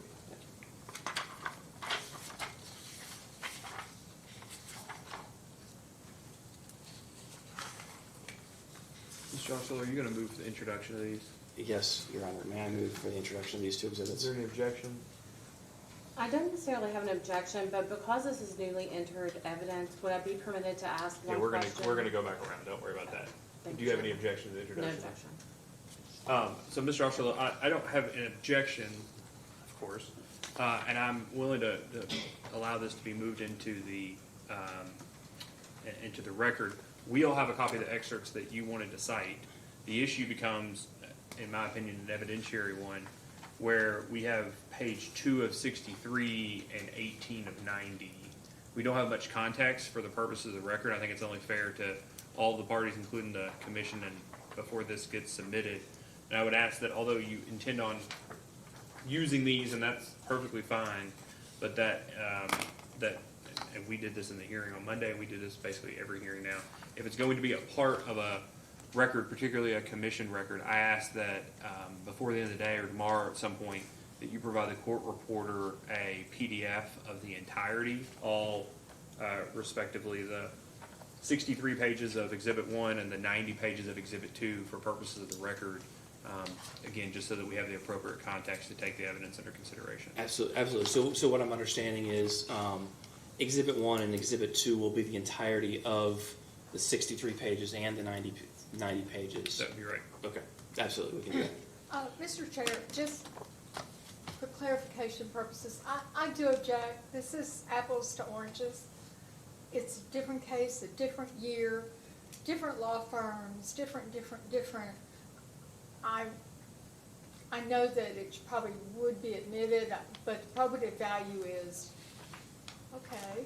I appreciate that, and I think that that's relevant for purposes of post-hearing brief to argue the sufficiency or the weight of the evidence in front of the commission, but I'm still gonna allow it to be in the record. I just wanted to put it out there. Thank you. Mr. Oshalo, additional questions? I think I just have one more question, and I want to make sure we're clear that we're shifting gears away from legal expense related to a rate case and legal expenses in general. Yes. What types of legal issues might come up that a utility would consult an attorney for? You got personal injury, you got labor ones, you got, we know that there's a change in this Kentucky state income tax, not income tax, state sales tax that's gonna be hitting utilities, that we're gonna need some legal guidance that's coming up here in 2023. So we know we're gonna be incurring some legal fees probably related to that. And again, you never know the nature of legal expenses. By their very nature, they're non-recurring. And it's fair to say that the utility can't predict what may come up in 2023 for those. Not at all. Thank you. That's all the questions I have, Mr. Chairman. Thank you. Ms. Potter, do you have any questions I do not. based on the redirect? Ms. Goode, I do. please proceed. Mr. Kilbane, are you familiar with the underlying case 2018-358 that is the subject of the 2 exhibits handed out by council? I am familiar because I mentioned it in the rebuttal, but do I know the details of it? I do not. Do you know how much water revenues Kentucky American was requesting in that case? I do not. Would you accept that they were requesting $19,865,000, $3 million of a rate increase in that case? I have no idea. Subject to check, would you accept that? Subject to check if you're saying yes. So that's almost 20 times the rate increase being requested in the current case, correct? 19 approximately. So you would agree 19 times? Yes. No further questions. Staff counsel? No further questions. Commissioner? I'm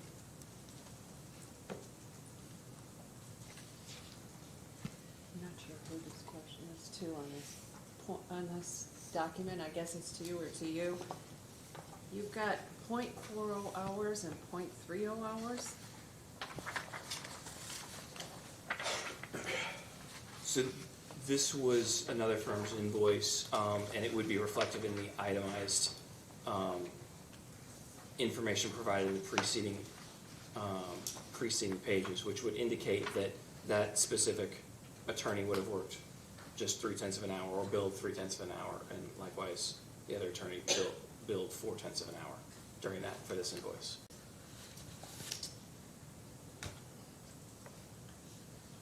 I'm guessing that the $455 an hour is a specialty with Mr. Riggs? That's why that fee is so high? I'm hesitant to answer that question because, I mean, it's another It's another firm. Certainly he's an attorney that is well experienced here in front of the commission, as the other attorneys are as well. Okay, thank you.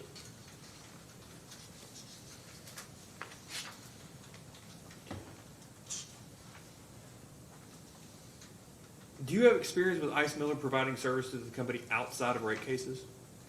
No. You aware of any review, study, analysis at all the company's ever looked at? Not the company, they don't have any employees, but Water Service Corporation or Corex looked at actually hiring in-house counsel as compared to hiring outside counsel that acts pursuant to your testimony as in-house counsel? I would not be the person to answer that. And to be honest, I really don't know who could answer that here today. Yeah, I'm just asking your personal knowledge. Do you have any, No, you're unaware of any analysis? I'm not aware. I am not aware.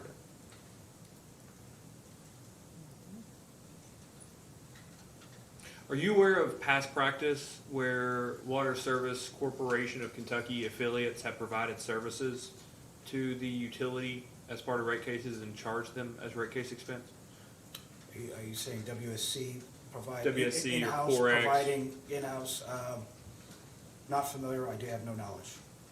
You don't know it in past cases, you didn't look at past cases and see what In the past allocation of cases- rate case expense is? I know that 2020 did not appear to have that, and I can't speak to anything prior. I have not heard of it, is what I would Let me say. ask this, are you aware of any contracts with Water Service Corporation and Ice Miller unrelated to rate cases? I am not. Okay. But by definition, that means Water Service Corporation is not incurring any expenses of Ice Miller between rate cases that you're aware of. I am not. And then in the event there is a rate case like this one, you have a contract and then it all goes through rate case expense and gets recovered from customers. Is that right? Say the question again. Well, if you don't have an ongoing contract and the contract is instead based off of individual instances where you need them, Yeah. right? And it's in a rate case, then that provides an opportunity for cost recovery through rate case expense, correct? I'm not following still. Sorry. I don't know what you're not following. I'm So sorry, just, again, so we have this spreadsheet that you control. Yes. That you file, that shows rate case expense calculations. One of them is an expected $200,000. Correct. With Ice Miller for services provided based on an hourly basis.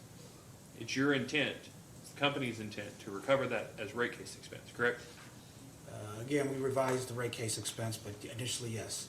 Well, I mean, even the $100,000, the Yes, expectation is that correct, you incur correct. the expense, you get to recover the expense. Correct. But the expense that you incur in between rate cases is not necessarily recoverable, right? Again, we're not incurring expenses in between rate cases.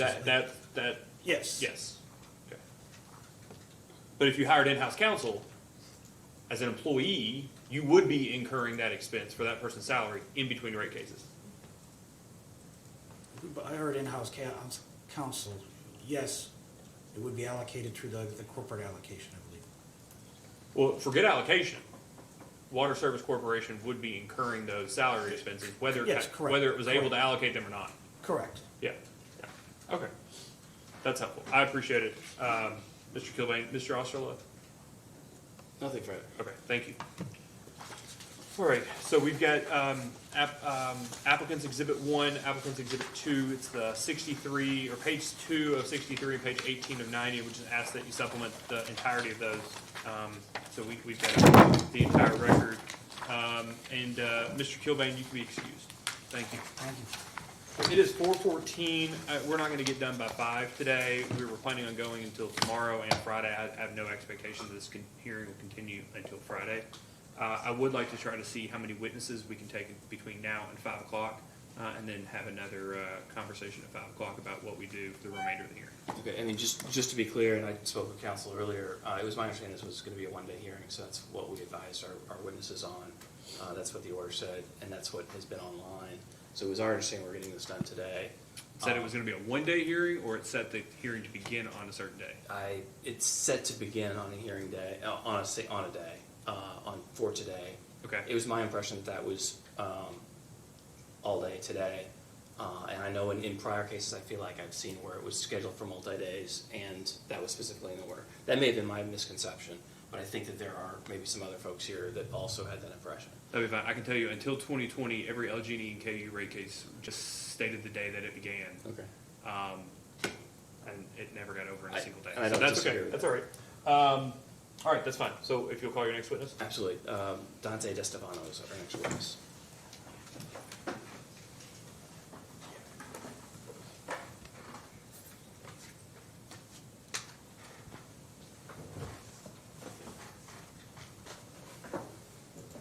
What, the next witness is coming. Ms. Potter, are you intending, I guess I would ask you and Ms. Goad, is it your all's impression that the hearing was a one-day matter? Ms. Goad? But I'm okay for tomorrow. Friday is gonna be a real issue. Yeah, it's not an issue for me, but this is my job, but, I don't have any expectation of the way we're going that Friday's in the conversation, but Ms. Goad? I did expect it to be one day, but, I believe, okay, Mr. Futrell must have stepped out for a moment.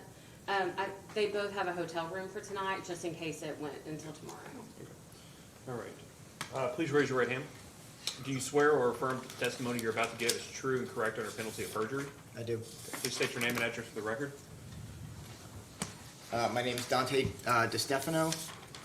My business address is 500 West Monroe Street, Suite 3600, Chicago, Illinois, zip 60661. Mr. Osterloh? Thank you. Mr. DeStefano, by whom are you employed? I'm employed by Water Service Corporation, but I support Corix Infrastructure, Inc. entities. And your title? My title is Director of Regulatory Affairs. Did you cause to prepare and be filed rebuttal testimony in this matter? I did. And are you adopting responses to data requests that were sponsored by another employee, I believe Don Hong in this case? Yes, I'm adopting his Okay. responses. Were there any other data responses that you were identified as the sponsor for in this case? I was, yeah. Are you adopting that testimony and responses to data requests as your testimony here today? I am. Thank you, Mr. Chairman. This witness is available for cross-examination. Ms. Potter? I'm gonna defer.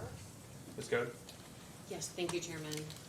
Mr. DeStefano, you did not file any initial testimony in this case and only filed rebuttal testimony, is that correct? That's correct. And your rebuttal testimony is responding primarily to the direct testimony of the Attorney General in the City of Clinton's witness, Mr. Randy Futrell, is that correct? That's correct. And is it accurate to state that in your rebuttal testimony, you agree with Mr. Futrell's position that the costs associated with the Project Phoenix assets should be removed from the proposed revenue requirement? Yes, that was inadvertently left in the initial filing. And subject to check, is that a reduction in the company's proposed revenue requirement of approximately $33,068?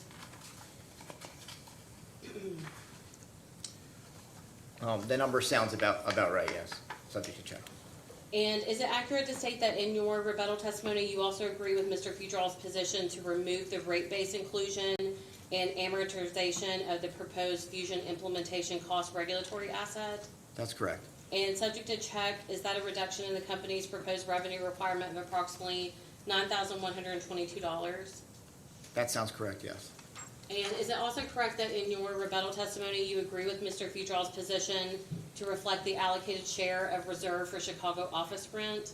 Correct. And subject to check, is that a reduction in the company's proposed revenue requirement of approximately $7,063? That sounds correct.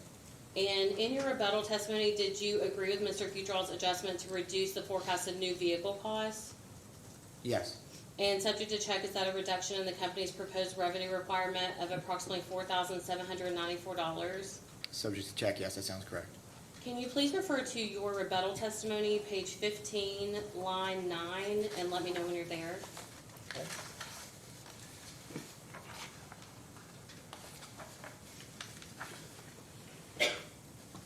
I'm there. Can you please read lines 9 through 20 into the record? 9 through 20. Yes, please.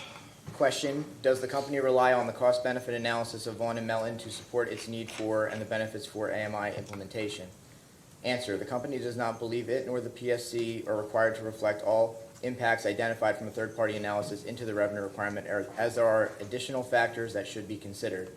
As Mr. Futrell noted, the company received the V&M report after it filed the case. The company did not provide an update to its as-filed revenue requirement to reflect the estimated impacts of the analysis. This is because the company generally agrees with Mr. Futrell that the AMI implementation may not generate changes such as increased revenues or decreased meter reading costs due to redeployment of existing personnel, and management considered additional factors that were not included in the analysis, such as the forecast period used, the phase-in of the program, and local operating needs. So based on this portion of your rebuttal testimony, are you stating that the company is not relying on the Vaughn and Melton report to support the request for advanced metering infrastructure? We're not relying on it for the purposes of making adjustments to the revenue requirement. We provided Exhibit 41 to the application, which gave a summary and then later updates to that through discovery, which provided a cost impact, revenue requirement impact of the program. And then through various other testimonies and discovery responses, we supported our basis for the need and benefits of the AMI program. According to this portion of your rebuttal testimony, would it be accurate to state that you agree with Mr. Futrell in that the company did not include any cost savings associated with the proposed AMI project? We did not include anything identified either in the report or as Mr. Futrell noted in his testimony. However, in our updated Exhibit 41 that we provided with AGDR 2-55, which included an update to AGDR 102, we provided an updated revenue requirement that incorporated the capitalized labor costs that will be accrued in 2023 to implement the first phase, and that did result in a negative $39,000 103 decrease in the revenue requirement request in this case. Can you please repeat the updates to the Attorney General's discovery? Did you say the second request, number Sure. 55? Yeah, so this was working off of the original Exhibit 41, so it's a similar format, but AGDR Set 2, number 55, there was an Excel file provided, and there was a tab in there labeled AGDR 102, which was related to a prior request from the first set, and some recalculation that was done in there at the request through discovery of updating that for certain factors, including the capitalized labor.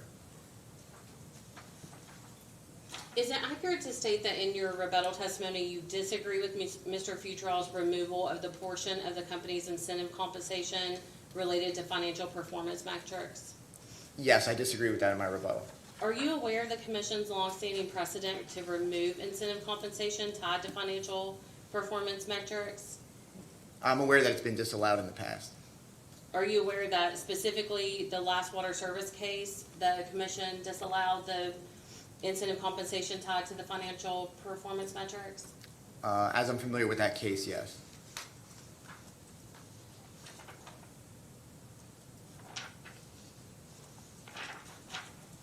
And in your rebuttal testimony, you disagree with Mr. Futrell's recommendation to remove deferred rate case expenses from the rate base, is that correct? Yes. Is it correct that Mr. Futrell cited to 2 cases in his direct testimony demonstrating that the Commission's precedent was to disallow these costs from being included in rate base? I believe he did cite other dockets in the state. However, I'm provided additional information and reasoning beyond what may have been reflected in prior cases that I felt was relevant in this case. But you do agree that you recall Mr. Futrell citing to the Atmos case 2021-214 and Duke case number 2019-271 to support his recommendation?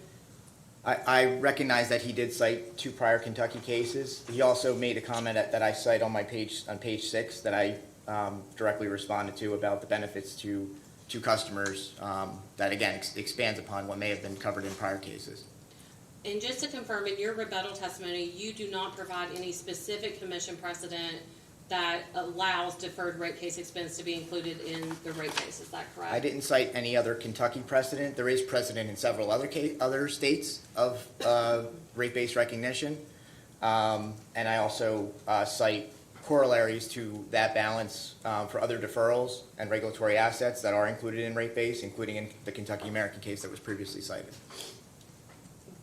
But just to confirm, you did not cite any specific commission precedent for the deferred rate case expense to be included in rate base, correct? No, but I cited ample alternative evidence that supports our argument. The company included asset ADIT amounts associated with bad debt expense in the amount of $84,217 in rate base, is that correct? I'm sorry, can you repeat the number again? $84,217. Yes, we disagreed with Mr. Futrell's position on that. And the company uses the allowance method to record its bad debt expense each month, is that correct? By allowance method, you mean, I believe what was described before, where we accrue for a portion of the AR balance that is presumed to be potentially written off or uncollectible. I have in my notes that if you need to refer to the Attorney General's second request for information, item 51, and it was actually sponsored by Mr. Cobain, but he attached the internal policies and procedures related to the bad debt, how you all record bad debt expense. Okay, If you want to review that, you can. thank you. Yes, I have that in front of me. And do you see the second paragraph on that first page where it states 2 common procedures of accounting? 1 second, Ms. Cody.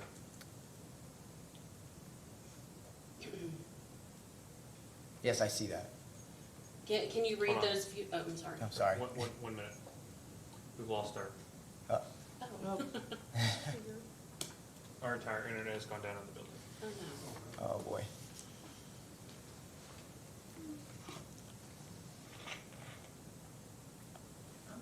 It's the wind.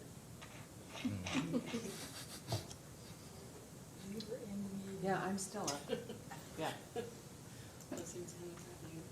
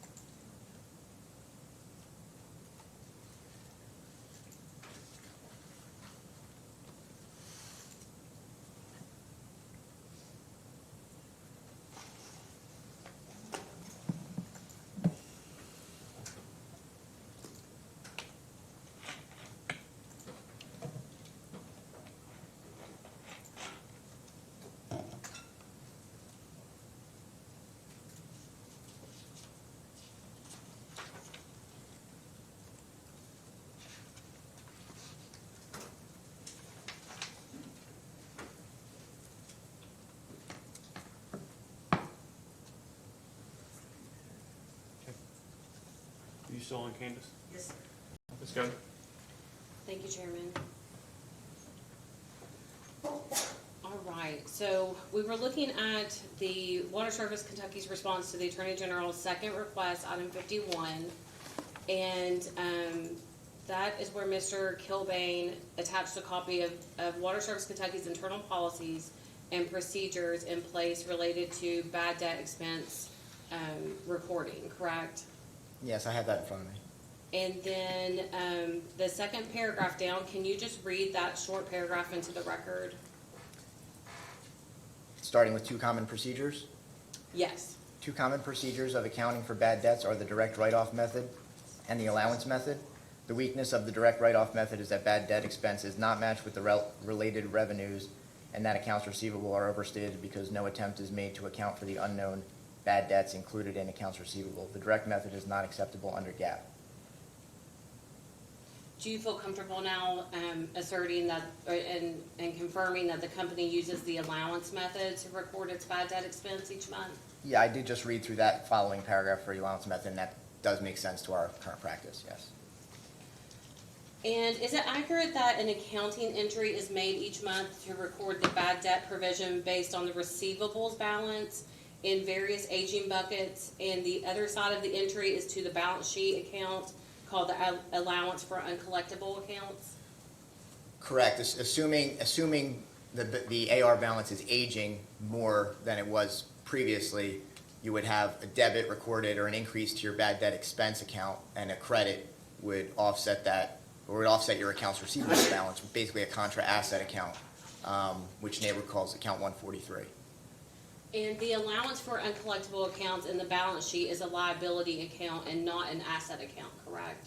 I'm sorry, can you repeat that question? The allowance for uncollectible accounts in the balance sheet is a liability account and not an asset account, correct? That's incorrect. It's in account 143 in the neighborhood chart of accounts, which is a current asset. It acts as a counterbalance to the AR because there's a presumption that not all of the AR will be recoverable. So it effectively discounts the AR balance on the balance sheet to not overstate the AR balance, which is, I believe, part of the reason why the direct write-off method is problematic based on the description we have here. If the company has to actually write off a receivables balance due to non-payment, the write-off is to the uncollectible accounts, correct? If there's a write-off done, the write-off is to the AR balance because that AR is no longer receivable. And then because that AR balance was written off, the offsetting account 143 that I referenced, the AR reserve, would move in the opposite direction because you've now written off that balance, so there's less need to reserve for it. So the balance in the allowance for uncollectible accounts at any one point in time is the amount of estimated bad debt that has not been written off yet. Is that correct? I didn't disagree with Mr. Futrall's reference there, that balance is the reserved but not written off AR balance. In your rebuttal testimony, you referred to the allowance for uncollectible accounts as the AR reserve, correct? That's right. And is it accurate that in your rebuttal testimony, you state that Mr. Futrall was correct when he said that the recording of the bad debt provision into the AR reserve each month results in a prepayment of income taxes and requires the incurrence of financing costs? That's what I said in rebuttal, yes. Is this why you believe that the ADIT related to the AR reserve should be in rate base? It's because it's taking finance costs to pay the tax liability? In my experience, generally, everything that's in the ADIT balance is treated as rate base. In general, there may be exceptions to that. And this being a component of that, this does work in kind of generally the opposite direction because generally ADIT is where the company is getting tax deductions that outpace its book expenses. So that drives a temporary tax difference in the company's favor, which creates the liability.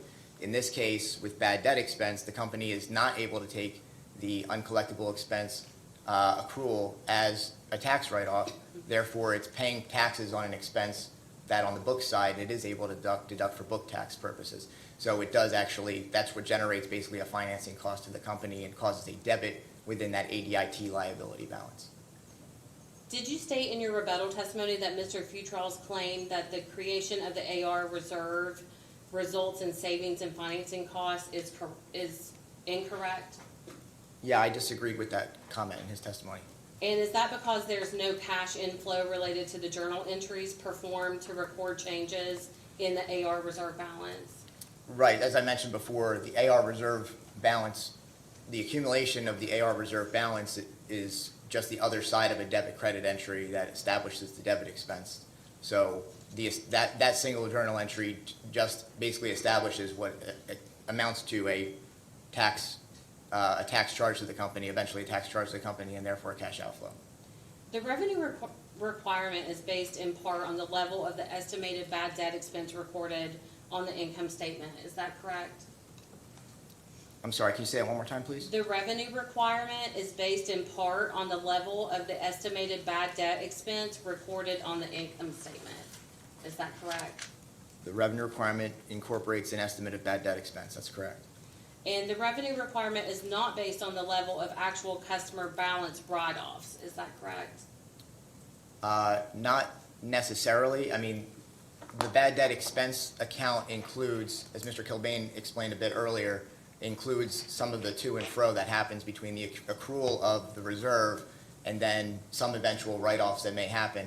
As he mentioned, we only accrue up to at most 85% in the expense line. So when there are write-offs, there is additional expense that hits from the write-off to the expense line.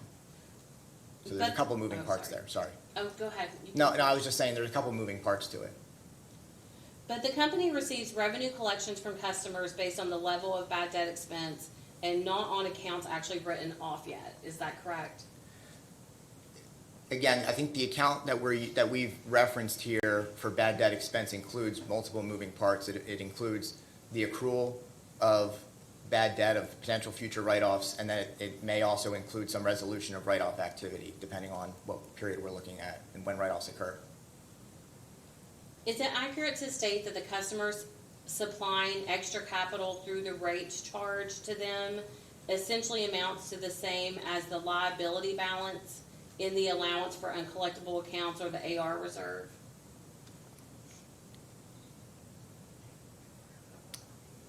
I'm sorry, are you saying that the company recovering uncollectible expense on the income statement and its revenue requirement is a cash inflow to the company? Is that your comment? I can repeat the question. Okay. Is it accurate to state that customer supplying extra capital through the rates charged is essentially the same as the liability balance in the allowance for uncollectible accounts or the AR reserve? The expense account is not necessarily equivalent to the AR reserve, no.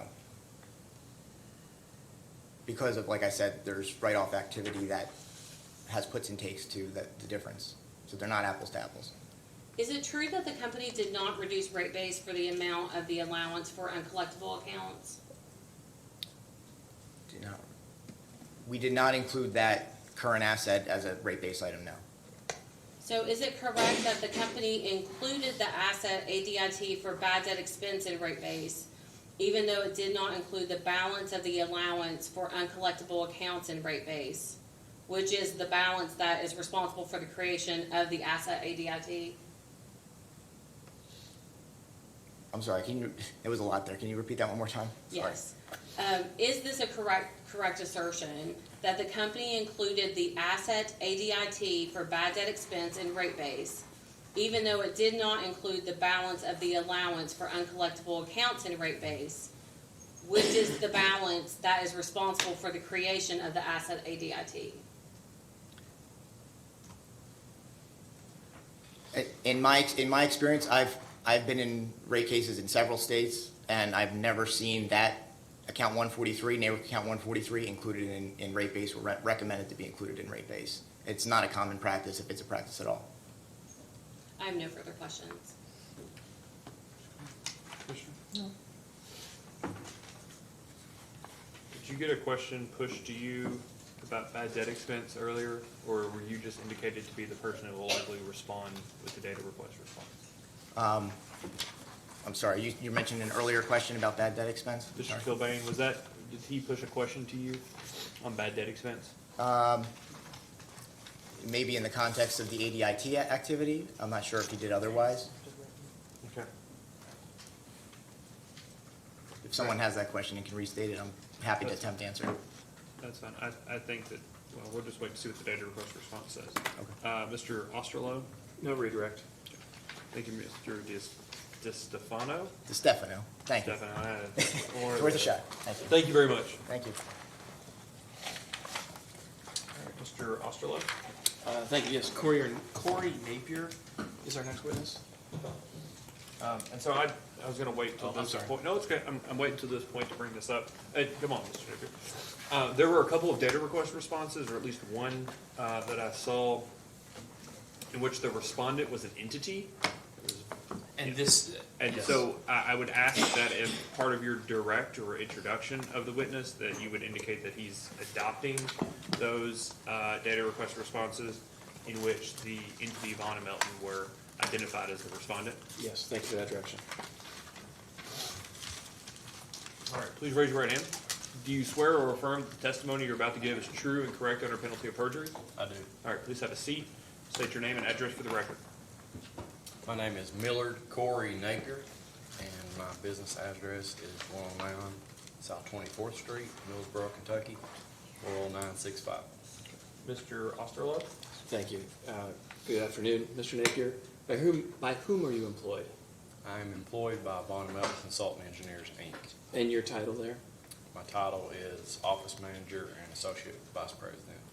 And you're aware that Vaughn and Miller it was named as a sponsor to certain data requests in this case, correct?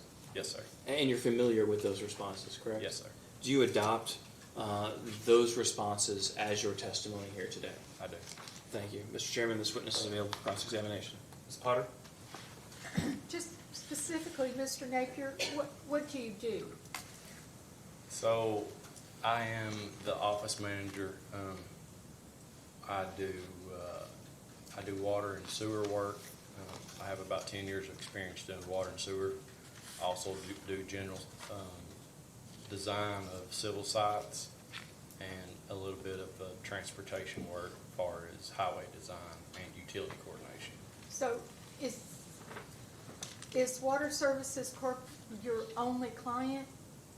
Or you No. have, No, you're an ma'am. outside firm? I am an outside firm, yes. Okay, and when you say you do design work, do you actually get out and work designing things in Middlesboro? Yes, ma'am. Okay. Have you worked in Clinton at all? No, ma'am. Okay, I have no further questions. Ms. Good? No questions. I do have a question, Your Honor. Mr. Napier, the staff had originally requested in our data request to actually see the work papers of the cost benefit analysis. If we ask for that in the post-data hearing request, is that something that can be provided?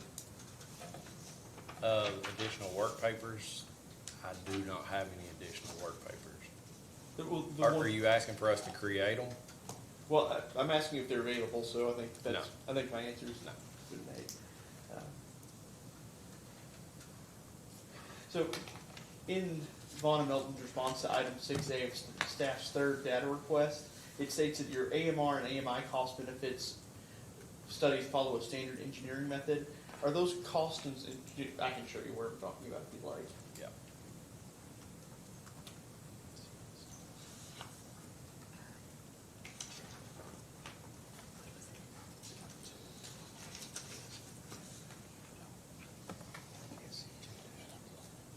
Just gotta get everything sorted just a second. Here's the bundle, sure.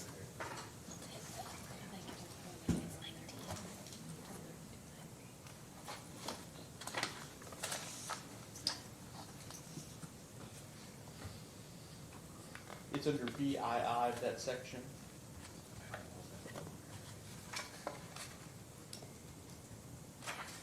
So, that standard engineering method, are the cost and savings calculated in your analysis based on assumptions or specific to Water Service Kentucky? It was based on assumptions. Okay, thank you. And can I just ask, Mr. Young, can you speak up a little bit when you're asking questions? I I'm having can, a lot of thank time. you. Thank you. And I'll scoot the mic over a little as well. Appendix A, Exhibit A of the capital project cost projections. The the AMR, AMI cost benefit analysis, you include a 10% contingency for larger meters. Do you actually know the specific numbers of how many 5/8 inch meters there are versus larger meters in that system, in the Water Service of Kentucky system? No, sir, I don't. Okay.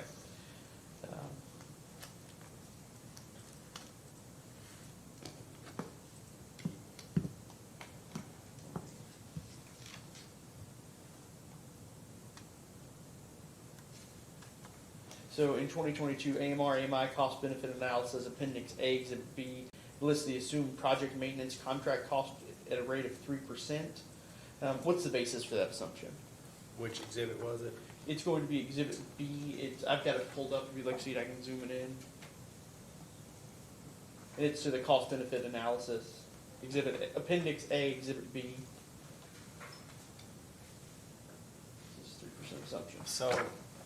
So our understanding of the project was that it would be a single phase, and the project management cost was a fee that was associated with the consultant engineer to actually handle the project. In other words, write the contract documents and specs, bid the project, and handle pay requests. And so that fee would have been 3% based on, I think we use like RD, which is the Rural Development Scale.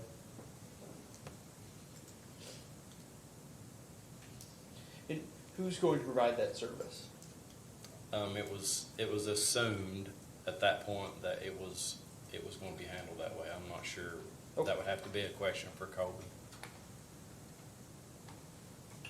So Exhibit C, that Appendix A, Exhibit C to the cost benefit analysis, it has this 1% assumption for estimated project cost. Same question. What's the basis for that assumption?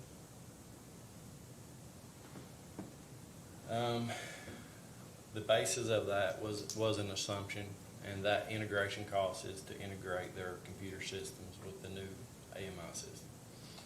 So what all's included in that cost, and do we know who's going to be responsible for? No. Okay. Appendix A, Exhibit D of the cost benefit analysis. There's a 25 or 0.25% meter failure rate. We're just wondering, same thing on that one. What's the basis for that?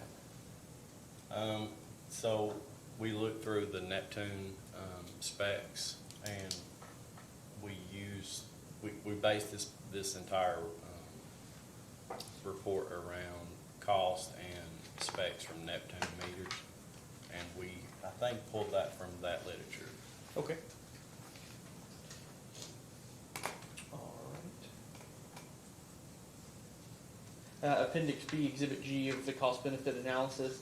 What's the basis for the assumption of the $100 cost for the conventional water meter replacement? Is that also from that? So a conventional water meter replacement cost, we assume that the typical mechanical, we'll call it, water meter that they're using was about $100. And the labor to replace that was $70. And that labor is not direct labor. I assume it's got an overhead rate with it. I'm sorry, I missed that last part. The direct labor, the $70, that's not $70 per hour. That would be the entire cost that the company would incur for that replacement. Do you know how you came up with the assumption that $70? What went into it? No, sir. That's fine. Thank you. Exhibit J, Appendix B of the cost benefit analysis.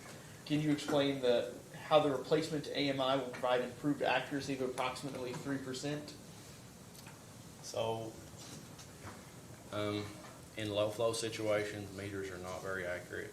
And so I think AWWA, which is American Water Works Association, helps with, getting a little bit of feedback, sorry, helps with determining some of that. So Neptune meters, a 5/8 meter, I think, had a 1.5% out of the box. Some of the bigger meters may have like a 3% inaccuracy. So a new meter would be 3%. And so typically with a mechanical meter, which is what they have now, they're replaced every 10 years through 10% per year, I think is what they're currently doing. So it's known that those meters don't speed up. It takes the water to actually turn those meters, so the wear and tear on those mechanical parts inside actually causes the meter to slow down over time. And so we know that that with time that they actually slow down and become more inaccurate, hence the reason they're required to replace those pretty frequently. So I believe 3% to be a conservative difference in the wear and tear on what they have and their replacement compared to what a new one is.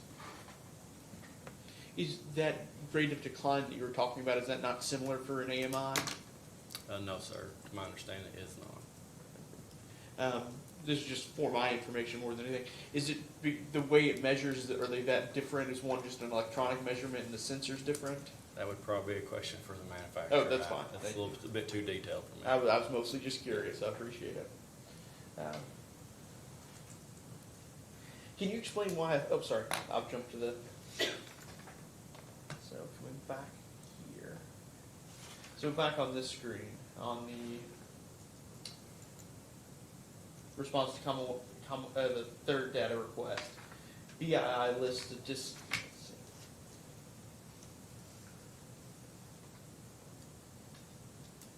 Yep. So coming here, the revised study was analyzed with an average inflation rate of 5%. The question is, why is it 5% instead of what the Federal Reserve would set for a 20-year break-even inflation rate of 2.64? So in the report, and I don't think the 5% or the 8% was used, it was a 2%. I realize that's up there. Okay, But if you look in the actual calculations, it looks like there was actually 2%. gotcha. Or So- less. So that number wasn't actually used then? No, it was not used, so, Thank you. and that was a basis of discussion early on with inflation, the way it has been the last couple of years, being abnormal. Of course, I lost my place.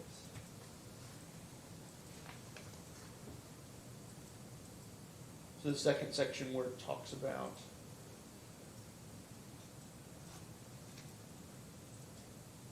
Are you talking about? so when preparing a cost-benefit analysis for an investor-owned utility that does not have USDA debt, can you explain why the federal discount rate is appropriate? So you're asking why the USDA, so USDA publishes a document that refers to the OMB, which is the Federal Office of Management and Budgets. And so with that, we have in all of our other projects prior to this that pertain to water, use that discount rate that is published by them, and that discount rate is actually, we use it for life cycle cost analysis. That's what it's for. So maybe I didn't ask the question correctly. Should something not be different? Should it not be something else when it's not, when it's a investor-owned utility that does not have USDA debt? So there's not a lot of information out there to use and make those assumptions from. And so when we see that, it was a 2.1. And of course, inflation, we know was a little bit of an unknown for the last couple of years with COLA being, I think, 5.9 last year. So that's the data, that's the only thing that we had as far as firm data that could be supported. Thank you. So going back to the application, it's Exhibit 35, I believe this is. Can you explain why the Water Service Kentucky's weighted cost of capital of 7.64 should not be used as the discount rate? Here, I can zoom in, I I apologize. don't think I've ever seen that. And if you're not the right person for the question, just. Yeah, I don't think I'm the person for that. All right, thank you. No more questions, you're on. Commissioner Reagan? Well, yes, the one else I asked. So, You ever done work for water service before? No, sir. Do you do work for Pineville? Yes, sir. Any of the utilities in the, those like 500 water utilities in Harlan County? No, sir. Okay. What are some of the public water, do you all go to Tennessee? Yes, sir. Tazewell, any of those entities in Tennessee? Yes, sir. So do you all do anything for any non-publicly owned water utilities? Not out of my office. Okay, so it's mostly water districts, city systems, Yes, sir. or I guess, Tennessee has something weird, like utility commissions or something like that. They have a different name for it, but that's, it's usually publicly owned entities that you work for. Yes, sir. Okay. So Mr. Young's question earlier about using the utilities cost of capital as the discount rate, that's not something you've necessarily used before in a present value revenue, or present value calculation? Yes, we've used it before. You've used the utilities cost of capital? I guess I don't understand what cost of capital is. Yeah, so like, would you all use the utilities, weighted average debt rate? I've never used that, sir. Okay.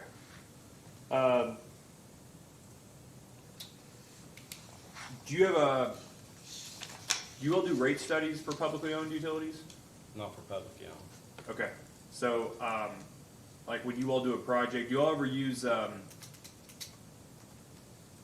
these, we call them 023 cases here at the commission, but they're basically, you get money from RD, or you get a loan from RD at the same time, RD requires you to set your rates at a certain amount. Do you ever work for utilities that do that, to get a RD amount, and RD sends you a letter that says you have to raise your rates to this amount in order to accommodate this new project? Yeah, and typically that's handled at the utility level. We really don't get in those details very often. Okay. The reason I ask is that most of the utilities, publicly owned utilities, set their rates, even if they do set their rates to cover depreciation expense, they usually just set it with a little bit of cushion based off of their interest expense or like a debt service coverage amount. Is that your experience? I wouldn't know, sir. Okay. Well, today you've heard the conversations we talked about earlier about return on equity with Mr. Diascentis and cost of capital and weighted average cost of capital. You got the question a second ago. Investor-owned utilities get a return based off the amount that they've invested, and the return is it's high or low depending on who you ask. But they're incentivized to they make more money effectively. They make more money the more they invest, right? But the reality is they don't make money on expenses. It's a pass-through effectively to customers. But they do get a return on the amount of investment that they make. And that's one of the things I wanted to ask you about the calculation was you treat expenses and capital, operating expenses and capital exactly the same for purposes of the calculation, right? Yes, sir. But, let's just say hypothetically, if expenses were $1 for $1, and every time you invested $1 of capital, instead of it, the depreciation expense being $1, if you also had to include a return, that would by definition increase that expense, right? Yeah. That's not something you necessarily took into account when determining the present value We costs, didn't take right? any account in return, no. Okay.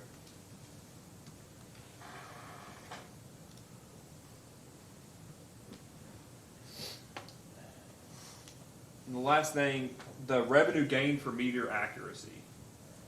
So the revenue gain for meter accuracy, there's the definition of, or like what the basis of that is in the document. It's on page 5. I'll just wait for you to get there, that's okay.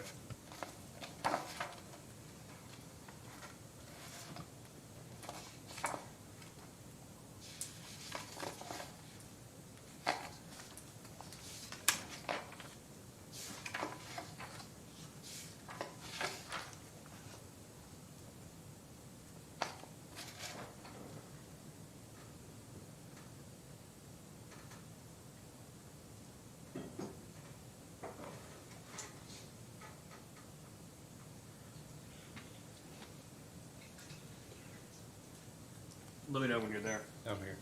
Okay. So you've got, let's see here.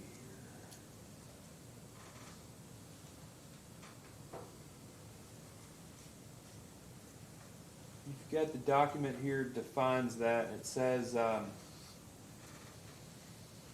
revenue gain from meter accuracy, improved registers and meters can increase meter accuracy when compared to, I think it's supposed to be compared, but when compared to aged technology and under-registered meters, a 3% accuracy improvement will be considered here, right? So you compare that to the current meters that are in effect, right? Yes, sir. But if the utility's proposal is that going forward, they're gonna put these same meters in regardless, and if the commission doesn't approve the AMI, it's not gonna include just the communicating module that goes on it, then there should be a revenue gain either way, right? So can you repeat that one more time? Yeah, so these are meters that have a communicating module on them, right? Is that your understanding, these AMI Yes, sir. meters? But they can be installed without the communicating module on them. They're just dumb meters that you would have to manually read, So right? communicating module needs to be there in order for them to walk by. If you're talking about a lower level, just AMR, Yeah, AMR, AMI, but you can, there's the meter set, and then there's the communicator, right? yeah. But you can, let's just say the communicator's busted. It still measures water, right? And you can walk up to it and see the measurement, Yes, sir. right? So the benefit, the revenue gain is just from the fact that it's a new meter, a new non-electromechanical meter, right? Yes. Not necessarily the fact that it could either, with like AMR, it does the drive-by or the walk-by, or AMI, which it magically shows up on your computer either through a RF mesh network or through the cell towers. Right. Right? The meter, though, can be you can either have the meter that's effectively done with no communication. It could have a AMR module or an AMI module. Is that your understanding? Correct. But the benefit derived from revenue gain from meter accuracy is the revenue gain going to be the same regardless of those three instances. So the revenue gain that we're explaining here would be the difference in the old meters versus the new meter with the better accuracy. But it wouldn't matter whether it did the communication or not. Correct. Okay. And then I just want to make sure I understand, you were talking earlier about the 10% replacement. Are you aware that the commission requires through its regulations that meters be tested at least every 10 years? Correct. Okay. Is that your understanding of why they have a replacement rate of 10%? That they just, that I means may have misspoke. That's what I meant. They were testing 10%.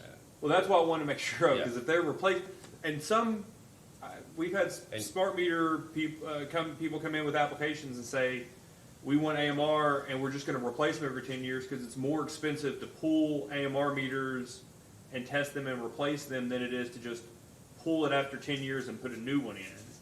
But was it your testimony that you just meant there's a testing regime of 10% of the meters get pulled every year to be tested and then put back? So Or they're actually physically retired and replaced? So in this report, we assume the life cycle cost analysis of the existing meter was only 10 years.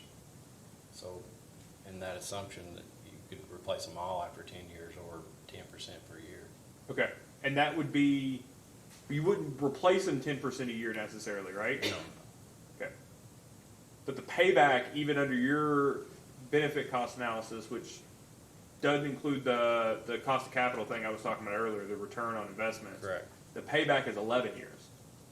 It was 10 and a half, we estimated that. We were being very conservative with our numbers on That's fine. I mean, I just want to make sure I understand. So that basically, the payback is 10 years, but that's also the life of the meters. So on the AMR, AMI, the life expectancy from the reports that we're seeing is 20 years. That's right, but it has to be at least tested every 10 years, right? Yes. And so you included, did you include costs for the testing? Well, it was the testing had to be done either way, correct? So no, Okay, we didn't, because we assumed that was gonna happen regardless. So it's Okay. kind of a wash. and you assume that they can be pulled, tested, and put back and with no issues to the mechanic, or to the electrical Yes. components? Okay.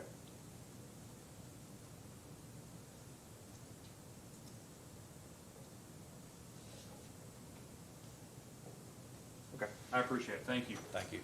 No redirect. All right. You can be excused, I appreciate you being here today. Thank you, Mr. Chairman.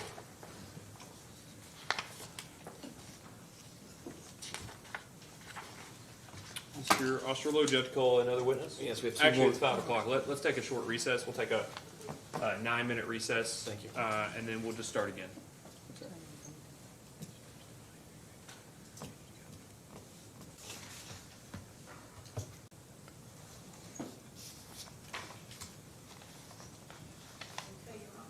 All right, we're back on the record in case number 2022-00147. Mr. Osterlo? Thank you. Our next witness is Colby Wilson, and while he's going to witness stand, I ask that Mr. DeStefano be excused or be permitted to be excused. Is there any objection? No, No, All right, thank you all. That'll be fine. Mr. Osterlo. Thank you. Please raise your right hand.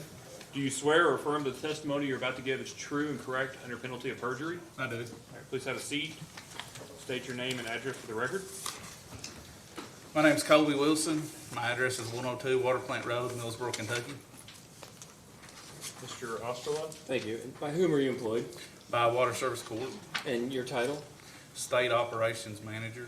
Did you prepare and cause to be filed in this matter both testimony and rebuttal testimony? I did. Did you likewise sponsor responses to data requests? I did. Do you adopt that testimony and those responses as your testimony here today? I do. Thank you. Mr. Chairman, this witness is available for cross-examination. Ms. Potter? Mr. Wilson, you, who makes the decisions at Water Services on whether to add new services? New customers? We add new customers all the time. There's no, anyone that pays a tap fee can be added as a new customer. Okay, so if you're contacted by a business and they ask for, to get, specifically, we have a new nursing home coming in. Mhm. And have you been in contact with that new nursing home about? I have. And is it ready to go? They did not request water service from me. They asked me if I had a line present where they're proposing a new building, and I told the lady no. And she said, okay, that's all the information I needed. And we ended the call. So you have to ask a certain way. All she asked was if we had a water line on the property. I asked if she wanted water service, and she said, no, I want to know if there's an existing service. Do you remember who you talked to? I do not. Okay, because she's not in charge. It was a project manager for whoever the firm was. Okay, and as far as the development outside of Clinton, were you the one that talked to Judge Wilson? Me and Mr. Whitney did, yes. Okay, and is that a project you're going to do? We had discussed it. There's a clause in our tariff for line extensions, so we had discussed it with him, but it's never progressed since that initial conversation. All right, so I can take back that you're ready to continue discussion on putting Absolutely. those lines in. Absolutely. Okay. Mr. Wilson, has the water company grown customers in Clinton since you've been a manager? No, it's basically stayed the same. Basically stayed the Yeah, same? you have some peaks and valleys in it. And what, do you know what service, what internet service is used in Clinton for your water company? What, internet? No, Yeah, I what- do not. Okay, okay. Has anyone ever complained to you about their internet connection? No. Do you have any idea how many customers in Clinton use the new, I'll call it an app, but it's actually a website.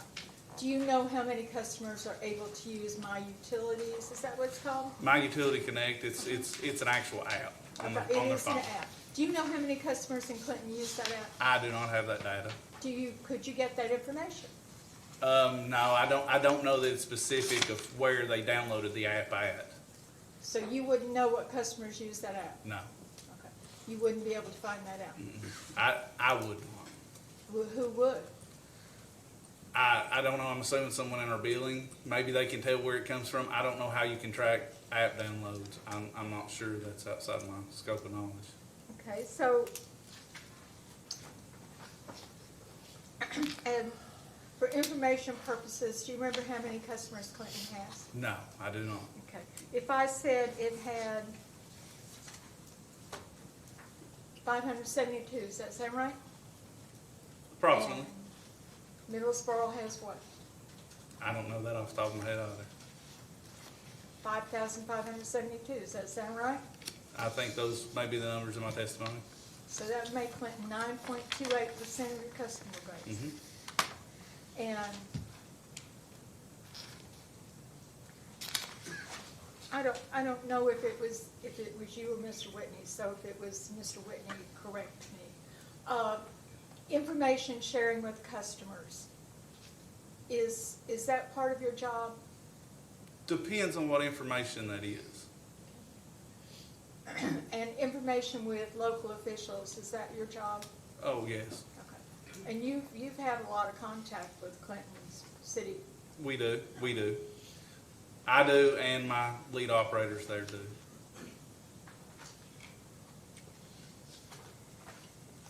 And you were aware that there were repairs that had not got done until you got involved? Yeah, I was. No one had brought those to my attention, and as soon as I found out about them, I made sure they got fixed. Okay. Who would have been the person to bring those to your attention? I think I actually seen them in the data request. It was the first time it was ever mentioned to me, was in the data request. And feel free, Ms. Potter, anytime that those come up, Mr. you're Wilson, more than I welcome haven't, Shannon can I'll speak. fix anything. I appreciate that, because I'll have a list. Absolutely. Were you, you have 2 employees in Clinton. Yes, ma'am. How do they allocate their time? I think they need 24/7 coverage. They do. They do have 24/7 coverage. We have, they work a normal shift throughout the day. We usually start our water plant. They come in and do their plant checks around 6 in the morning, and then that employee will leave around 2. The other one will come in around 7, work till 3:30, and then we have an employee that's on call around the clock Okay, where is that employee around the clock? in Clinton. So you actually have 3 employees? No, I have 2. You have 2 employees? I have 2 employees. Okay. If there is an emergency, are the 2 employees, have they been sufficient? Absolutely.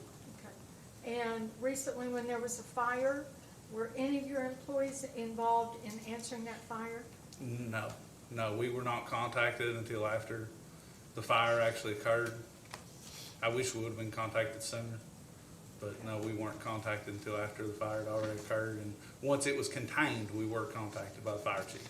Okay, were hydrants used? I'm assuming, I'm not sure, I don't know. Those are details I'm not aware of. How often are you in Clinton? At least once a month.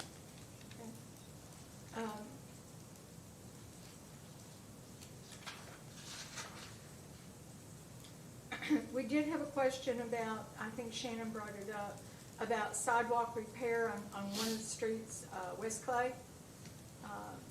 Will you repair the sidewalk when you tear up the street? Absolutely. That's in the cost estimate, is the sidewalk to be replaced new, not in its condition that it's in right now, to be replaced new after the water line's moved out of the road. Okay.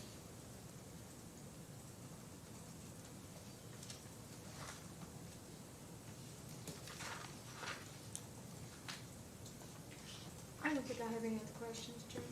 Ms. Good? Thank you, Chairman.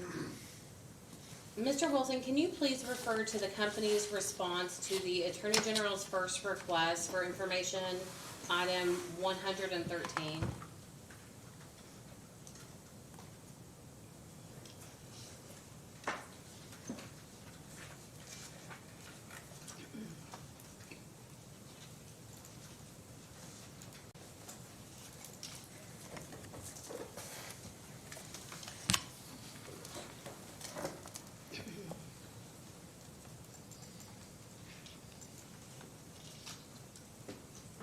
Okay, You were the witness for this response, is that correct? I was.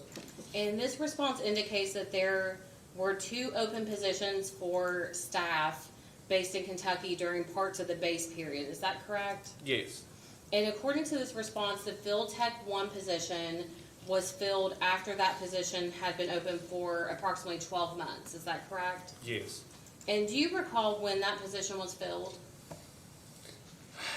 Not an exact date, I do not, but it was in the first quarter. Chairman, the Attorney General's office will request that information in a post-hearing data request. Then the response also mentions that the student operations apprentice was an open position, is that correct? It was, And that position was open for at least 14 months, right? yes, And it was finally filled in September 2022, is that correct? that is correct. While these positions were vacant for extended periods of time, did that cause your staff to work any additional overtime? It did not, we didn't accrue any overtime. Due to lack of staffing. I mean, we did have overtime, but it wasn't due to lack of staffing. Did you hire any outside contractors due to these extended ma'am. vacancies? After these 2 vacancies were filled, after being open for such a long time, do you know if there have been any expense reductions tied to any potential less overtime or outside contractor expense? Not that I'm aware of. Can you please refer to the company's response to the Attorney General's second request for information, item 24?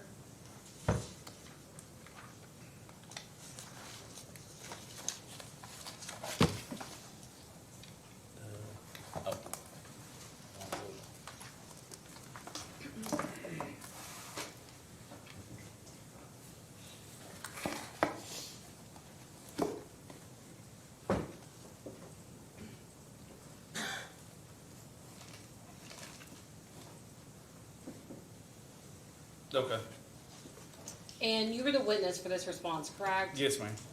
And this response is describing some of the other tasks that the current meter reading staff can perform if AMI is approved, is that correct? It is. And can you read the next to the last sentence into the record, starting with "this time can also be spent"? This increased time spent with customers can, oh, sorry, wrong one. This time can also be spent on infrastructure, maintenance, improvements throughout the system without relying on outside contractors. So what type of work are outside contractors performing for the company while the meter reader employees are currently reading meters? New water line lays, new water main lays, new service line lays, stuff of that, valve insertions, Is that for Middlesboro and Clinton? yes. And did the company project less outside contractor expense in the future test period as an expense savings due to AMI potentially freeing up the meter reader's time? I'm not aware of, Do you know who would be aware of that information? probably Mr. Kilbane. Mr. Whitney may.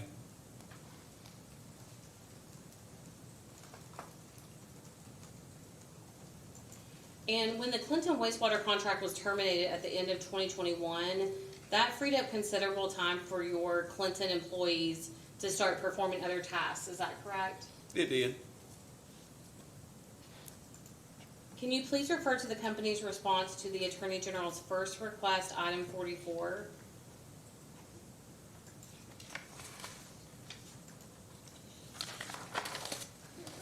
Wrong book.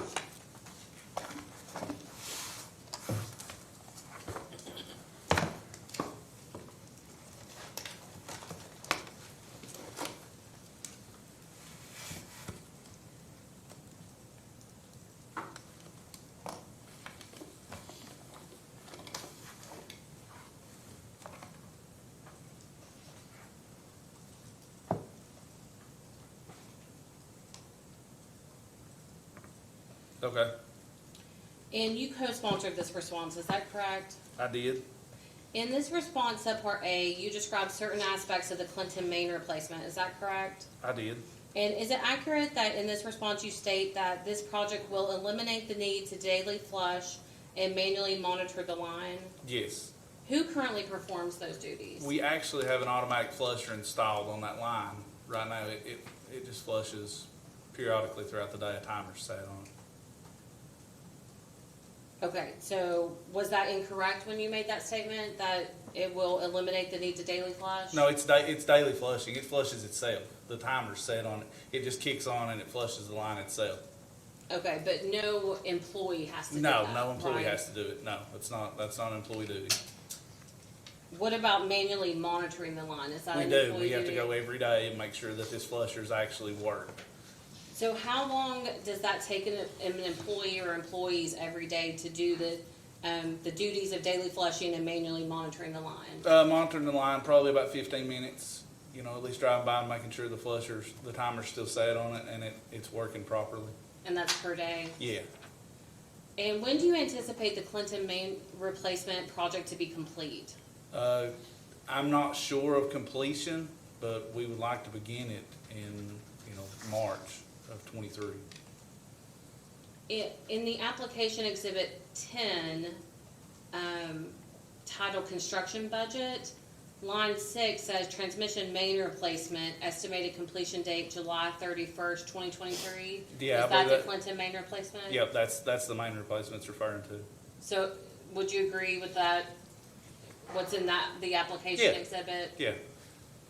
Do you know whether the company projected less expense in this case since it will no longer need to perform the line monitoring or any of the flushing once that Clinton main replacement project is completed? I do not. Do you know who would know that answer? Mr. Kilbane may. Would Mr. Mr. Whitney Kilbane. potentially know? Mr. Whitney, would he potentially know? He may. And going back really quickly to the initial line of questioning concerning the Field Tech 1 position that has been filled after being vacant for 12 months, as well as the student operations apprentice that has been filled after being vacant for 14 months. If your staff did not have to work any overtime when those vacancies were occurred, then what is the justification for those two positions? We had to for the Field Tech 1, at that time, we were having to redeploy employees from the water plant. We were having to take away from their maintenance jobs there to do meter testing, pull meters and stuff like that to maintain compliance. The apprentice allowed us to when we hired those two positions, it allowed us to have adequate employees both places in our distribution system and at our water treatment plant. I could not understand the first part of your response. Could you just repeat that? We test all of these meters in-house to reduce cost. So we were using water plant employees because that's where the test bench is located. So rather than using them and taking them away from monitoring the water plant, we were able to free them back up to their normal duties when we hired this person. I have no further questions. Council? No, Your Honor. I do not. Is that test bench approved? Yes. I asked earlier about vacancies. There's only one vacancy that Mr. Kilbane discussed, which is the one related to the engineering, what's that? Yeah, Salary that's in Mr. Kilbane's rebuttal testimony, that's something like $18,000 that's allocated. Have you had any vacancies this year? Yeah, we had one. We've hired the apprentice from the high school. It was vacant. We filled it, but we've not had. Did you have very many applicants for that position? No, we really did not. It's actually another employee's son. Once he found out, he was really interested. How about last year? Did you have any vacancies? We did not. I actually went to the high school twice and tried to get, you said vacancies. I'm sorry, I thought you meant applications. We did. We had that one Field Tech 1 position vacant. Okay. No applicants for that? Very few applicants? Very few, very limited qualified applicants. How about the year before? Very many vacancies in 2020? Not that I recall.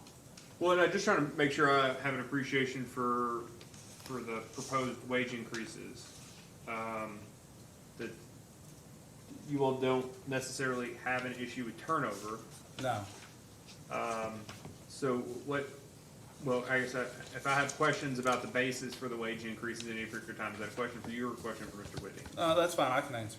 I just want to make sure Yeah. you've got personal knowledge. So what's the basis for the wage increases that you give? The basis is, as employees are growing older, it's getting harder to draw qualified employees into this profession, especially when your neighbors down the road are paying more than you are locally.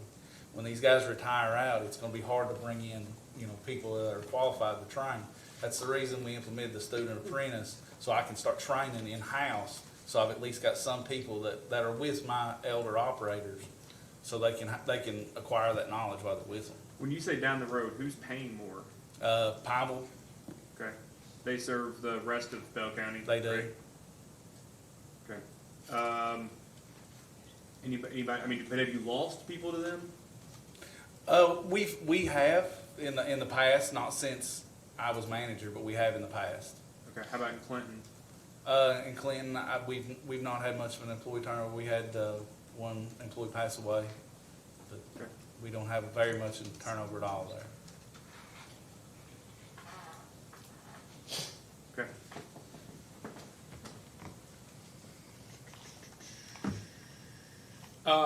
Are you in charge at the utilities, or the two different service areas of, well, let me ask this. What do you all do in order, if somebody is in arrears, hasn't paid, what process do you all go through in following up to ensure that the arrearage doesn't turn into bad debt? We call, there's a phone call made to the phone on the account, then once they're not reached, then a service order comes out to hang a door tag. Once the door tag's hung, another 30 days is waited, and then they're turned off once they've refused to contact us. And post disconnection, what do you all do with collections? Post disconnection, another attempt's made with the door tag, and I'm assuming more phone calls are made too, but through our collections department once it makes it to collections. Well, so that was what I wasn't clear about earlier. What do you all turn it over to collections, or is Yes. that done when you write it off? Yeah, Do you all sell the collections? once it gets past that initial part, and then it's most of the time it's sent on to a collections department. And that's an internal collections department. That's not like you all don't sell it to a collections agency or That something like I that. don't know. I wouldn't be able to answer on that. All right. All right. I appreciate it, Mr. Wilson. Mr. Osterloh. No redirect. All right. Thank you. You may be excused. Thank you. So we'll go off the record for just a minute, take a short recess, and then we'll come back on.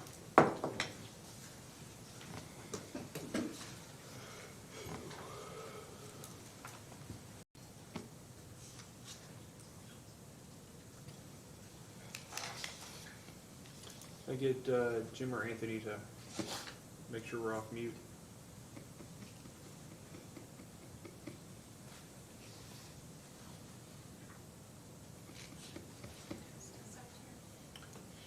There we go. Thank you. All right, we're back on the record in case number 2022-00147. Mr. Osterloh, would you like to call another witness? Yes, our next witness is Seth Whitney.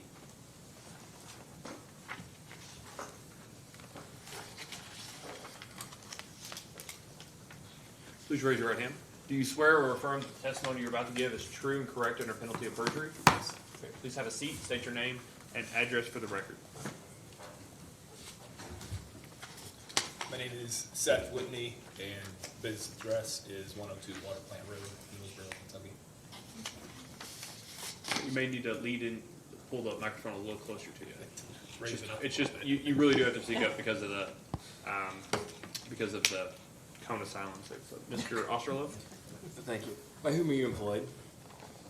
I'm employed by Corix Utilities Infrastructure, but my responsibilities include all of the North region for Corix, which also then directly responsible for Ohio and Kentucky, including WSCQI.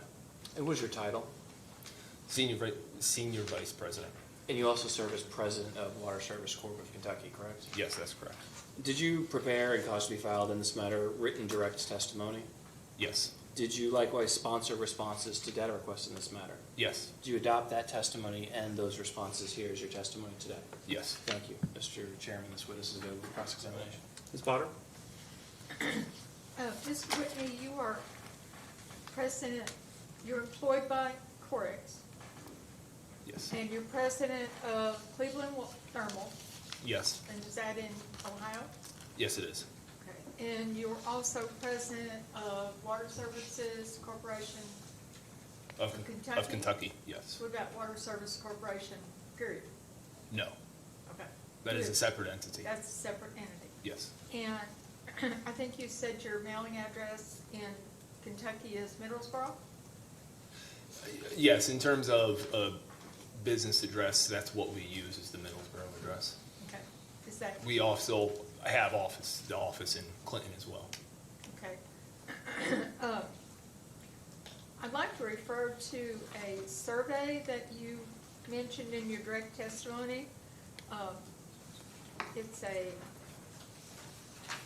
NPS survey. Yes. Who conducted that survey?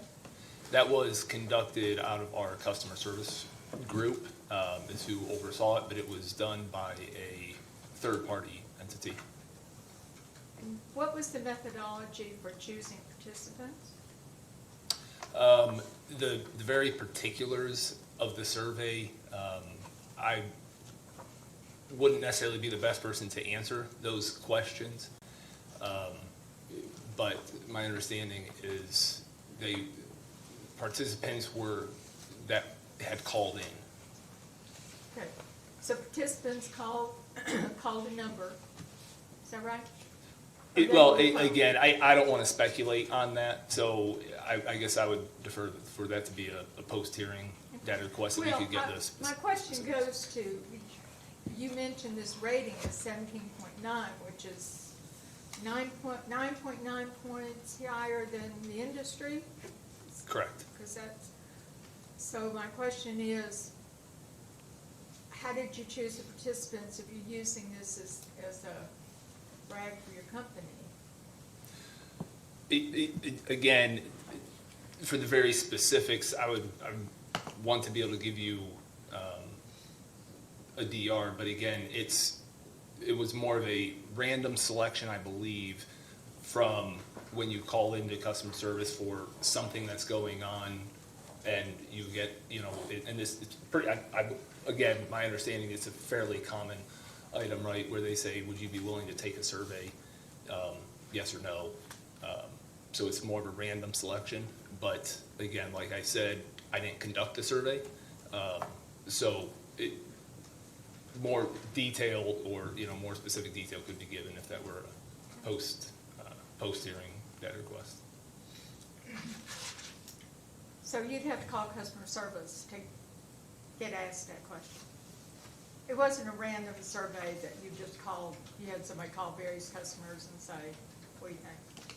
Correct. That is that's my understanding, that it was more of the conducted as a result of somebody for whatever various reason it may have been that contacted customer service. And again, these are common if you call into just whatever industry it may be, and they ask you, if you're willing to take a survey, please stay on the line. Okay. I've never called customer service and I'm a customer, so I just wondered about that. You said that part of your job is maintaining a relationship with local city leaders. Have you been contacted by our local leaders about running water to the new economic development park? Have you had this discussion with anyone in Clinton? One time when I was actually in Clinton, somebody had stopped by the office and asked about that, and similar to Mr. Wilson's answer when he was asked that, similar question was, we have a tariff structure such that allows us to do that, and that was the extent of the conversation. I've talked with Mr. Wilson to say, hey, we just make sure we keep tabs on that, but we have had no formal requests or nothing further than that. It was simply he had stopped by one time, and we were there.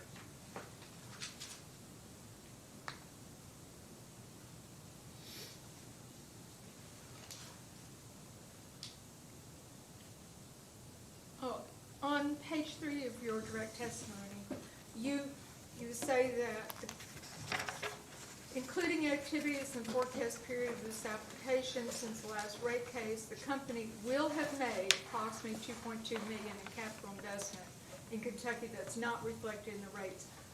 What, can you characterize those $2.2 million? Where were those improvements made, or have they been made yet? Let me, just to Page make 3. sure I'm answering correctly, let me take a second and read that.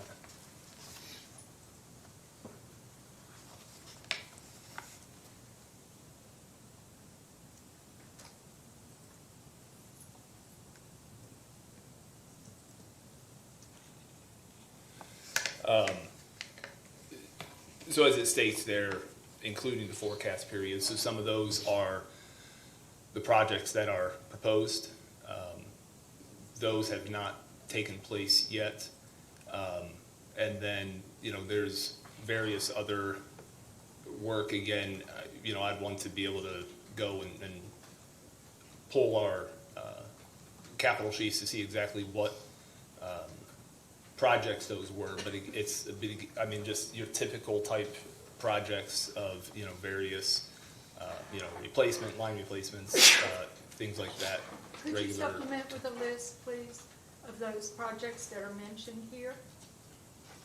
Yes, we can. I believe they already would actually be Okay. in some, some form of, Okay, I'll find it. That's If been there- submitted, I couldn't but- find it, so. But some of them are speculative? Is well, that no, right? as we state there, that it says including activity in the forecast period. So some of those would be what would be in the forecast period. I have no further questions. Ms. Godin? Thank you, Chairman. Mr. Whitney, I need to go back to a couple questions deferred to you by Mr. Wilson. Do you know if the company projected any less outside contractor expense in the future test period as an expense savings due to the AMI freeing up meter readers? I do not believe so on the contractor expense.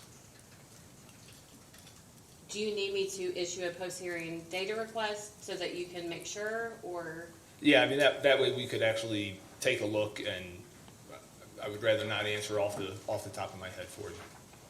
And similarly for the question of, do you know whether the company projected less expense in the case since it will no longer need to perform the daily flushing and line monitoring in Clinton once the Clinton main replacement project is complete? So that one's a little bit different because with Clinton, it's a small system. And one of the challenges we have there is no matter the size, at a certain point, there's only a limited number of people that you need to have, just from the ability to respond and take care of things that come up, but also from a safety standpoint. And so, we only have 2 individuals there as it is. The specific tasks that you are speaking to is really just a, time, labor type thing for somebody to go by. So we can't really project any lower than 2 because 2 is really the minimum, for us to get down to out there in Clinton. And Mr. Whitney, how long have you been president of Water Service Kentucky? I took over in January of 2021. I'm sorry, did you say January 2021? That is correct. Are you aware that the pending case will be 3 rate increases on Water Service Kentucky's customers since 2019? I am aware.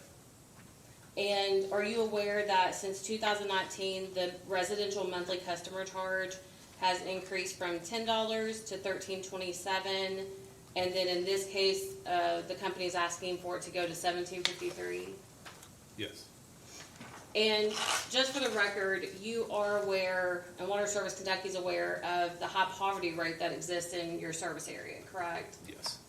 Subject to check, would it sound correct that the city of Clinton, which is in Hickman County, their poverty rate is 20.9%, and Bell County, which is Middlesboro, is 29.8%? Subject to check, and I've got no reason to believe you wouldn't give the accurate number, so. It's actually in the record. Okay, yeah. I can refer it to you if you would like.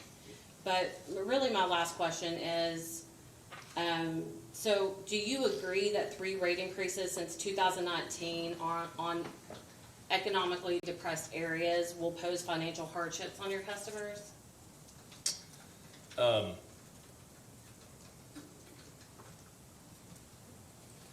don't necessarily agree.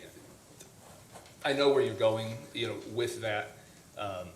But obviously access to good, reliable, safe, clean water is very important. And if they didn't have that, the impact and hardship that would provide also would be significant. So I think we have to be prudent and responsible, to make sure that we are able to provide that access. So, we obviously weigh that considerably as well. And I appreciate that response, but I don't feel like it was really answering my question.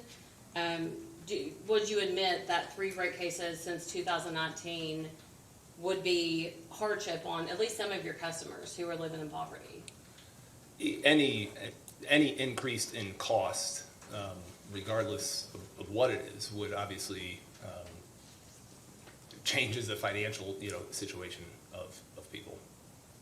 I have no further questions. Thank you, Chairman.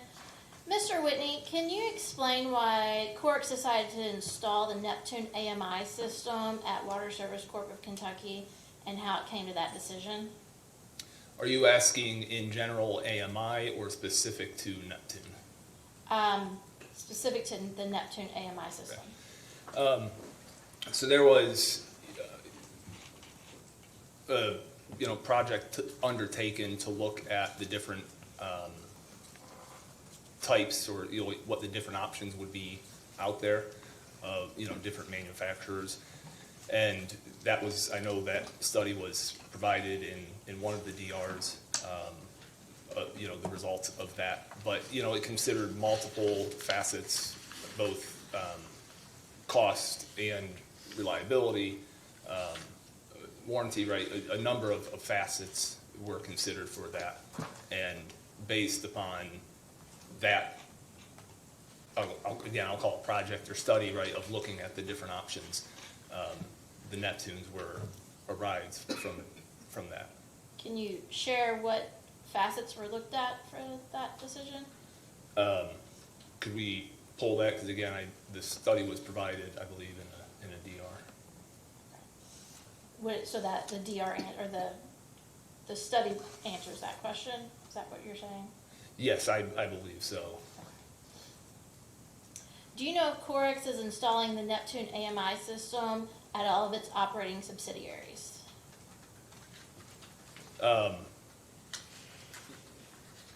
So we're not similar to the considerations we've taken for WSCKY.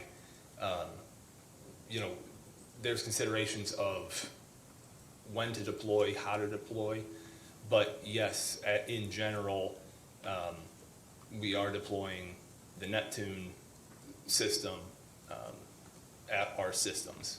Not necessarily every system we have in 2023, but again, in a prudent, reasonable fashion, we're utilizing the Neptune system and deploying it to our systems. Okay, so just want to make sure I'm understanding you right. So eventually it will be in all the subsidiaries, operating subsidiaries, just not necessarily all at the same time? That's what we're moving. Deployed all at the same time? Yeah, I mean, that's what we're moving towards, is to deploy AMI.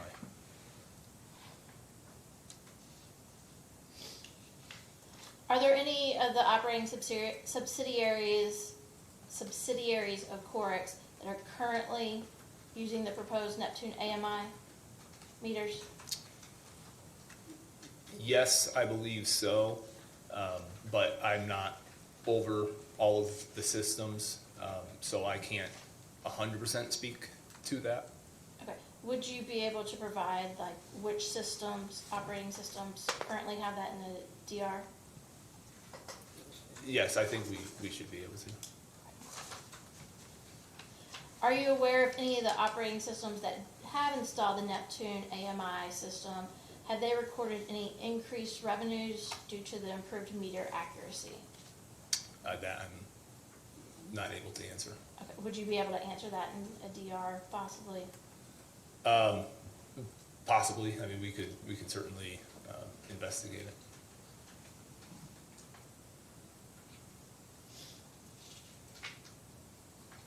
Can you explain why Corex did not prepare a cost-benefit analysis before it decided to install the Neptune AMI system? So the cost benefit analysis that we used, you obviously did end up getting to, specific, here in Kentucky for this case, but in more just in general, we know the benefits of AMI in terms of, even just kind of industry-wide, both the actual tangible costs, but also the intangibles. So we knew that was already the direction that we needed to go. The cost-benefit analysis that was done by Vaughn and Melton obviously, supported and showed that. But just based upon, information and industry information,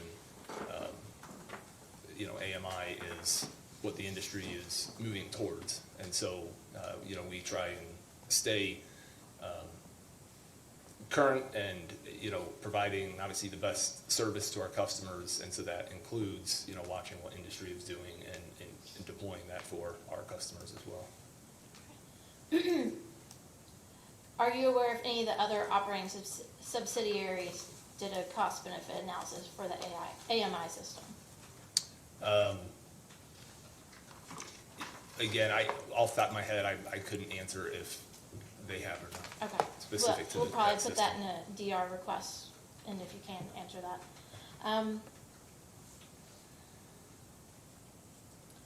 Has Water Services Corp of Kentucky provided documentation to show its current meters are registering slow?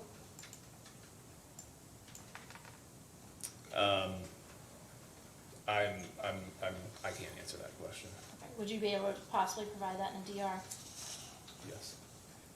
And one last question. And I guess just for clarification on that, when you say, provide, are you talking to just in general, like from a request from this case, or in some other form or some other fashion, that we have to register that information?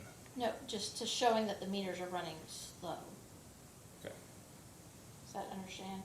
You understand what I'm asking or not? Yeah, no, I'm very clear on what type of documentation. I guess I was asking what form of, you said, am I aware of any documentation that we've submitted? I guess my question was submitted to where? Submitted in this case or submitted in some other form of, to the PSC or, some requirement that we have to submit? Just whether it's in this case or something internally that you all have, or really just across the board. Okay. Let's see. And then one last question is, do you know if the installation of the Neptune AMI system will result in decreased employee overtime hours? Once it's fully deployed, I do think that could be realistic. But again, it would be once the entire system is put in. So, we've proposed to phase this in, and there's, reason for that to, to do it in a, again, prudent way where we're not having such a large capital hit all at once, but to phase it in. But to really start to realize some of the tangible costs of the system, those will happen, again, they don't happen day one. They happen once, once the system's actually in terms of, so like the forecast period, right, is the AMI system being installed. And so we would not realize any of those savings during that forecast period. Future periods, yes, but then also, as I said, once the full system is put in is when you really can start to recognize those savings. That's all the questions I have, Chairman. Yeah, Mr. Wilson, how do you keep records of work you do for your customers? So we have a asset management system. Electronic? I'm sorry? Electronic? Yes. Okay. And that would be able to store any work papers with contractors or your employees working on any customer? Right, because typically that would, if our employees had to go out to, some issue that a customer had called in on, there would be a, field activity generated for them to go do And that work. and it would be kept, you would have an electronic record of it? Yes, I believe so. Okay, all right, thank you.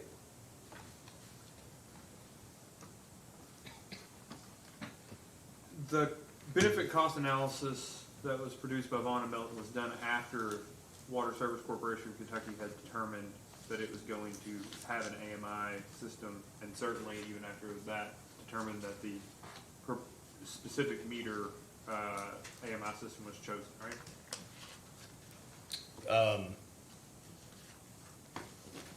Just to make sure I heard you correctly, you're asking if the Vaughn and Melton report was done after Neptune, the Neptune meters were the ones selected? After two things. After one, you determined AMI was the way you're gonna go, and two, after that, you chose the Neptune.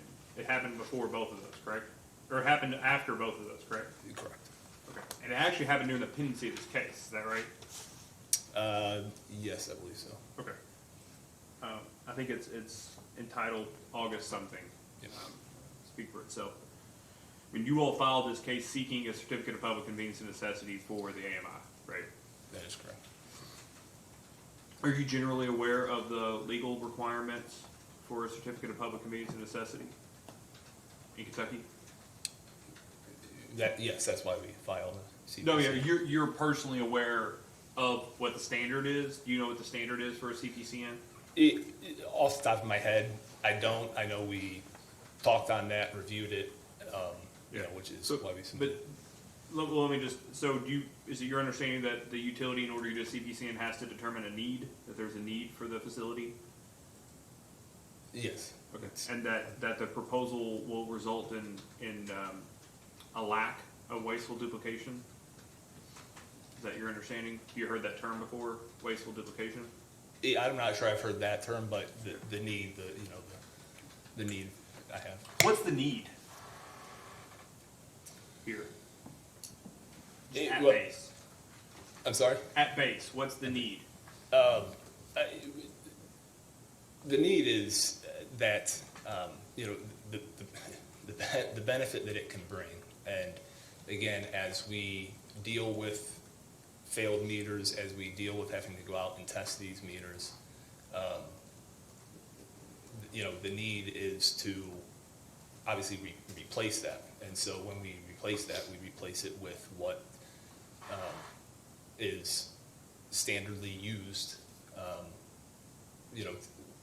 to measure and keep the water system running. So you need to measure usage, right? That, at base, that's what you need to do, right? That's the purpose of meters, is just determine what each customer uses so that you can charge them the rates that the commission has approved, right? Correct. You said standard. Is it your understanding that more than half of America, let's just say, majorities here, that you think that half of the water meters in the U.S. are AMI meters? No, I did not state. I don't believe I stated Well, you said that. standard. That's why I'm trying to figure out what standard means. Standard to me is relatively accepted, but it's what's in the industry, meaning, we're not on, a cutting edge of deploying AMI. Do you know what percentage of America's water utilities, what percentage of America's water utilities are AMI? I don't know. Or AMR for that matter? I do not know that percentage.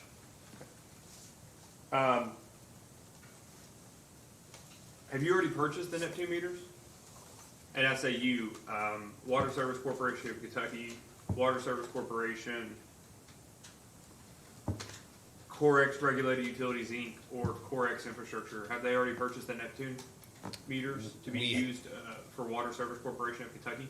No, so we have purchased some of them, again, on just our regular need and requirement to replace on just a regular basis. We've made purchases to install those immediately, just in our normal course of business. When you purchase those, do they include the communicating module? No. Okay. So the 3%, were you here earlier when I was asking Mr. Napier questions? Yes. So I just want to make sure I understand. The meters that you're currently using, the Neptune meters that you're currently using to replace broken meters, let's say, right, are the exact same meters that you would install if granted the CPCN, the only difference being that post-CPCN, those meters would include a communications module? Correct. That's So in terms of the 3% of his benefit cost analysis, that 3% additional revenues, those would be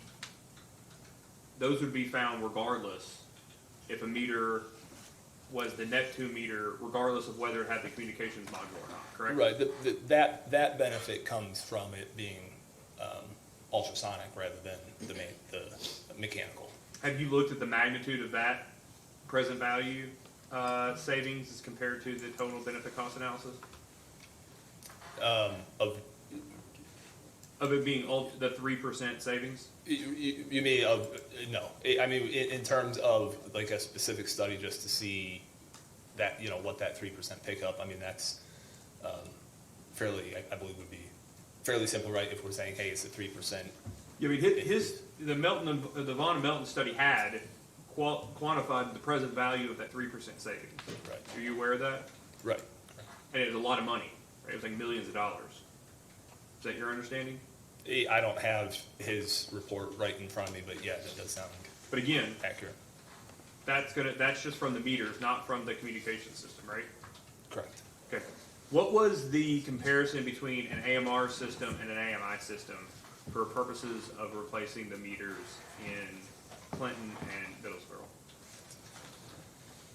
You're asking the difference between AMR and AMI systems? Yeah, I mean, the CPCN, I think the precedent is that the proposal has to be the least cost, most reasonable option. And I'm just wondering how it compared to replacing, instead of replacing with AMI, replacing with AMR, what the difference in that your all's determination of least cost, most reasonable was. Yeah. So I don't have the exact number here in front of me, but it was, the difference between the AMR and AMI is fairly inconsequential. It's not a huge difference as you can imagine, right? I mean, it still a new module, whether it's an AMI or AMI module.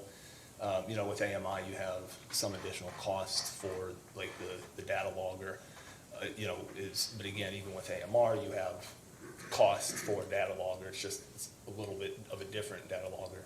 The real benefits of AMI over AMR are where, with AMR, you still have to deploy somebody out there. Now, you're not having to go to every single little individual meter and stand there and take a reading, but you still have to truck roll, go and, collect that data throughout the town.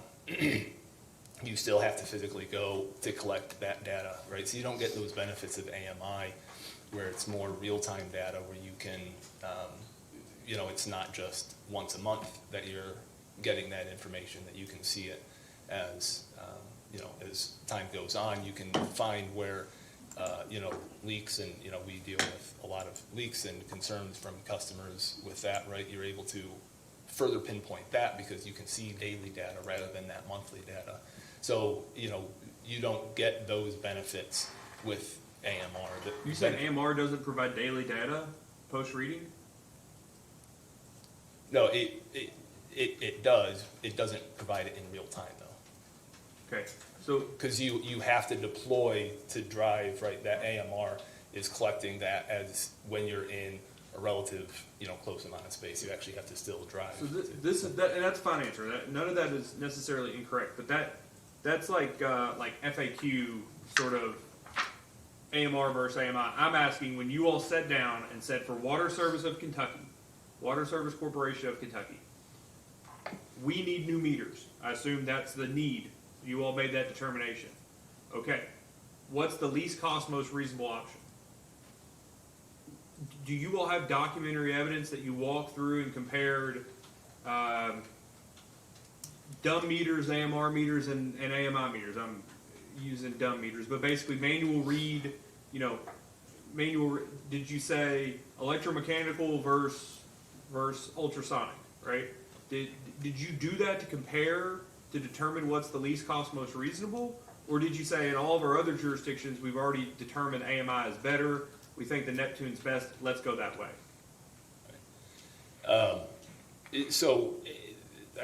There's a number of different facets in there, right? I mean, it's cost and reasonableness. So yes, I mean, we did get costs.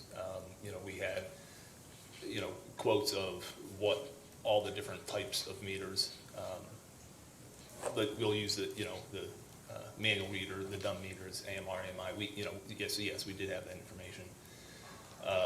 We also considered, in Clinton, right, there's already an AMR system deployed there that's at its end of life.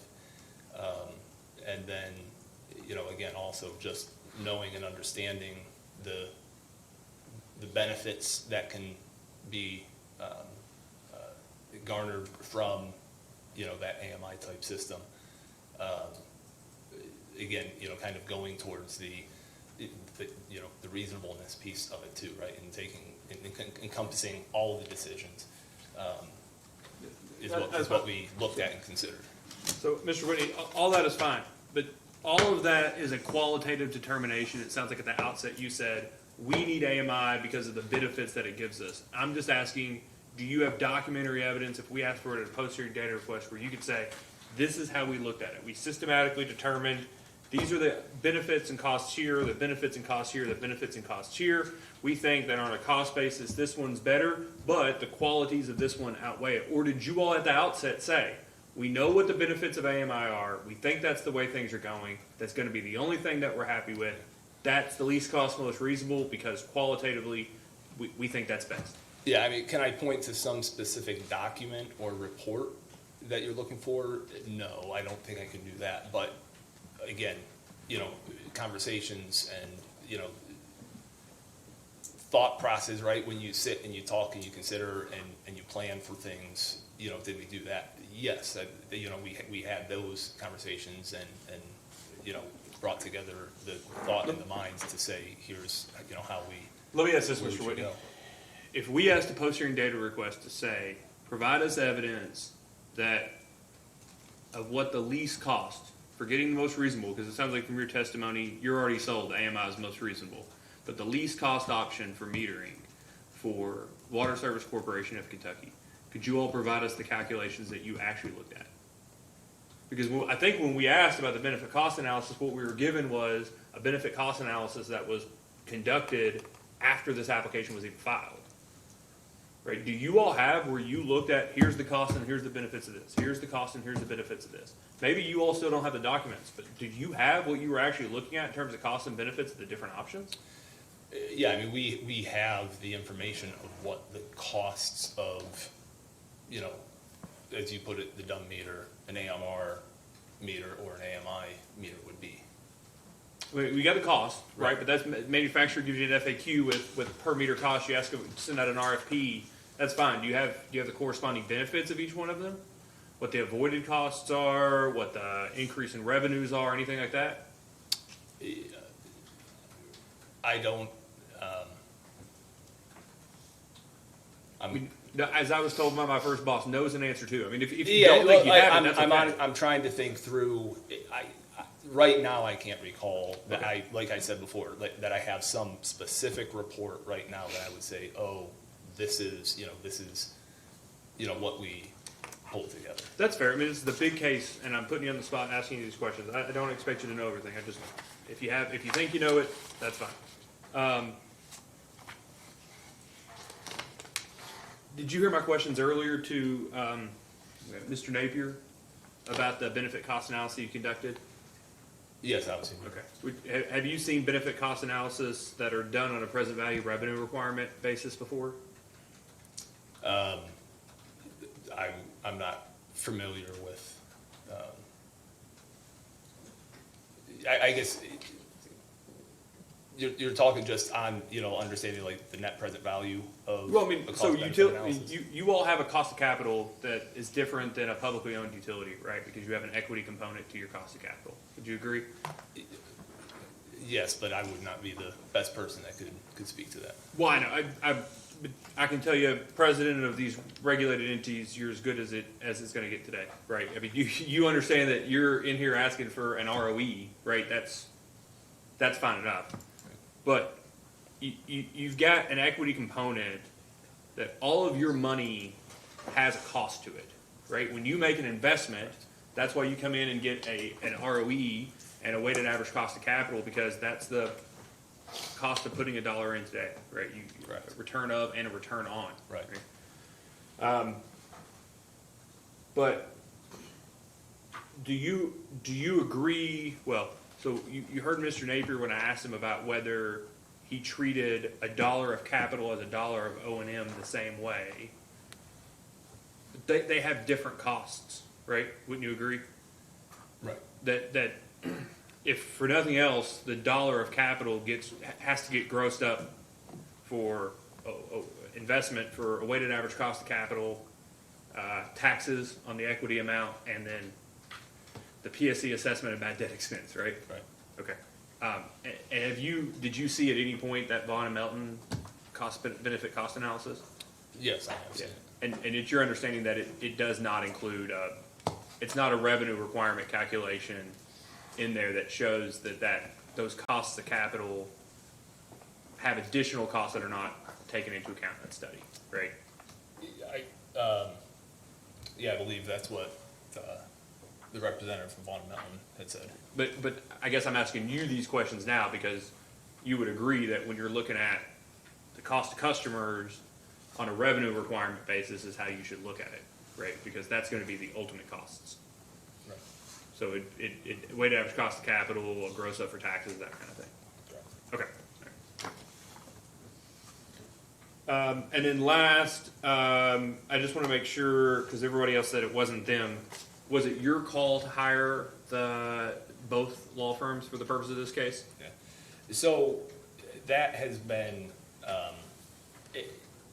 just how we have been going about with our cases. So, it wasn't necessarily my direct decision to say, hey, we're going to do this, for Ice Miller. Obviously we have, consider the whole case, right? Consider what we're up against, what we have to do. The specific decision of Ice Miller, as I believe it was Mr. Cobain, had kind of talked to that they help and represent us in a number of jurisdictions, right? They're familiar with a lot of, what we do, and it's more efficient to use somebody that's already familiar, with some of the corporate structure and things like that. So, that's, I guess that's, like in terms of trying to come down to who actually made the decision to use Ice Miller, if it would, probably be our COO, right? But again, we've been working with Ice Miller for some time. They help us out on a number of things, both rate cases, but also a lot of different regulatory affairs. And so it's natural and fitting that we would use them, to gain some of those efficiencies that can be gained from, again, familiarity that they already have, with our structure things, and you know, as we kind of talked about before, it's, you know, it's reasonable that you'll have multiple legal, you know, representatives on a case, particularly when we talk about, you know, we talked about some of the complexities of these cases, some of the things that we were required to file, right? The switch to rate-based rate of return, you know, some of the other, you know, studies and things that, you know, that we were required to do. And so, you know, in terms of, in general, my decision, the reasonableness to bring somebody like Ice Miller in that already understands those things, you know, I had a hand on in that decision. Yeah, I mean, that's all great, but, I mean, has Ice Miller ever participated in a rate case? I don't understand how Ice Miller has any insight. I mean, that's fine that you all work with them, they've got insight into your company, but the idea that you're having to do things new in this case that seem to be fairly specific to Kentucky law, right? A forecasted test period, the CPCN analysis, you're like half of the things I hear are things that are specific to Kentucky law that I don't know that anybody at Ice Miller even has experience on. But I guess what I'm trying to understand is, if this is so convenient, are you all even looking at whether it makes sense long-term for the benefit of customers to have internal people who can do this instead of paying people an average of $413 an hour on an ad hoc basis that you get to pass back through, or you get the opportunity to propose to pass back through as rate case expense? That to me is the friction. Right. Is it seems very convenient that you go for outside folks in anticipation that it can be recovered as rate case expense instead of inside folks that you carry the cost of throughout the year, but may not necessarily be allocable to a particular operating utility. Right. Yeah, I mean, as I believe it was Mr. Kilbane that had kind of pointed out, right, those costs are going to exist, right, one way or the other, internal or, you know, through Ice Miller.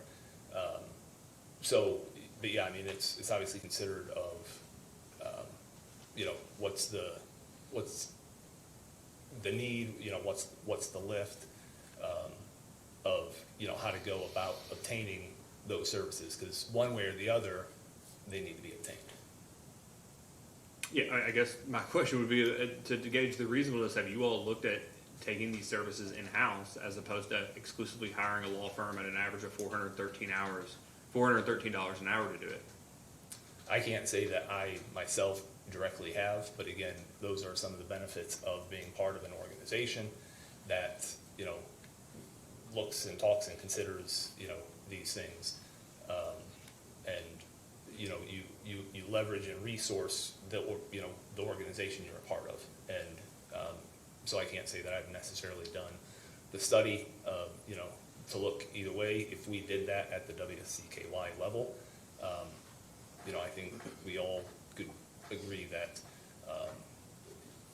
it's, you know, to be able to bring counsel on versus, you know, trying to employ that team all the time, you know, it would be, you know, to bring that counsel on. But again, you know, so that's why, again, being part of that larger organization, you know, you're able to, you know, leverage and pull from, you know, the structure that they have. I mean, respectfully, there's a lot in this that Mr. Byron Birch and Mr. Elisegi telling us how great the allocations of costs are, but they apparently don't come with legal expense. And then there's also a significant amount of outside consultants that are required to have rate cases that happen on a biannual basis. Right. It's on a day-to-day basis, it's hard to see where the allocated costs are gaining the benefit there. You know, and you know, the biannual basis is, again, I mean, we would love to be able to extend that, but, you know, the results of each case kind of stand for itself, and then the decisions we have to take from that and say, okay, where are we at on our, you know, allowed returns and things like that, obviously weigh then in when do we need to come back in, you know, for a case. Mr. Osserlo? Just a few questions. I want to maybe make sure that we're clear on a couple things. Mr. Whitney,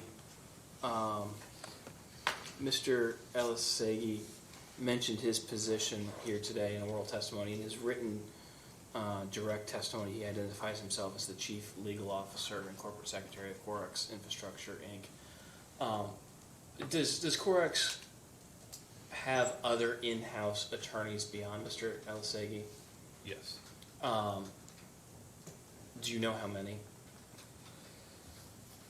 Off the top of my head, I wouldn't want to Okay. answer. So it's not as if there are no legal services being provided by Corex or Water Service Corporation. That's correct. Separately, you were asked a few questions about what Corex did to review various costs, or if it reviewed costs when related to the AMI deployment. When Corex started this process, is it your understanding that they issued an RFP to potential vendors? Yes. And Corex received at least 3 responses to that? Is that your understanding? That's correct. And that those RFP responses have been provided in this matter in response to PSC's second data request number 19 as a confidential document. Is that correct? Yes. As a part of that, as a part of those bids, the vendors evaluated at least 3 different scenarios, 2 of which involved AMI and 1 of which involved AMR. Is that your recollection as well? Yes, I believe so. Thank you. That's all the questions I have. Mr. Also, just as a matter of record, is the request for proposal in the record as well, or just the responses to the request for proposal? I think the request has been provided. In fact, I think the request is publicly filed as maybe the second appendix to PSC 2-19. Okay, so we'll check 2-19, and if we don't have the request, then we'll ask that as a posting data request. Sorry to interrupt you, Mr. No, Chancellor. that's fine. And I guess it is, in fact, you should have, or it is. I was going to 2-19. say, I did think that was provided. But So the RFP is public. The responses were submitted under a petition for confidential treatment, Mr. Chairman. And thank you. That's all the questions I have. All right, thank you, Mr. Whitney. I would ask that you stay until the end of the rate case, given your position, yes. in case you need to be recalled. Mr. Osterloh, is there anything else? We have no further witnesses, Your Honor. Okay. Would you like to go with your witness, Ms. Potter? I really would like some clarification whether we're gonna go with all of the witnesses tonight. We're gonna or finish. just- We're gonna finish Are we tonight. going to finish? Yes, ma'am. All right, she's Would waiting. you like to take a short recess and speak with her? We can take about a 10-minute. No, Okay, we're, okay, all right. all right. So I'd ask, Ms. Potter, if you'd like to call your next witness. Call Shannon Payne. Ms. Payne, I would ask if you turn on your microphone and your camera, please.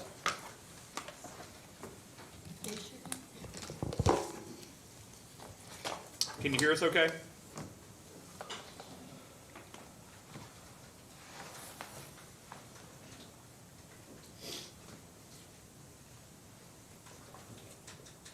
Can you hear us, Ms. Payne? We cannot hear you. No.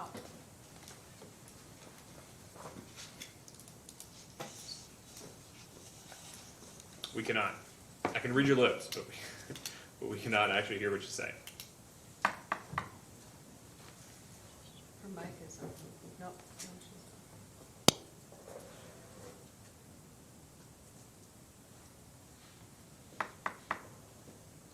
No. We cannot. So Ms. Payne, the information you have, do you have the phone number that you can call and use your phone for audio and just turn off your computer audio? Or try the Or headset, that's right. You can try the headset.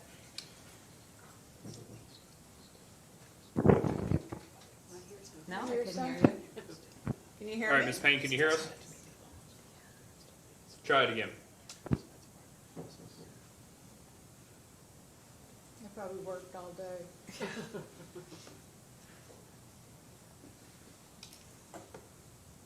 We cannot hear you. Okay, so Ms. Payne, if you could mute your computer microphone and the information you were provided to be able to participate. There should be a phone number included in there and an access code. If you will call that, we will use your phone for audio and you can still use your computer for video.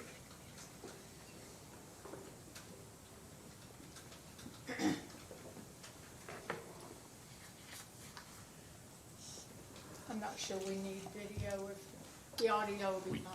We do. We want, we want to make sure we know at any time who's providing the responses. We've had 2 instances in the last about 6 years where somebody wasn't able to provide in person, both times or in audio, and we request that if we can't get an audio, that we at least get an affidavit for somebody indicating that that was them, those are their questions, those are their responses. So if Ms. Payne can call in, that'd be great.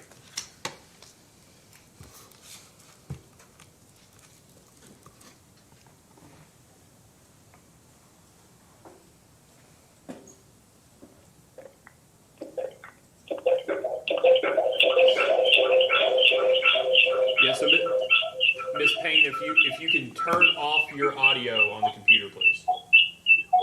Okay.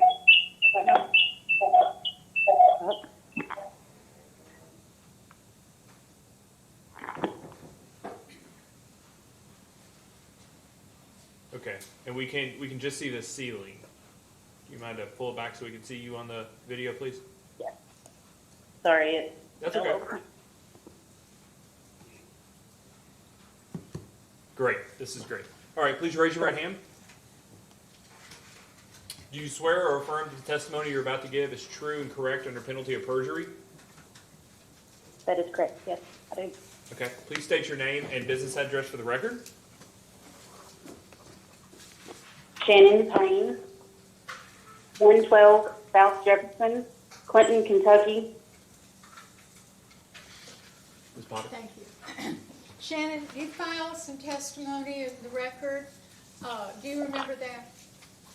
Do you adopt Yes. your testimony? I don't know if this is working. I need that one. Shannon, your testimony, do you adopt the testimony that you filed earlier? Yes,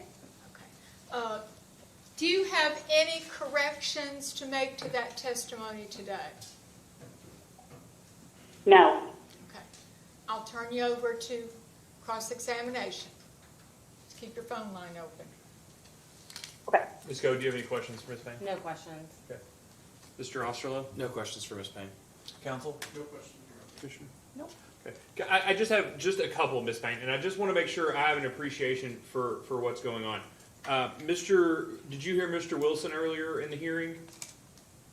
yes, I did. Okay. Do you have contact information for Mr. Wilson? Yes, I do. Okay. Have you had issues getting a hold of Mr. Wilson? No, Okay. Do you have an expectation that going forward, if you need to get a hold of Mr. Wilson, you'll be able to do so in a timely manner? yes, I think so too. I really appreciate Ms. Payne. I'm sorry that you've had to be here with us all day, but I do appreciate you sticking with us. that's okay. All right, thank you. Ms. Potter? No, she deserves some chocolate, I think. Shannon, let me just follow up to the chair's question. Do you call Mr. Wilson first if there's an issue, or do you have another way to settle water issues in Clinton? I want to make sure they understand. When it comes to water issues, we ask that the customers call customer service first.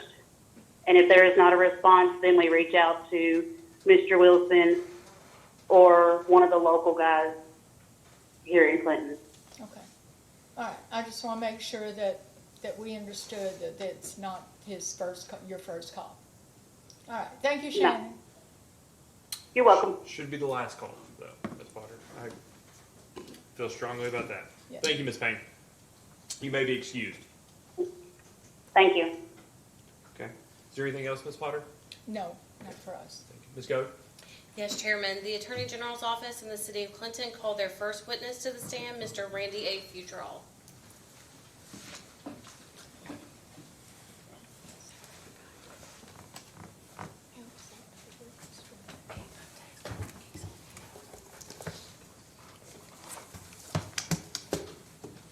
Please raise your right hand. Do you swear or affirm that the testimony you're about to give is true and correct under penalty of perjury? I do. Please have a seat. State your name and address for the record. Randy A. Futrall, J. Kennedy and Associates, Inc., 570 Colonial Park Drive, Suite 305, Roswell, Georgia, 30075. Ms. Goad? Thank you, Chairman. Mr. Futrall, what is your occupation?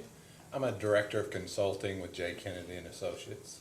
And did you cause to be filed direct testimony in this case? Yes, You filed minor corrections to your direct testimony with the commission this past Monday through an errata filing, is that correct? that's correct. Other than those corrections already filed into the record, do you have any additions or corrections to your direct testimony? No, I do not. Did you sponsor responses to Water Service Kentucky's discovery request? Yes, If you were asked the same questions today as you were in your direct testimony as well as the discovery request, would your answers be the same? yes, Is it your intention to adopt the direct written testimony as your testimony in this matter? yes, it is. Chairman, the witness is available for cross-examination. It's my understanding, Ms. Potter, that the city also supported Mr. Futrell's testimony. Is that We correct? have, Your Honor, so I won't be cross-examining my Thank own you. witness. I just wanted to make sure. Thank you. Mr. Osterloh, do you have questions for Mr. Futrell? A few, yes. Good evening, sir. Good evening.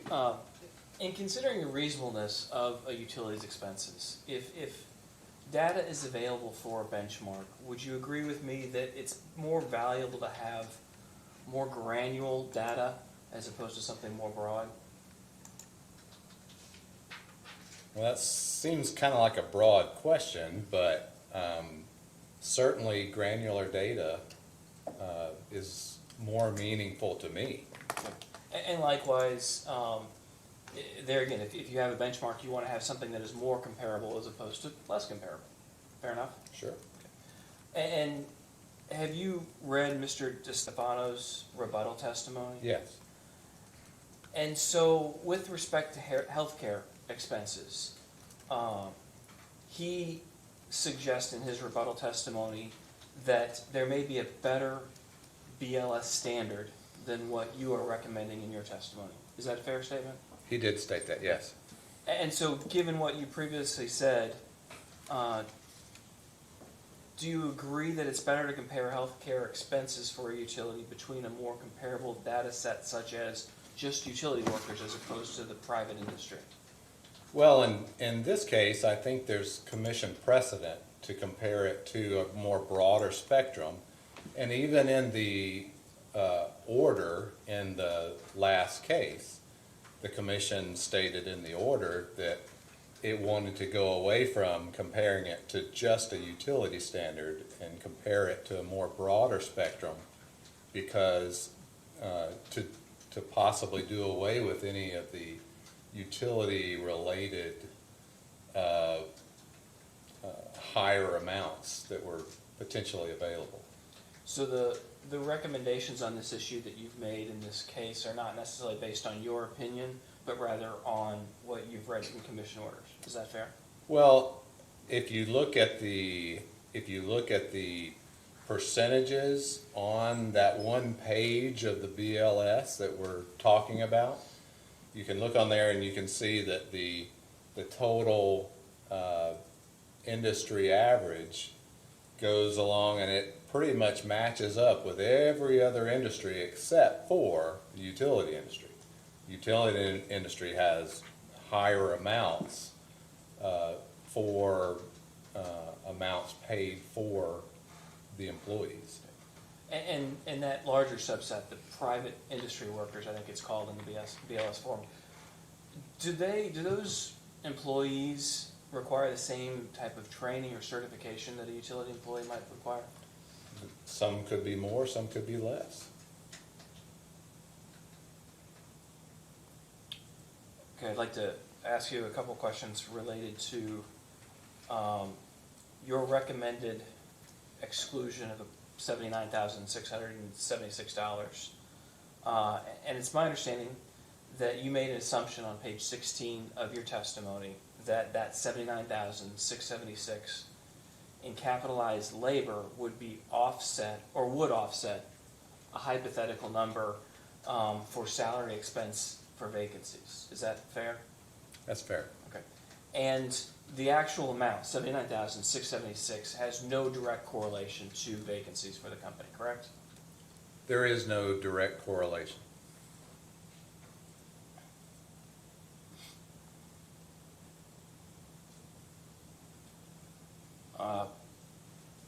Counsel for the Attorney General's office, mentioned in the initial questioning to you, sir, that you submitted an errata earlier this week, is that correct? That's correct. And I didn't see, if there was anything, I didn't see anything that explained that errata, but it appeared that you were deleting certain sections of your testimony related to cash working capital, is that fair? That's fair. Okay. And am I correct that you deleted that testimony because you recognized the company's revenue requirement included interest expense from the last rate case? I did recognize that. I recognized that the interest expense calculation related to that came up to about $9,000 of cash working capital revenue requirement, which is maybe a third or a fourth of what the company is asking for in this case. Because in that, all that you're getting a return on for that cash working capital in the operating margin analysis is a debt-only rate of return on the 50% debt associated with it. You're not getting a full rate of return with a return on equity, and you're not even applying that to the full capital structure. But in that last rate case, the interest expense was calculated based on the interest synchronization method, correct? That's correct. And that would be multiplying rate base by the weighted cost of debt, correct? That's correct. It was about 5%. And so rate base included cash working capital, correct? And actually, it's only half of the rate base. It's only the rate base associated with debt. But ultimately, that used the 1/8 method, correct? The commission's order relied on the 1/8 method and said that was acceptable, correct? Yes, for that portion. And in fact, the commission stated in its order that it was appropriate to use the 1/8 method for that calculation based on the company's size, quote, size and relative sophistication, end quote. Isn't that true? That's true. I kind of question the relative sophistication part of it, because we've talked about all day how you have Corix, all the various Corix entities and all the vice presidents and senior vice presidents and everyone that's working at upper Corix levels. And so I kind of discount that part of it. But it is a small company. But you agree, that's what the wording was for the That's what the commission order? wording was in the order. Do you know of any changes for the company that occurred since that rate case order and today that would alter the size and relative sophistication of the company? I don't know, other than a better consideration of the sophistication. Switching gears to capital structure. You state in your testimony that the proper capital structure would use the company's most current forecasted schedule, correct? That's correct. Okay. And the figures that you used were actually provided by the company in response to a data request that would have been year-end or December 31st, 2023, correct? That's my understanding now, yes. And you agree that your rate base is calculated based on a 13-month average for 2023, correct? That's correct. And so, do you agree the capital structure is what funds rate base? Yes. So shouldn't those two be compared on the same time period? Yes, and I actually reviewed the company's base period update that was filed, I think at the last of October. And it actually had a calculation of the 13-month average, and then also included an update of interest rates that actually pushed interest rates higher, because the company has at least a few variable rate type notes. And so those interest rates have gone up higher. So I certainly do not have a problem with the company moving to what it provided in that base period update as both the capital structure and the cost of debt. I think it would increase the revenue requirement compared to what was originally filed by $5,000 or something like that.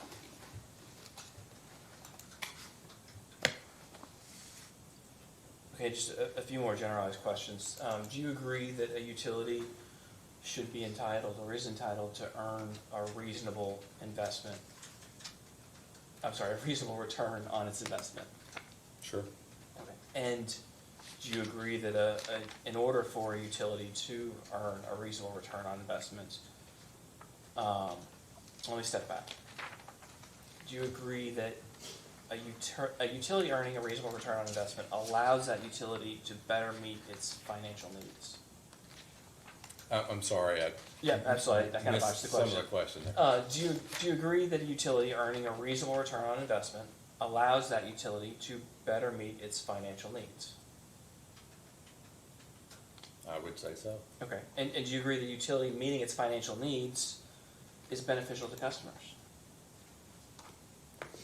It certainly is beneficial, at least to some degree, whether or not customers can pay for the entire benefit that the company is seeking. That's another question in and of itself. Fair.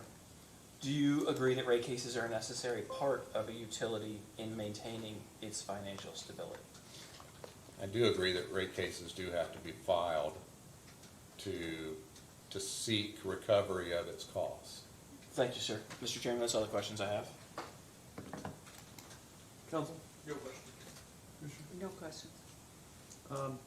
I guess I still don't understand the errata filing, Mr. Futrell. Yes. What's that? Oh, I'm sorry, I thought you said something. Why does the inclusion of interest expense in the last case negate the adjustment to reduce the entirety of cash working capital in this one?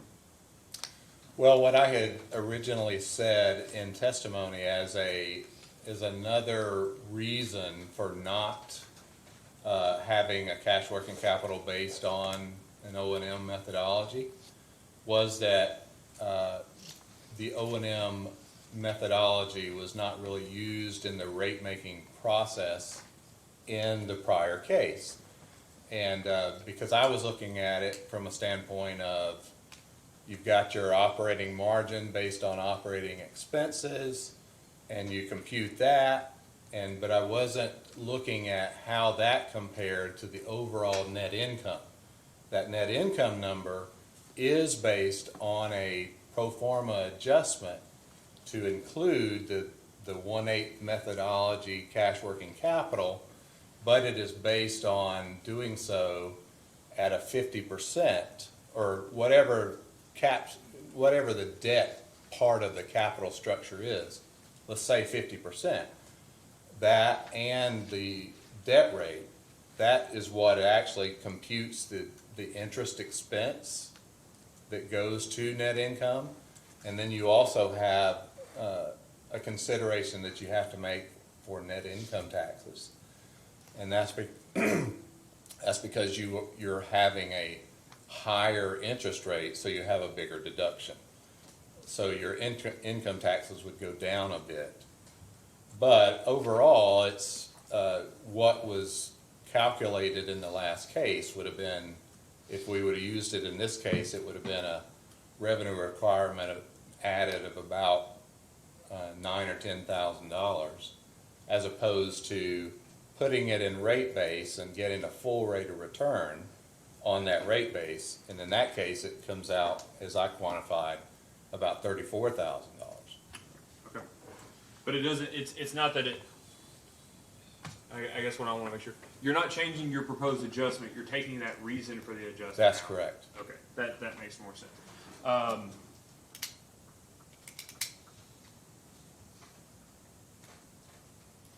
Oh, you heard staff ask earlier about the vacant engineering position. Would you agree that what they were seeking, that information was provided in your testimony? Well, it was provided in response to your testimony and rebuttal testimony of Mr. Kilbane? Yes. You agree with that? That would be the appropriate amount of removing that vacancy from the cost of service? Yes, I think there was an amount for the health insurance benefits and for the salaries and payroll taxes. And it was in the neighborhood of $19,000, $19,000? I think it's over 20. Okay. Yeah. But the salary, I think maybe the salary is $18,000. Okay. Yes, and that kind of goes along with what the commission decided in the last case, was to remove any vacant positions, Okay. costs for vacant positions. Ms. Goode? Just one question. Mr. Futrell, just for clarification purposes, following up on Attorney Osterloh and the chairman's questions, even though you made an errata filing specifically to your cash working capital recommendation, has your recommendation changed? No.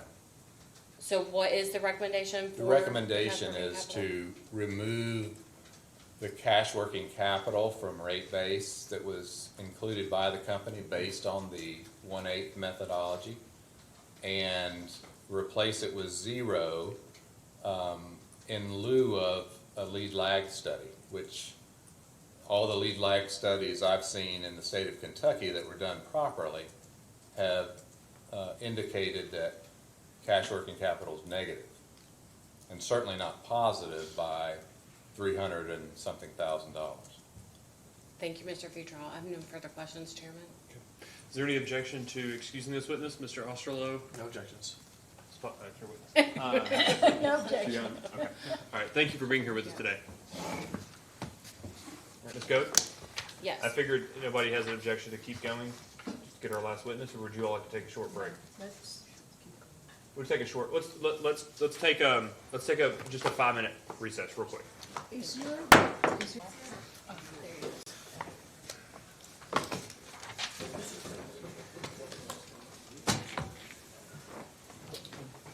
We're back on the record in case number 2022-00147. Ms. Potter, Ms. Goode, would you like to call your last witness?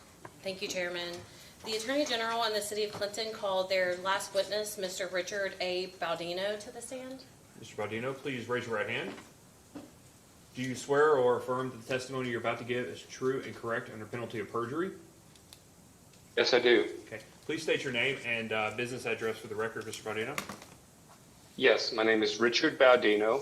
My business address is J. Kennedy and Associates, 570 Colonial Park Drive, Suite 305, Roswell, Georgia. Okay. Ms. Goode? Thank you, Chairman. Mr. Baldino, what is your occupation? I'm a consultant with Kennedy and Associates. And did you cause to be filed direct testimony in this case? Yes, Do you have any additions or corrections to your direct testimony? I do not. Did you sponsor responses to Water Service Kentucky's discovery request? Yes, If you were asked the same questions today as you were in your direct testimony as well as in the discovery request, would your answers be the same? yes, they would. Is it your intention to adopt the direct written testimony as your testimony in this matter? Yes. Chairman, the witness is available for cross-examination. Mr. Osterloh, do you have any questions for Mr. Baldino? Thank you, Mr. Chairman. We do not have any questions for Mr. Baldino. You don't want to wax and wane like I do with Mr. As entertaining as it is. For who? Mr. Young, any questions for this witness? Not anymore. Not anymore. All right. No, other than I hope you're feeling better. Question Thank you very much. It's about the same, but I really appreciate the commission and the company helping me out here and allowing me to testify virtually. Thank you. The only questions I had, Mr. Baldino, I didn't have any for you coming into today, but Mr. D'Ascenzo's pointing to his two graphs in his rebuttal testimony about risk. Were you able to watch that portion of the hearing? I did, yes. Do you agree that those are, I guess I'd say, important or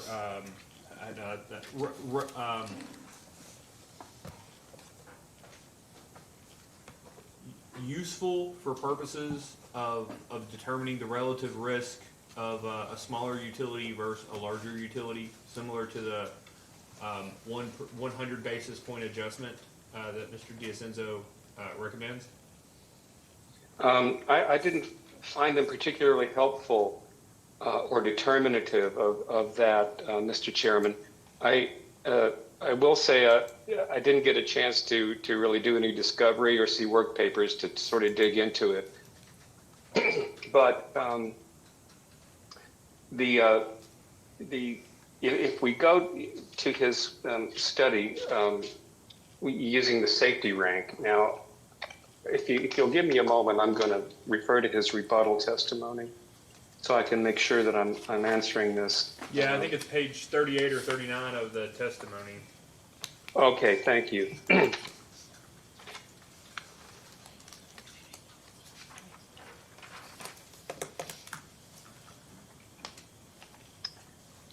I'd like to say on the, if we look at page 38 in this chart 5, again, I haven't had a chance to really review for this for accuracy. However, I'm not sure it necessarily is measuring the effect of safety rank on risk. And in response to this, I went back and looked at the value line definition of safety rank and what it comprises. And the safety rank is an average of 2 indexes, and that is the price stability index and the financial strength rating. Now, in the financial strength rating, Value Line listed 8 components of that, and one of which is company size. Now, so company size is one component of 8 in one of the indexes, one of 2 indexes that Value Line uses to determine that safety rank index, or that safety ranking, really. So I find it, questionable whether one component of one of those indexes can drive risk. Certainly, I would admit it is one component, but what we're really looking at is overall risk, and that's what safety rank tries to do, or attempts to do, or the way Value Line constructs it. So it could just be, if we look at this chart 5 on page 38, the graph tends to show some kind of a relationship. I would say that it's rather scattered. It may or may not be actually showing safety rank. It could just be some correlation, but not safety rank actually driving it. So I question it on that basis. Now,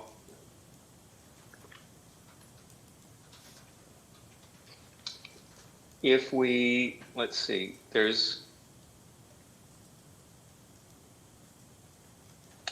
as for volatility, again, I would say safety rank, that firm size is one factor. Whether it's the driving factor for utilities, I would say no. Again, you have to look at the overall risk components here to really see, to really have a fair look at what safety rank is composed of, and how that affects and how that sort of quantifies overall risk. So overall risk is made up of many components. So I don't find these charts, again, which were submitted as part of Mr. DeSantis's rebuttal testimony the day before Thanksgiving holiday, I don't find them determinative. So, I had a lot of questions about, the size of the entity versus the size of the parent entity, and whether the smaller utility is able to actually avoid any of the risks that, even if we all objectively agree that smaller businesses have greater risk, if they're able to avoid those as part of a larger company. But one of the things that I guess I would ask you about, and it just seems to make sense to me, is the matter of size in terms of ability to earn an authorized ROE, in the sense that it's likely a larger utility has more, let's just say, more operating expenses, for instance, than a smaller utility, which is by definition gives them more levers, I guess, to pull at any given time for them to find savings and find efficiencies of a magnitude, of a certain magnitude enough to allow them to earn their authorized ROE, right? There's just more opportunities, and I guess it's just that that universe of operating expenses, the universe of different types of investments. Is that something to consider when we take into account the return on equity, that the risk of these smaller firms? Is that just for great example here, that a Kentucky American Water has just more operating expense that it can try to avoid in between rate cases as a way to try to earn its ROE, and that's just an example, than, for instance, a water service. Is that a fair consideration when setting the ROE between a larger utility versus smaller one? Yes, I think it is one of the considerations you could have. I think as we look at Water Service Corp of Kentucky, this is a situation where you have a small company, a very small company, inside the umbrella of a much larger company. Corix has, I believe, 18 or 19 operating subsidiaries with over 1 million customers. And when you see and really look at Water Service Corp of Kentucky, it does not have its own capital structure. It's wholly owned, 100% equity by Corix. So you have the, really, as Mr. DeSantis pointed out, you have a hypothetical capital structure coming from Corix. Water Service Corp of Kentucky does not have its own employees. It has employees from Corix or from the service company. And, my review of the other witnesses' testimony here suggests that ratepayers for Water Service Corp have benefited from that relationship and have gotten economies of scale and certainly have lower costs than if they were operating on their own. Water Service Corp I'm talking about. So there's a number of things to consider here. And the other thing is, when you talk about a risk adjustment, and Mr. DeSantis is direct, his risk adjustment was based on the work done by Kroll and the size studies there. Now, Kroll's done some good work in identifying size differences, but when you go down and look at these smaller companies, many of them are unregulated. They do not have the support from a larger parent. They don't have the support of regulation, which protects their markets, and they don't have the support of being able to come before the Kentucky Public Service Commission or other commissions and raise their rates. Their prices are capped by the market. So I just don't think those size studies are a good fit for regulated utility companies and even small ones. So I would not recommend that. And also, as far as we just get down to the 1%, the 1% adjustment that Mr. DeSantis proposes, basically, I feel that's arbitrary. What his adjustment showed, using the Kroll data, what his adjustment showed, and I'm just going to refer to my testimony because I have it in there.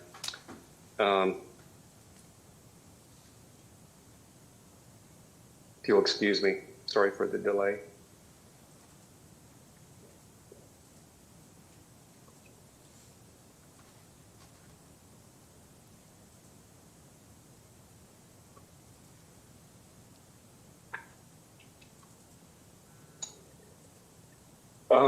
The risk premium he calculated was 362 basis points.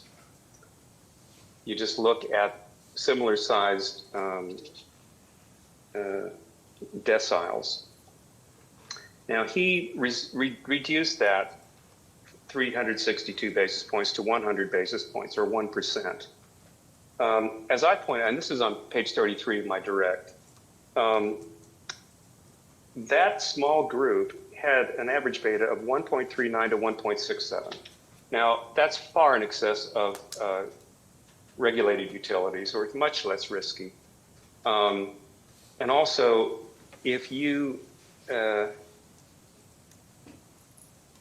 excuse me just a moment. On page 34, I point out, the 1% size adjustment is arbitrary. The actual size premium from Kroll data is 3.62%. So if you add this premium to Mr. DeSantis' unadjusted ROE range, this is from his direct testimony, the resulting ROE range would be 13.25% to 15.34%. That would be, if you just used those risk premiums from Kroll, that's the ROE range you would get for Water Service Corp of Kentucky. Now that's unreasonable. So there you go. That is why I believe that you should not use these size premium for regulated utilities, even ones as small as Water Service Corp. Okay, so I follow up on my previous question about operating expenses and the larger utility having more levers. Would you agree that just I think I've described capital investments for utilities as being chunky? That a water utility with a 10 million gallon a day plant and another with 20, a replacement part for one is, the bigger one is probably not just going to be merely twice as much. Like they're going to, you run a greater risk of similar investments, similar types of investments costing relatively more for the smaller utility than the larger utilities because of those economies of scale, right? I think so, yes, and that's a fair consideration. So, although I would point. Oh, go ahead. Go ahead. I'm sorry. I was just going to say I would point out that Water Service Corp of Kentucky gets economies of scale from being part of a larger utility. Yeah, well, at least at a corporate level, not necessarily at an operational one, right? That's where I'm asking about the pipes and the water treatment plants and things like that. Those risks are gonna be there. I guess I would ask if there's an acknowledgement that a smaller business like that, you're just looking at the operational side. Forget the corporate items, which I know have been a big part of today, but just an operational basis. You were saying, operationally, we find, especially with our small rural water utilities, that there is an economies of scale and scope and a benefit ultimately to utilities of getting a little bit bigger, right? Being able to share in some of the fixed costs and things like that, reducing volatility and variability. If there's an acknowledgement that a smaller water system is, forget companies, but a smaller water system is objectively more risky than a larger water system, all else being equal. How can we take that into account when setting ROE without necessarily, to your recommendation, not just adopting a 1% or multi-basis point increase to the ROE range from a proxy group? That's a good question. You could look at a range of ROE values, and taking what you said into account, you could go above a midpoint of the range, let's say. That's one way you might be able to do it. However, Mr. Chairman, if we get back to this question you had about the cost of a particular part for a smaller water company versus a larger water company, and that there would be economies of scale because the part for the larger company wouldn't be exactly double, or there would be some economies of scale there. That's a cost that the ratepayers have to bear for that smaller utility. I'm not sure I'd call that additional risk. I'd say it's additional cost because you don't have the kind of reduction of fixed cost over a larger input base. So the ratepayers of the smaller company have to pay those higher per unit costs. So that's not necessarily a risk. I think it's just a fact of the way economies of scale work and how fixed costs decline over a large range of output. Is it a risk in the sense that it occurs between rate recovery? That it raises the likelihood that utility will not earn its authorized return on equity? I think it depends on the capital program of the utility in question, and how much the utility how much capital it needs to raise, how much plant it needs to replace or refurbish or anything like that. I think It depends on the utility. Okay. All right. I appreciate it, Mr. Baldino. Hope you do get to feeling better, and thanks for bearing with us today. Ms. Go, do you have redirect as a witness? No redirect, Okay. Chairman. All right. Thank you, Mr. Baldino. You may be excused. Thank you. All right. Mr. Osterloh, do you have an interest in briefing this case? Yes. Okay. So when can we have post-hearing data requests? Joy, we were hoping we'd get the text on Monday. I think we need to get them out Friday. Friday? Yep. If we get the post-hearing data request issued by Friday, December the 2nd, when can they be responded to? I know we have approximately 20 or maybe a few more. Can we endeavor to have a week to respond to them? And if for some reason something comes up and we can't get that, then we would file a motion. That'll be fine. So the data request will go out on the 2nd to be responded to on the 9th. If there are individual items that you need additional time, you can seek leave to do so, but we always request that you file the balance of the responses, and that you seek leave for additional time, or seek an enlargement of time sometime before 4:30 on Friday afternoon. Understood. So the same would go for you, Ms. Potter, for questions from the city and the Attorney General's office. Post-hearing data requests to be due both midnight this Friday, and then responses from the company will be back on the 9th. It's my understanding, Mr. Osterlo, you have no post-hearing data requests, is that right? That is correct. Okay. So if the evidentiary record is closed on the 9th, how does everybody feel about initial, simultaneous, and responsive briefings? Acceptable to the company, yes. Okay. Ms. Goode? That's acceptable. Okay. So,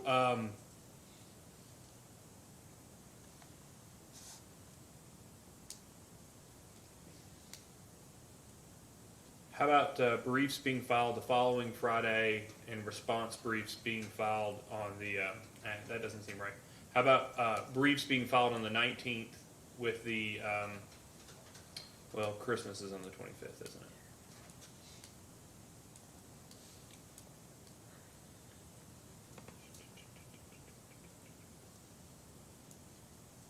Mr. Osterlo, at least for your part, you're not waiting on any additional evidence for purposes of the post-hearing brief, right? Correct. You got Ice Miller helping you. I'm just joking. I'm just joking. So if the initial briefs are due on the 16th, is everybody fine with that? We'll make that work. I'll make it work. Okay.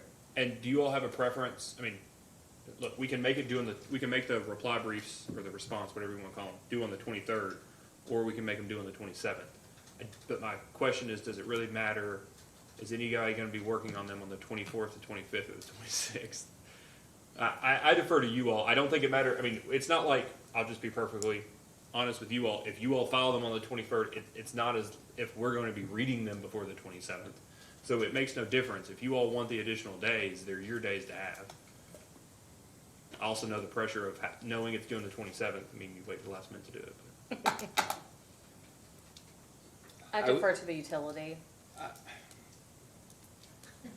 The 27th, please. That's a very complicated answer, but I'm going to say the 27th. That's fine. So here's what we have. Post-hearing data requests due by the end of the day on December the 2nd. The responses will be due, responses to those requests will be due on the 9th. Initial post-hearing legal briefs and briefs on the merits of the case will be due on December the 16th, Friday, December the 16th.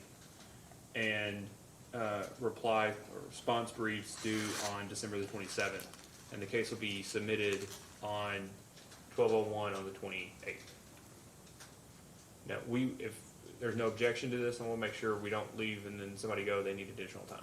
Everybody's No fine with that? objection. No, Okay. no objection. So we will, before Friday, before we get these data requests out, we'll enter a post-hearing procedural schedule that includes all these dates, so that it's on the record, but I just wanted to make sure there's no objections before we leave today. None. Okay. So we have 5 petitions for confidentiality pending with the commission. That's my understanding, yes. We'll be waiting for a new affidavit for what actually happened for the run of the newspaper in Middlesboro. And then you will let send council a PDF, or at least a link. You can send the link if you want to the filings that were made in the Kentucky American filing if you want. Okay. But I would ask that you send those to council and copy Ms. Potter and Ms. Goode Yes. as well. And we'll ensure that as part, whenever the record of the hearing goes in, that the entirety of those documents are entered as the applicant's Exhibit 1 and the applicant's Exhibit 2. I will endeavor to do that tomorrow That'd be fine. on the exhibits. Is there anything else I'm missing, Mr. Osterloh, from your all's perspective? Not to my knowledge, Your Honor. Ms. Potter? Nope. Ms. Goode? Nothing. Council? Okay. All right, thank you all very much. This hearing is adjourned.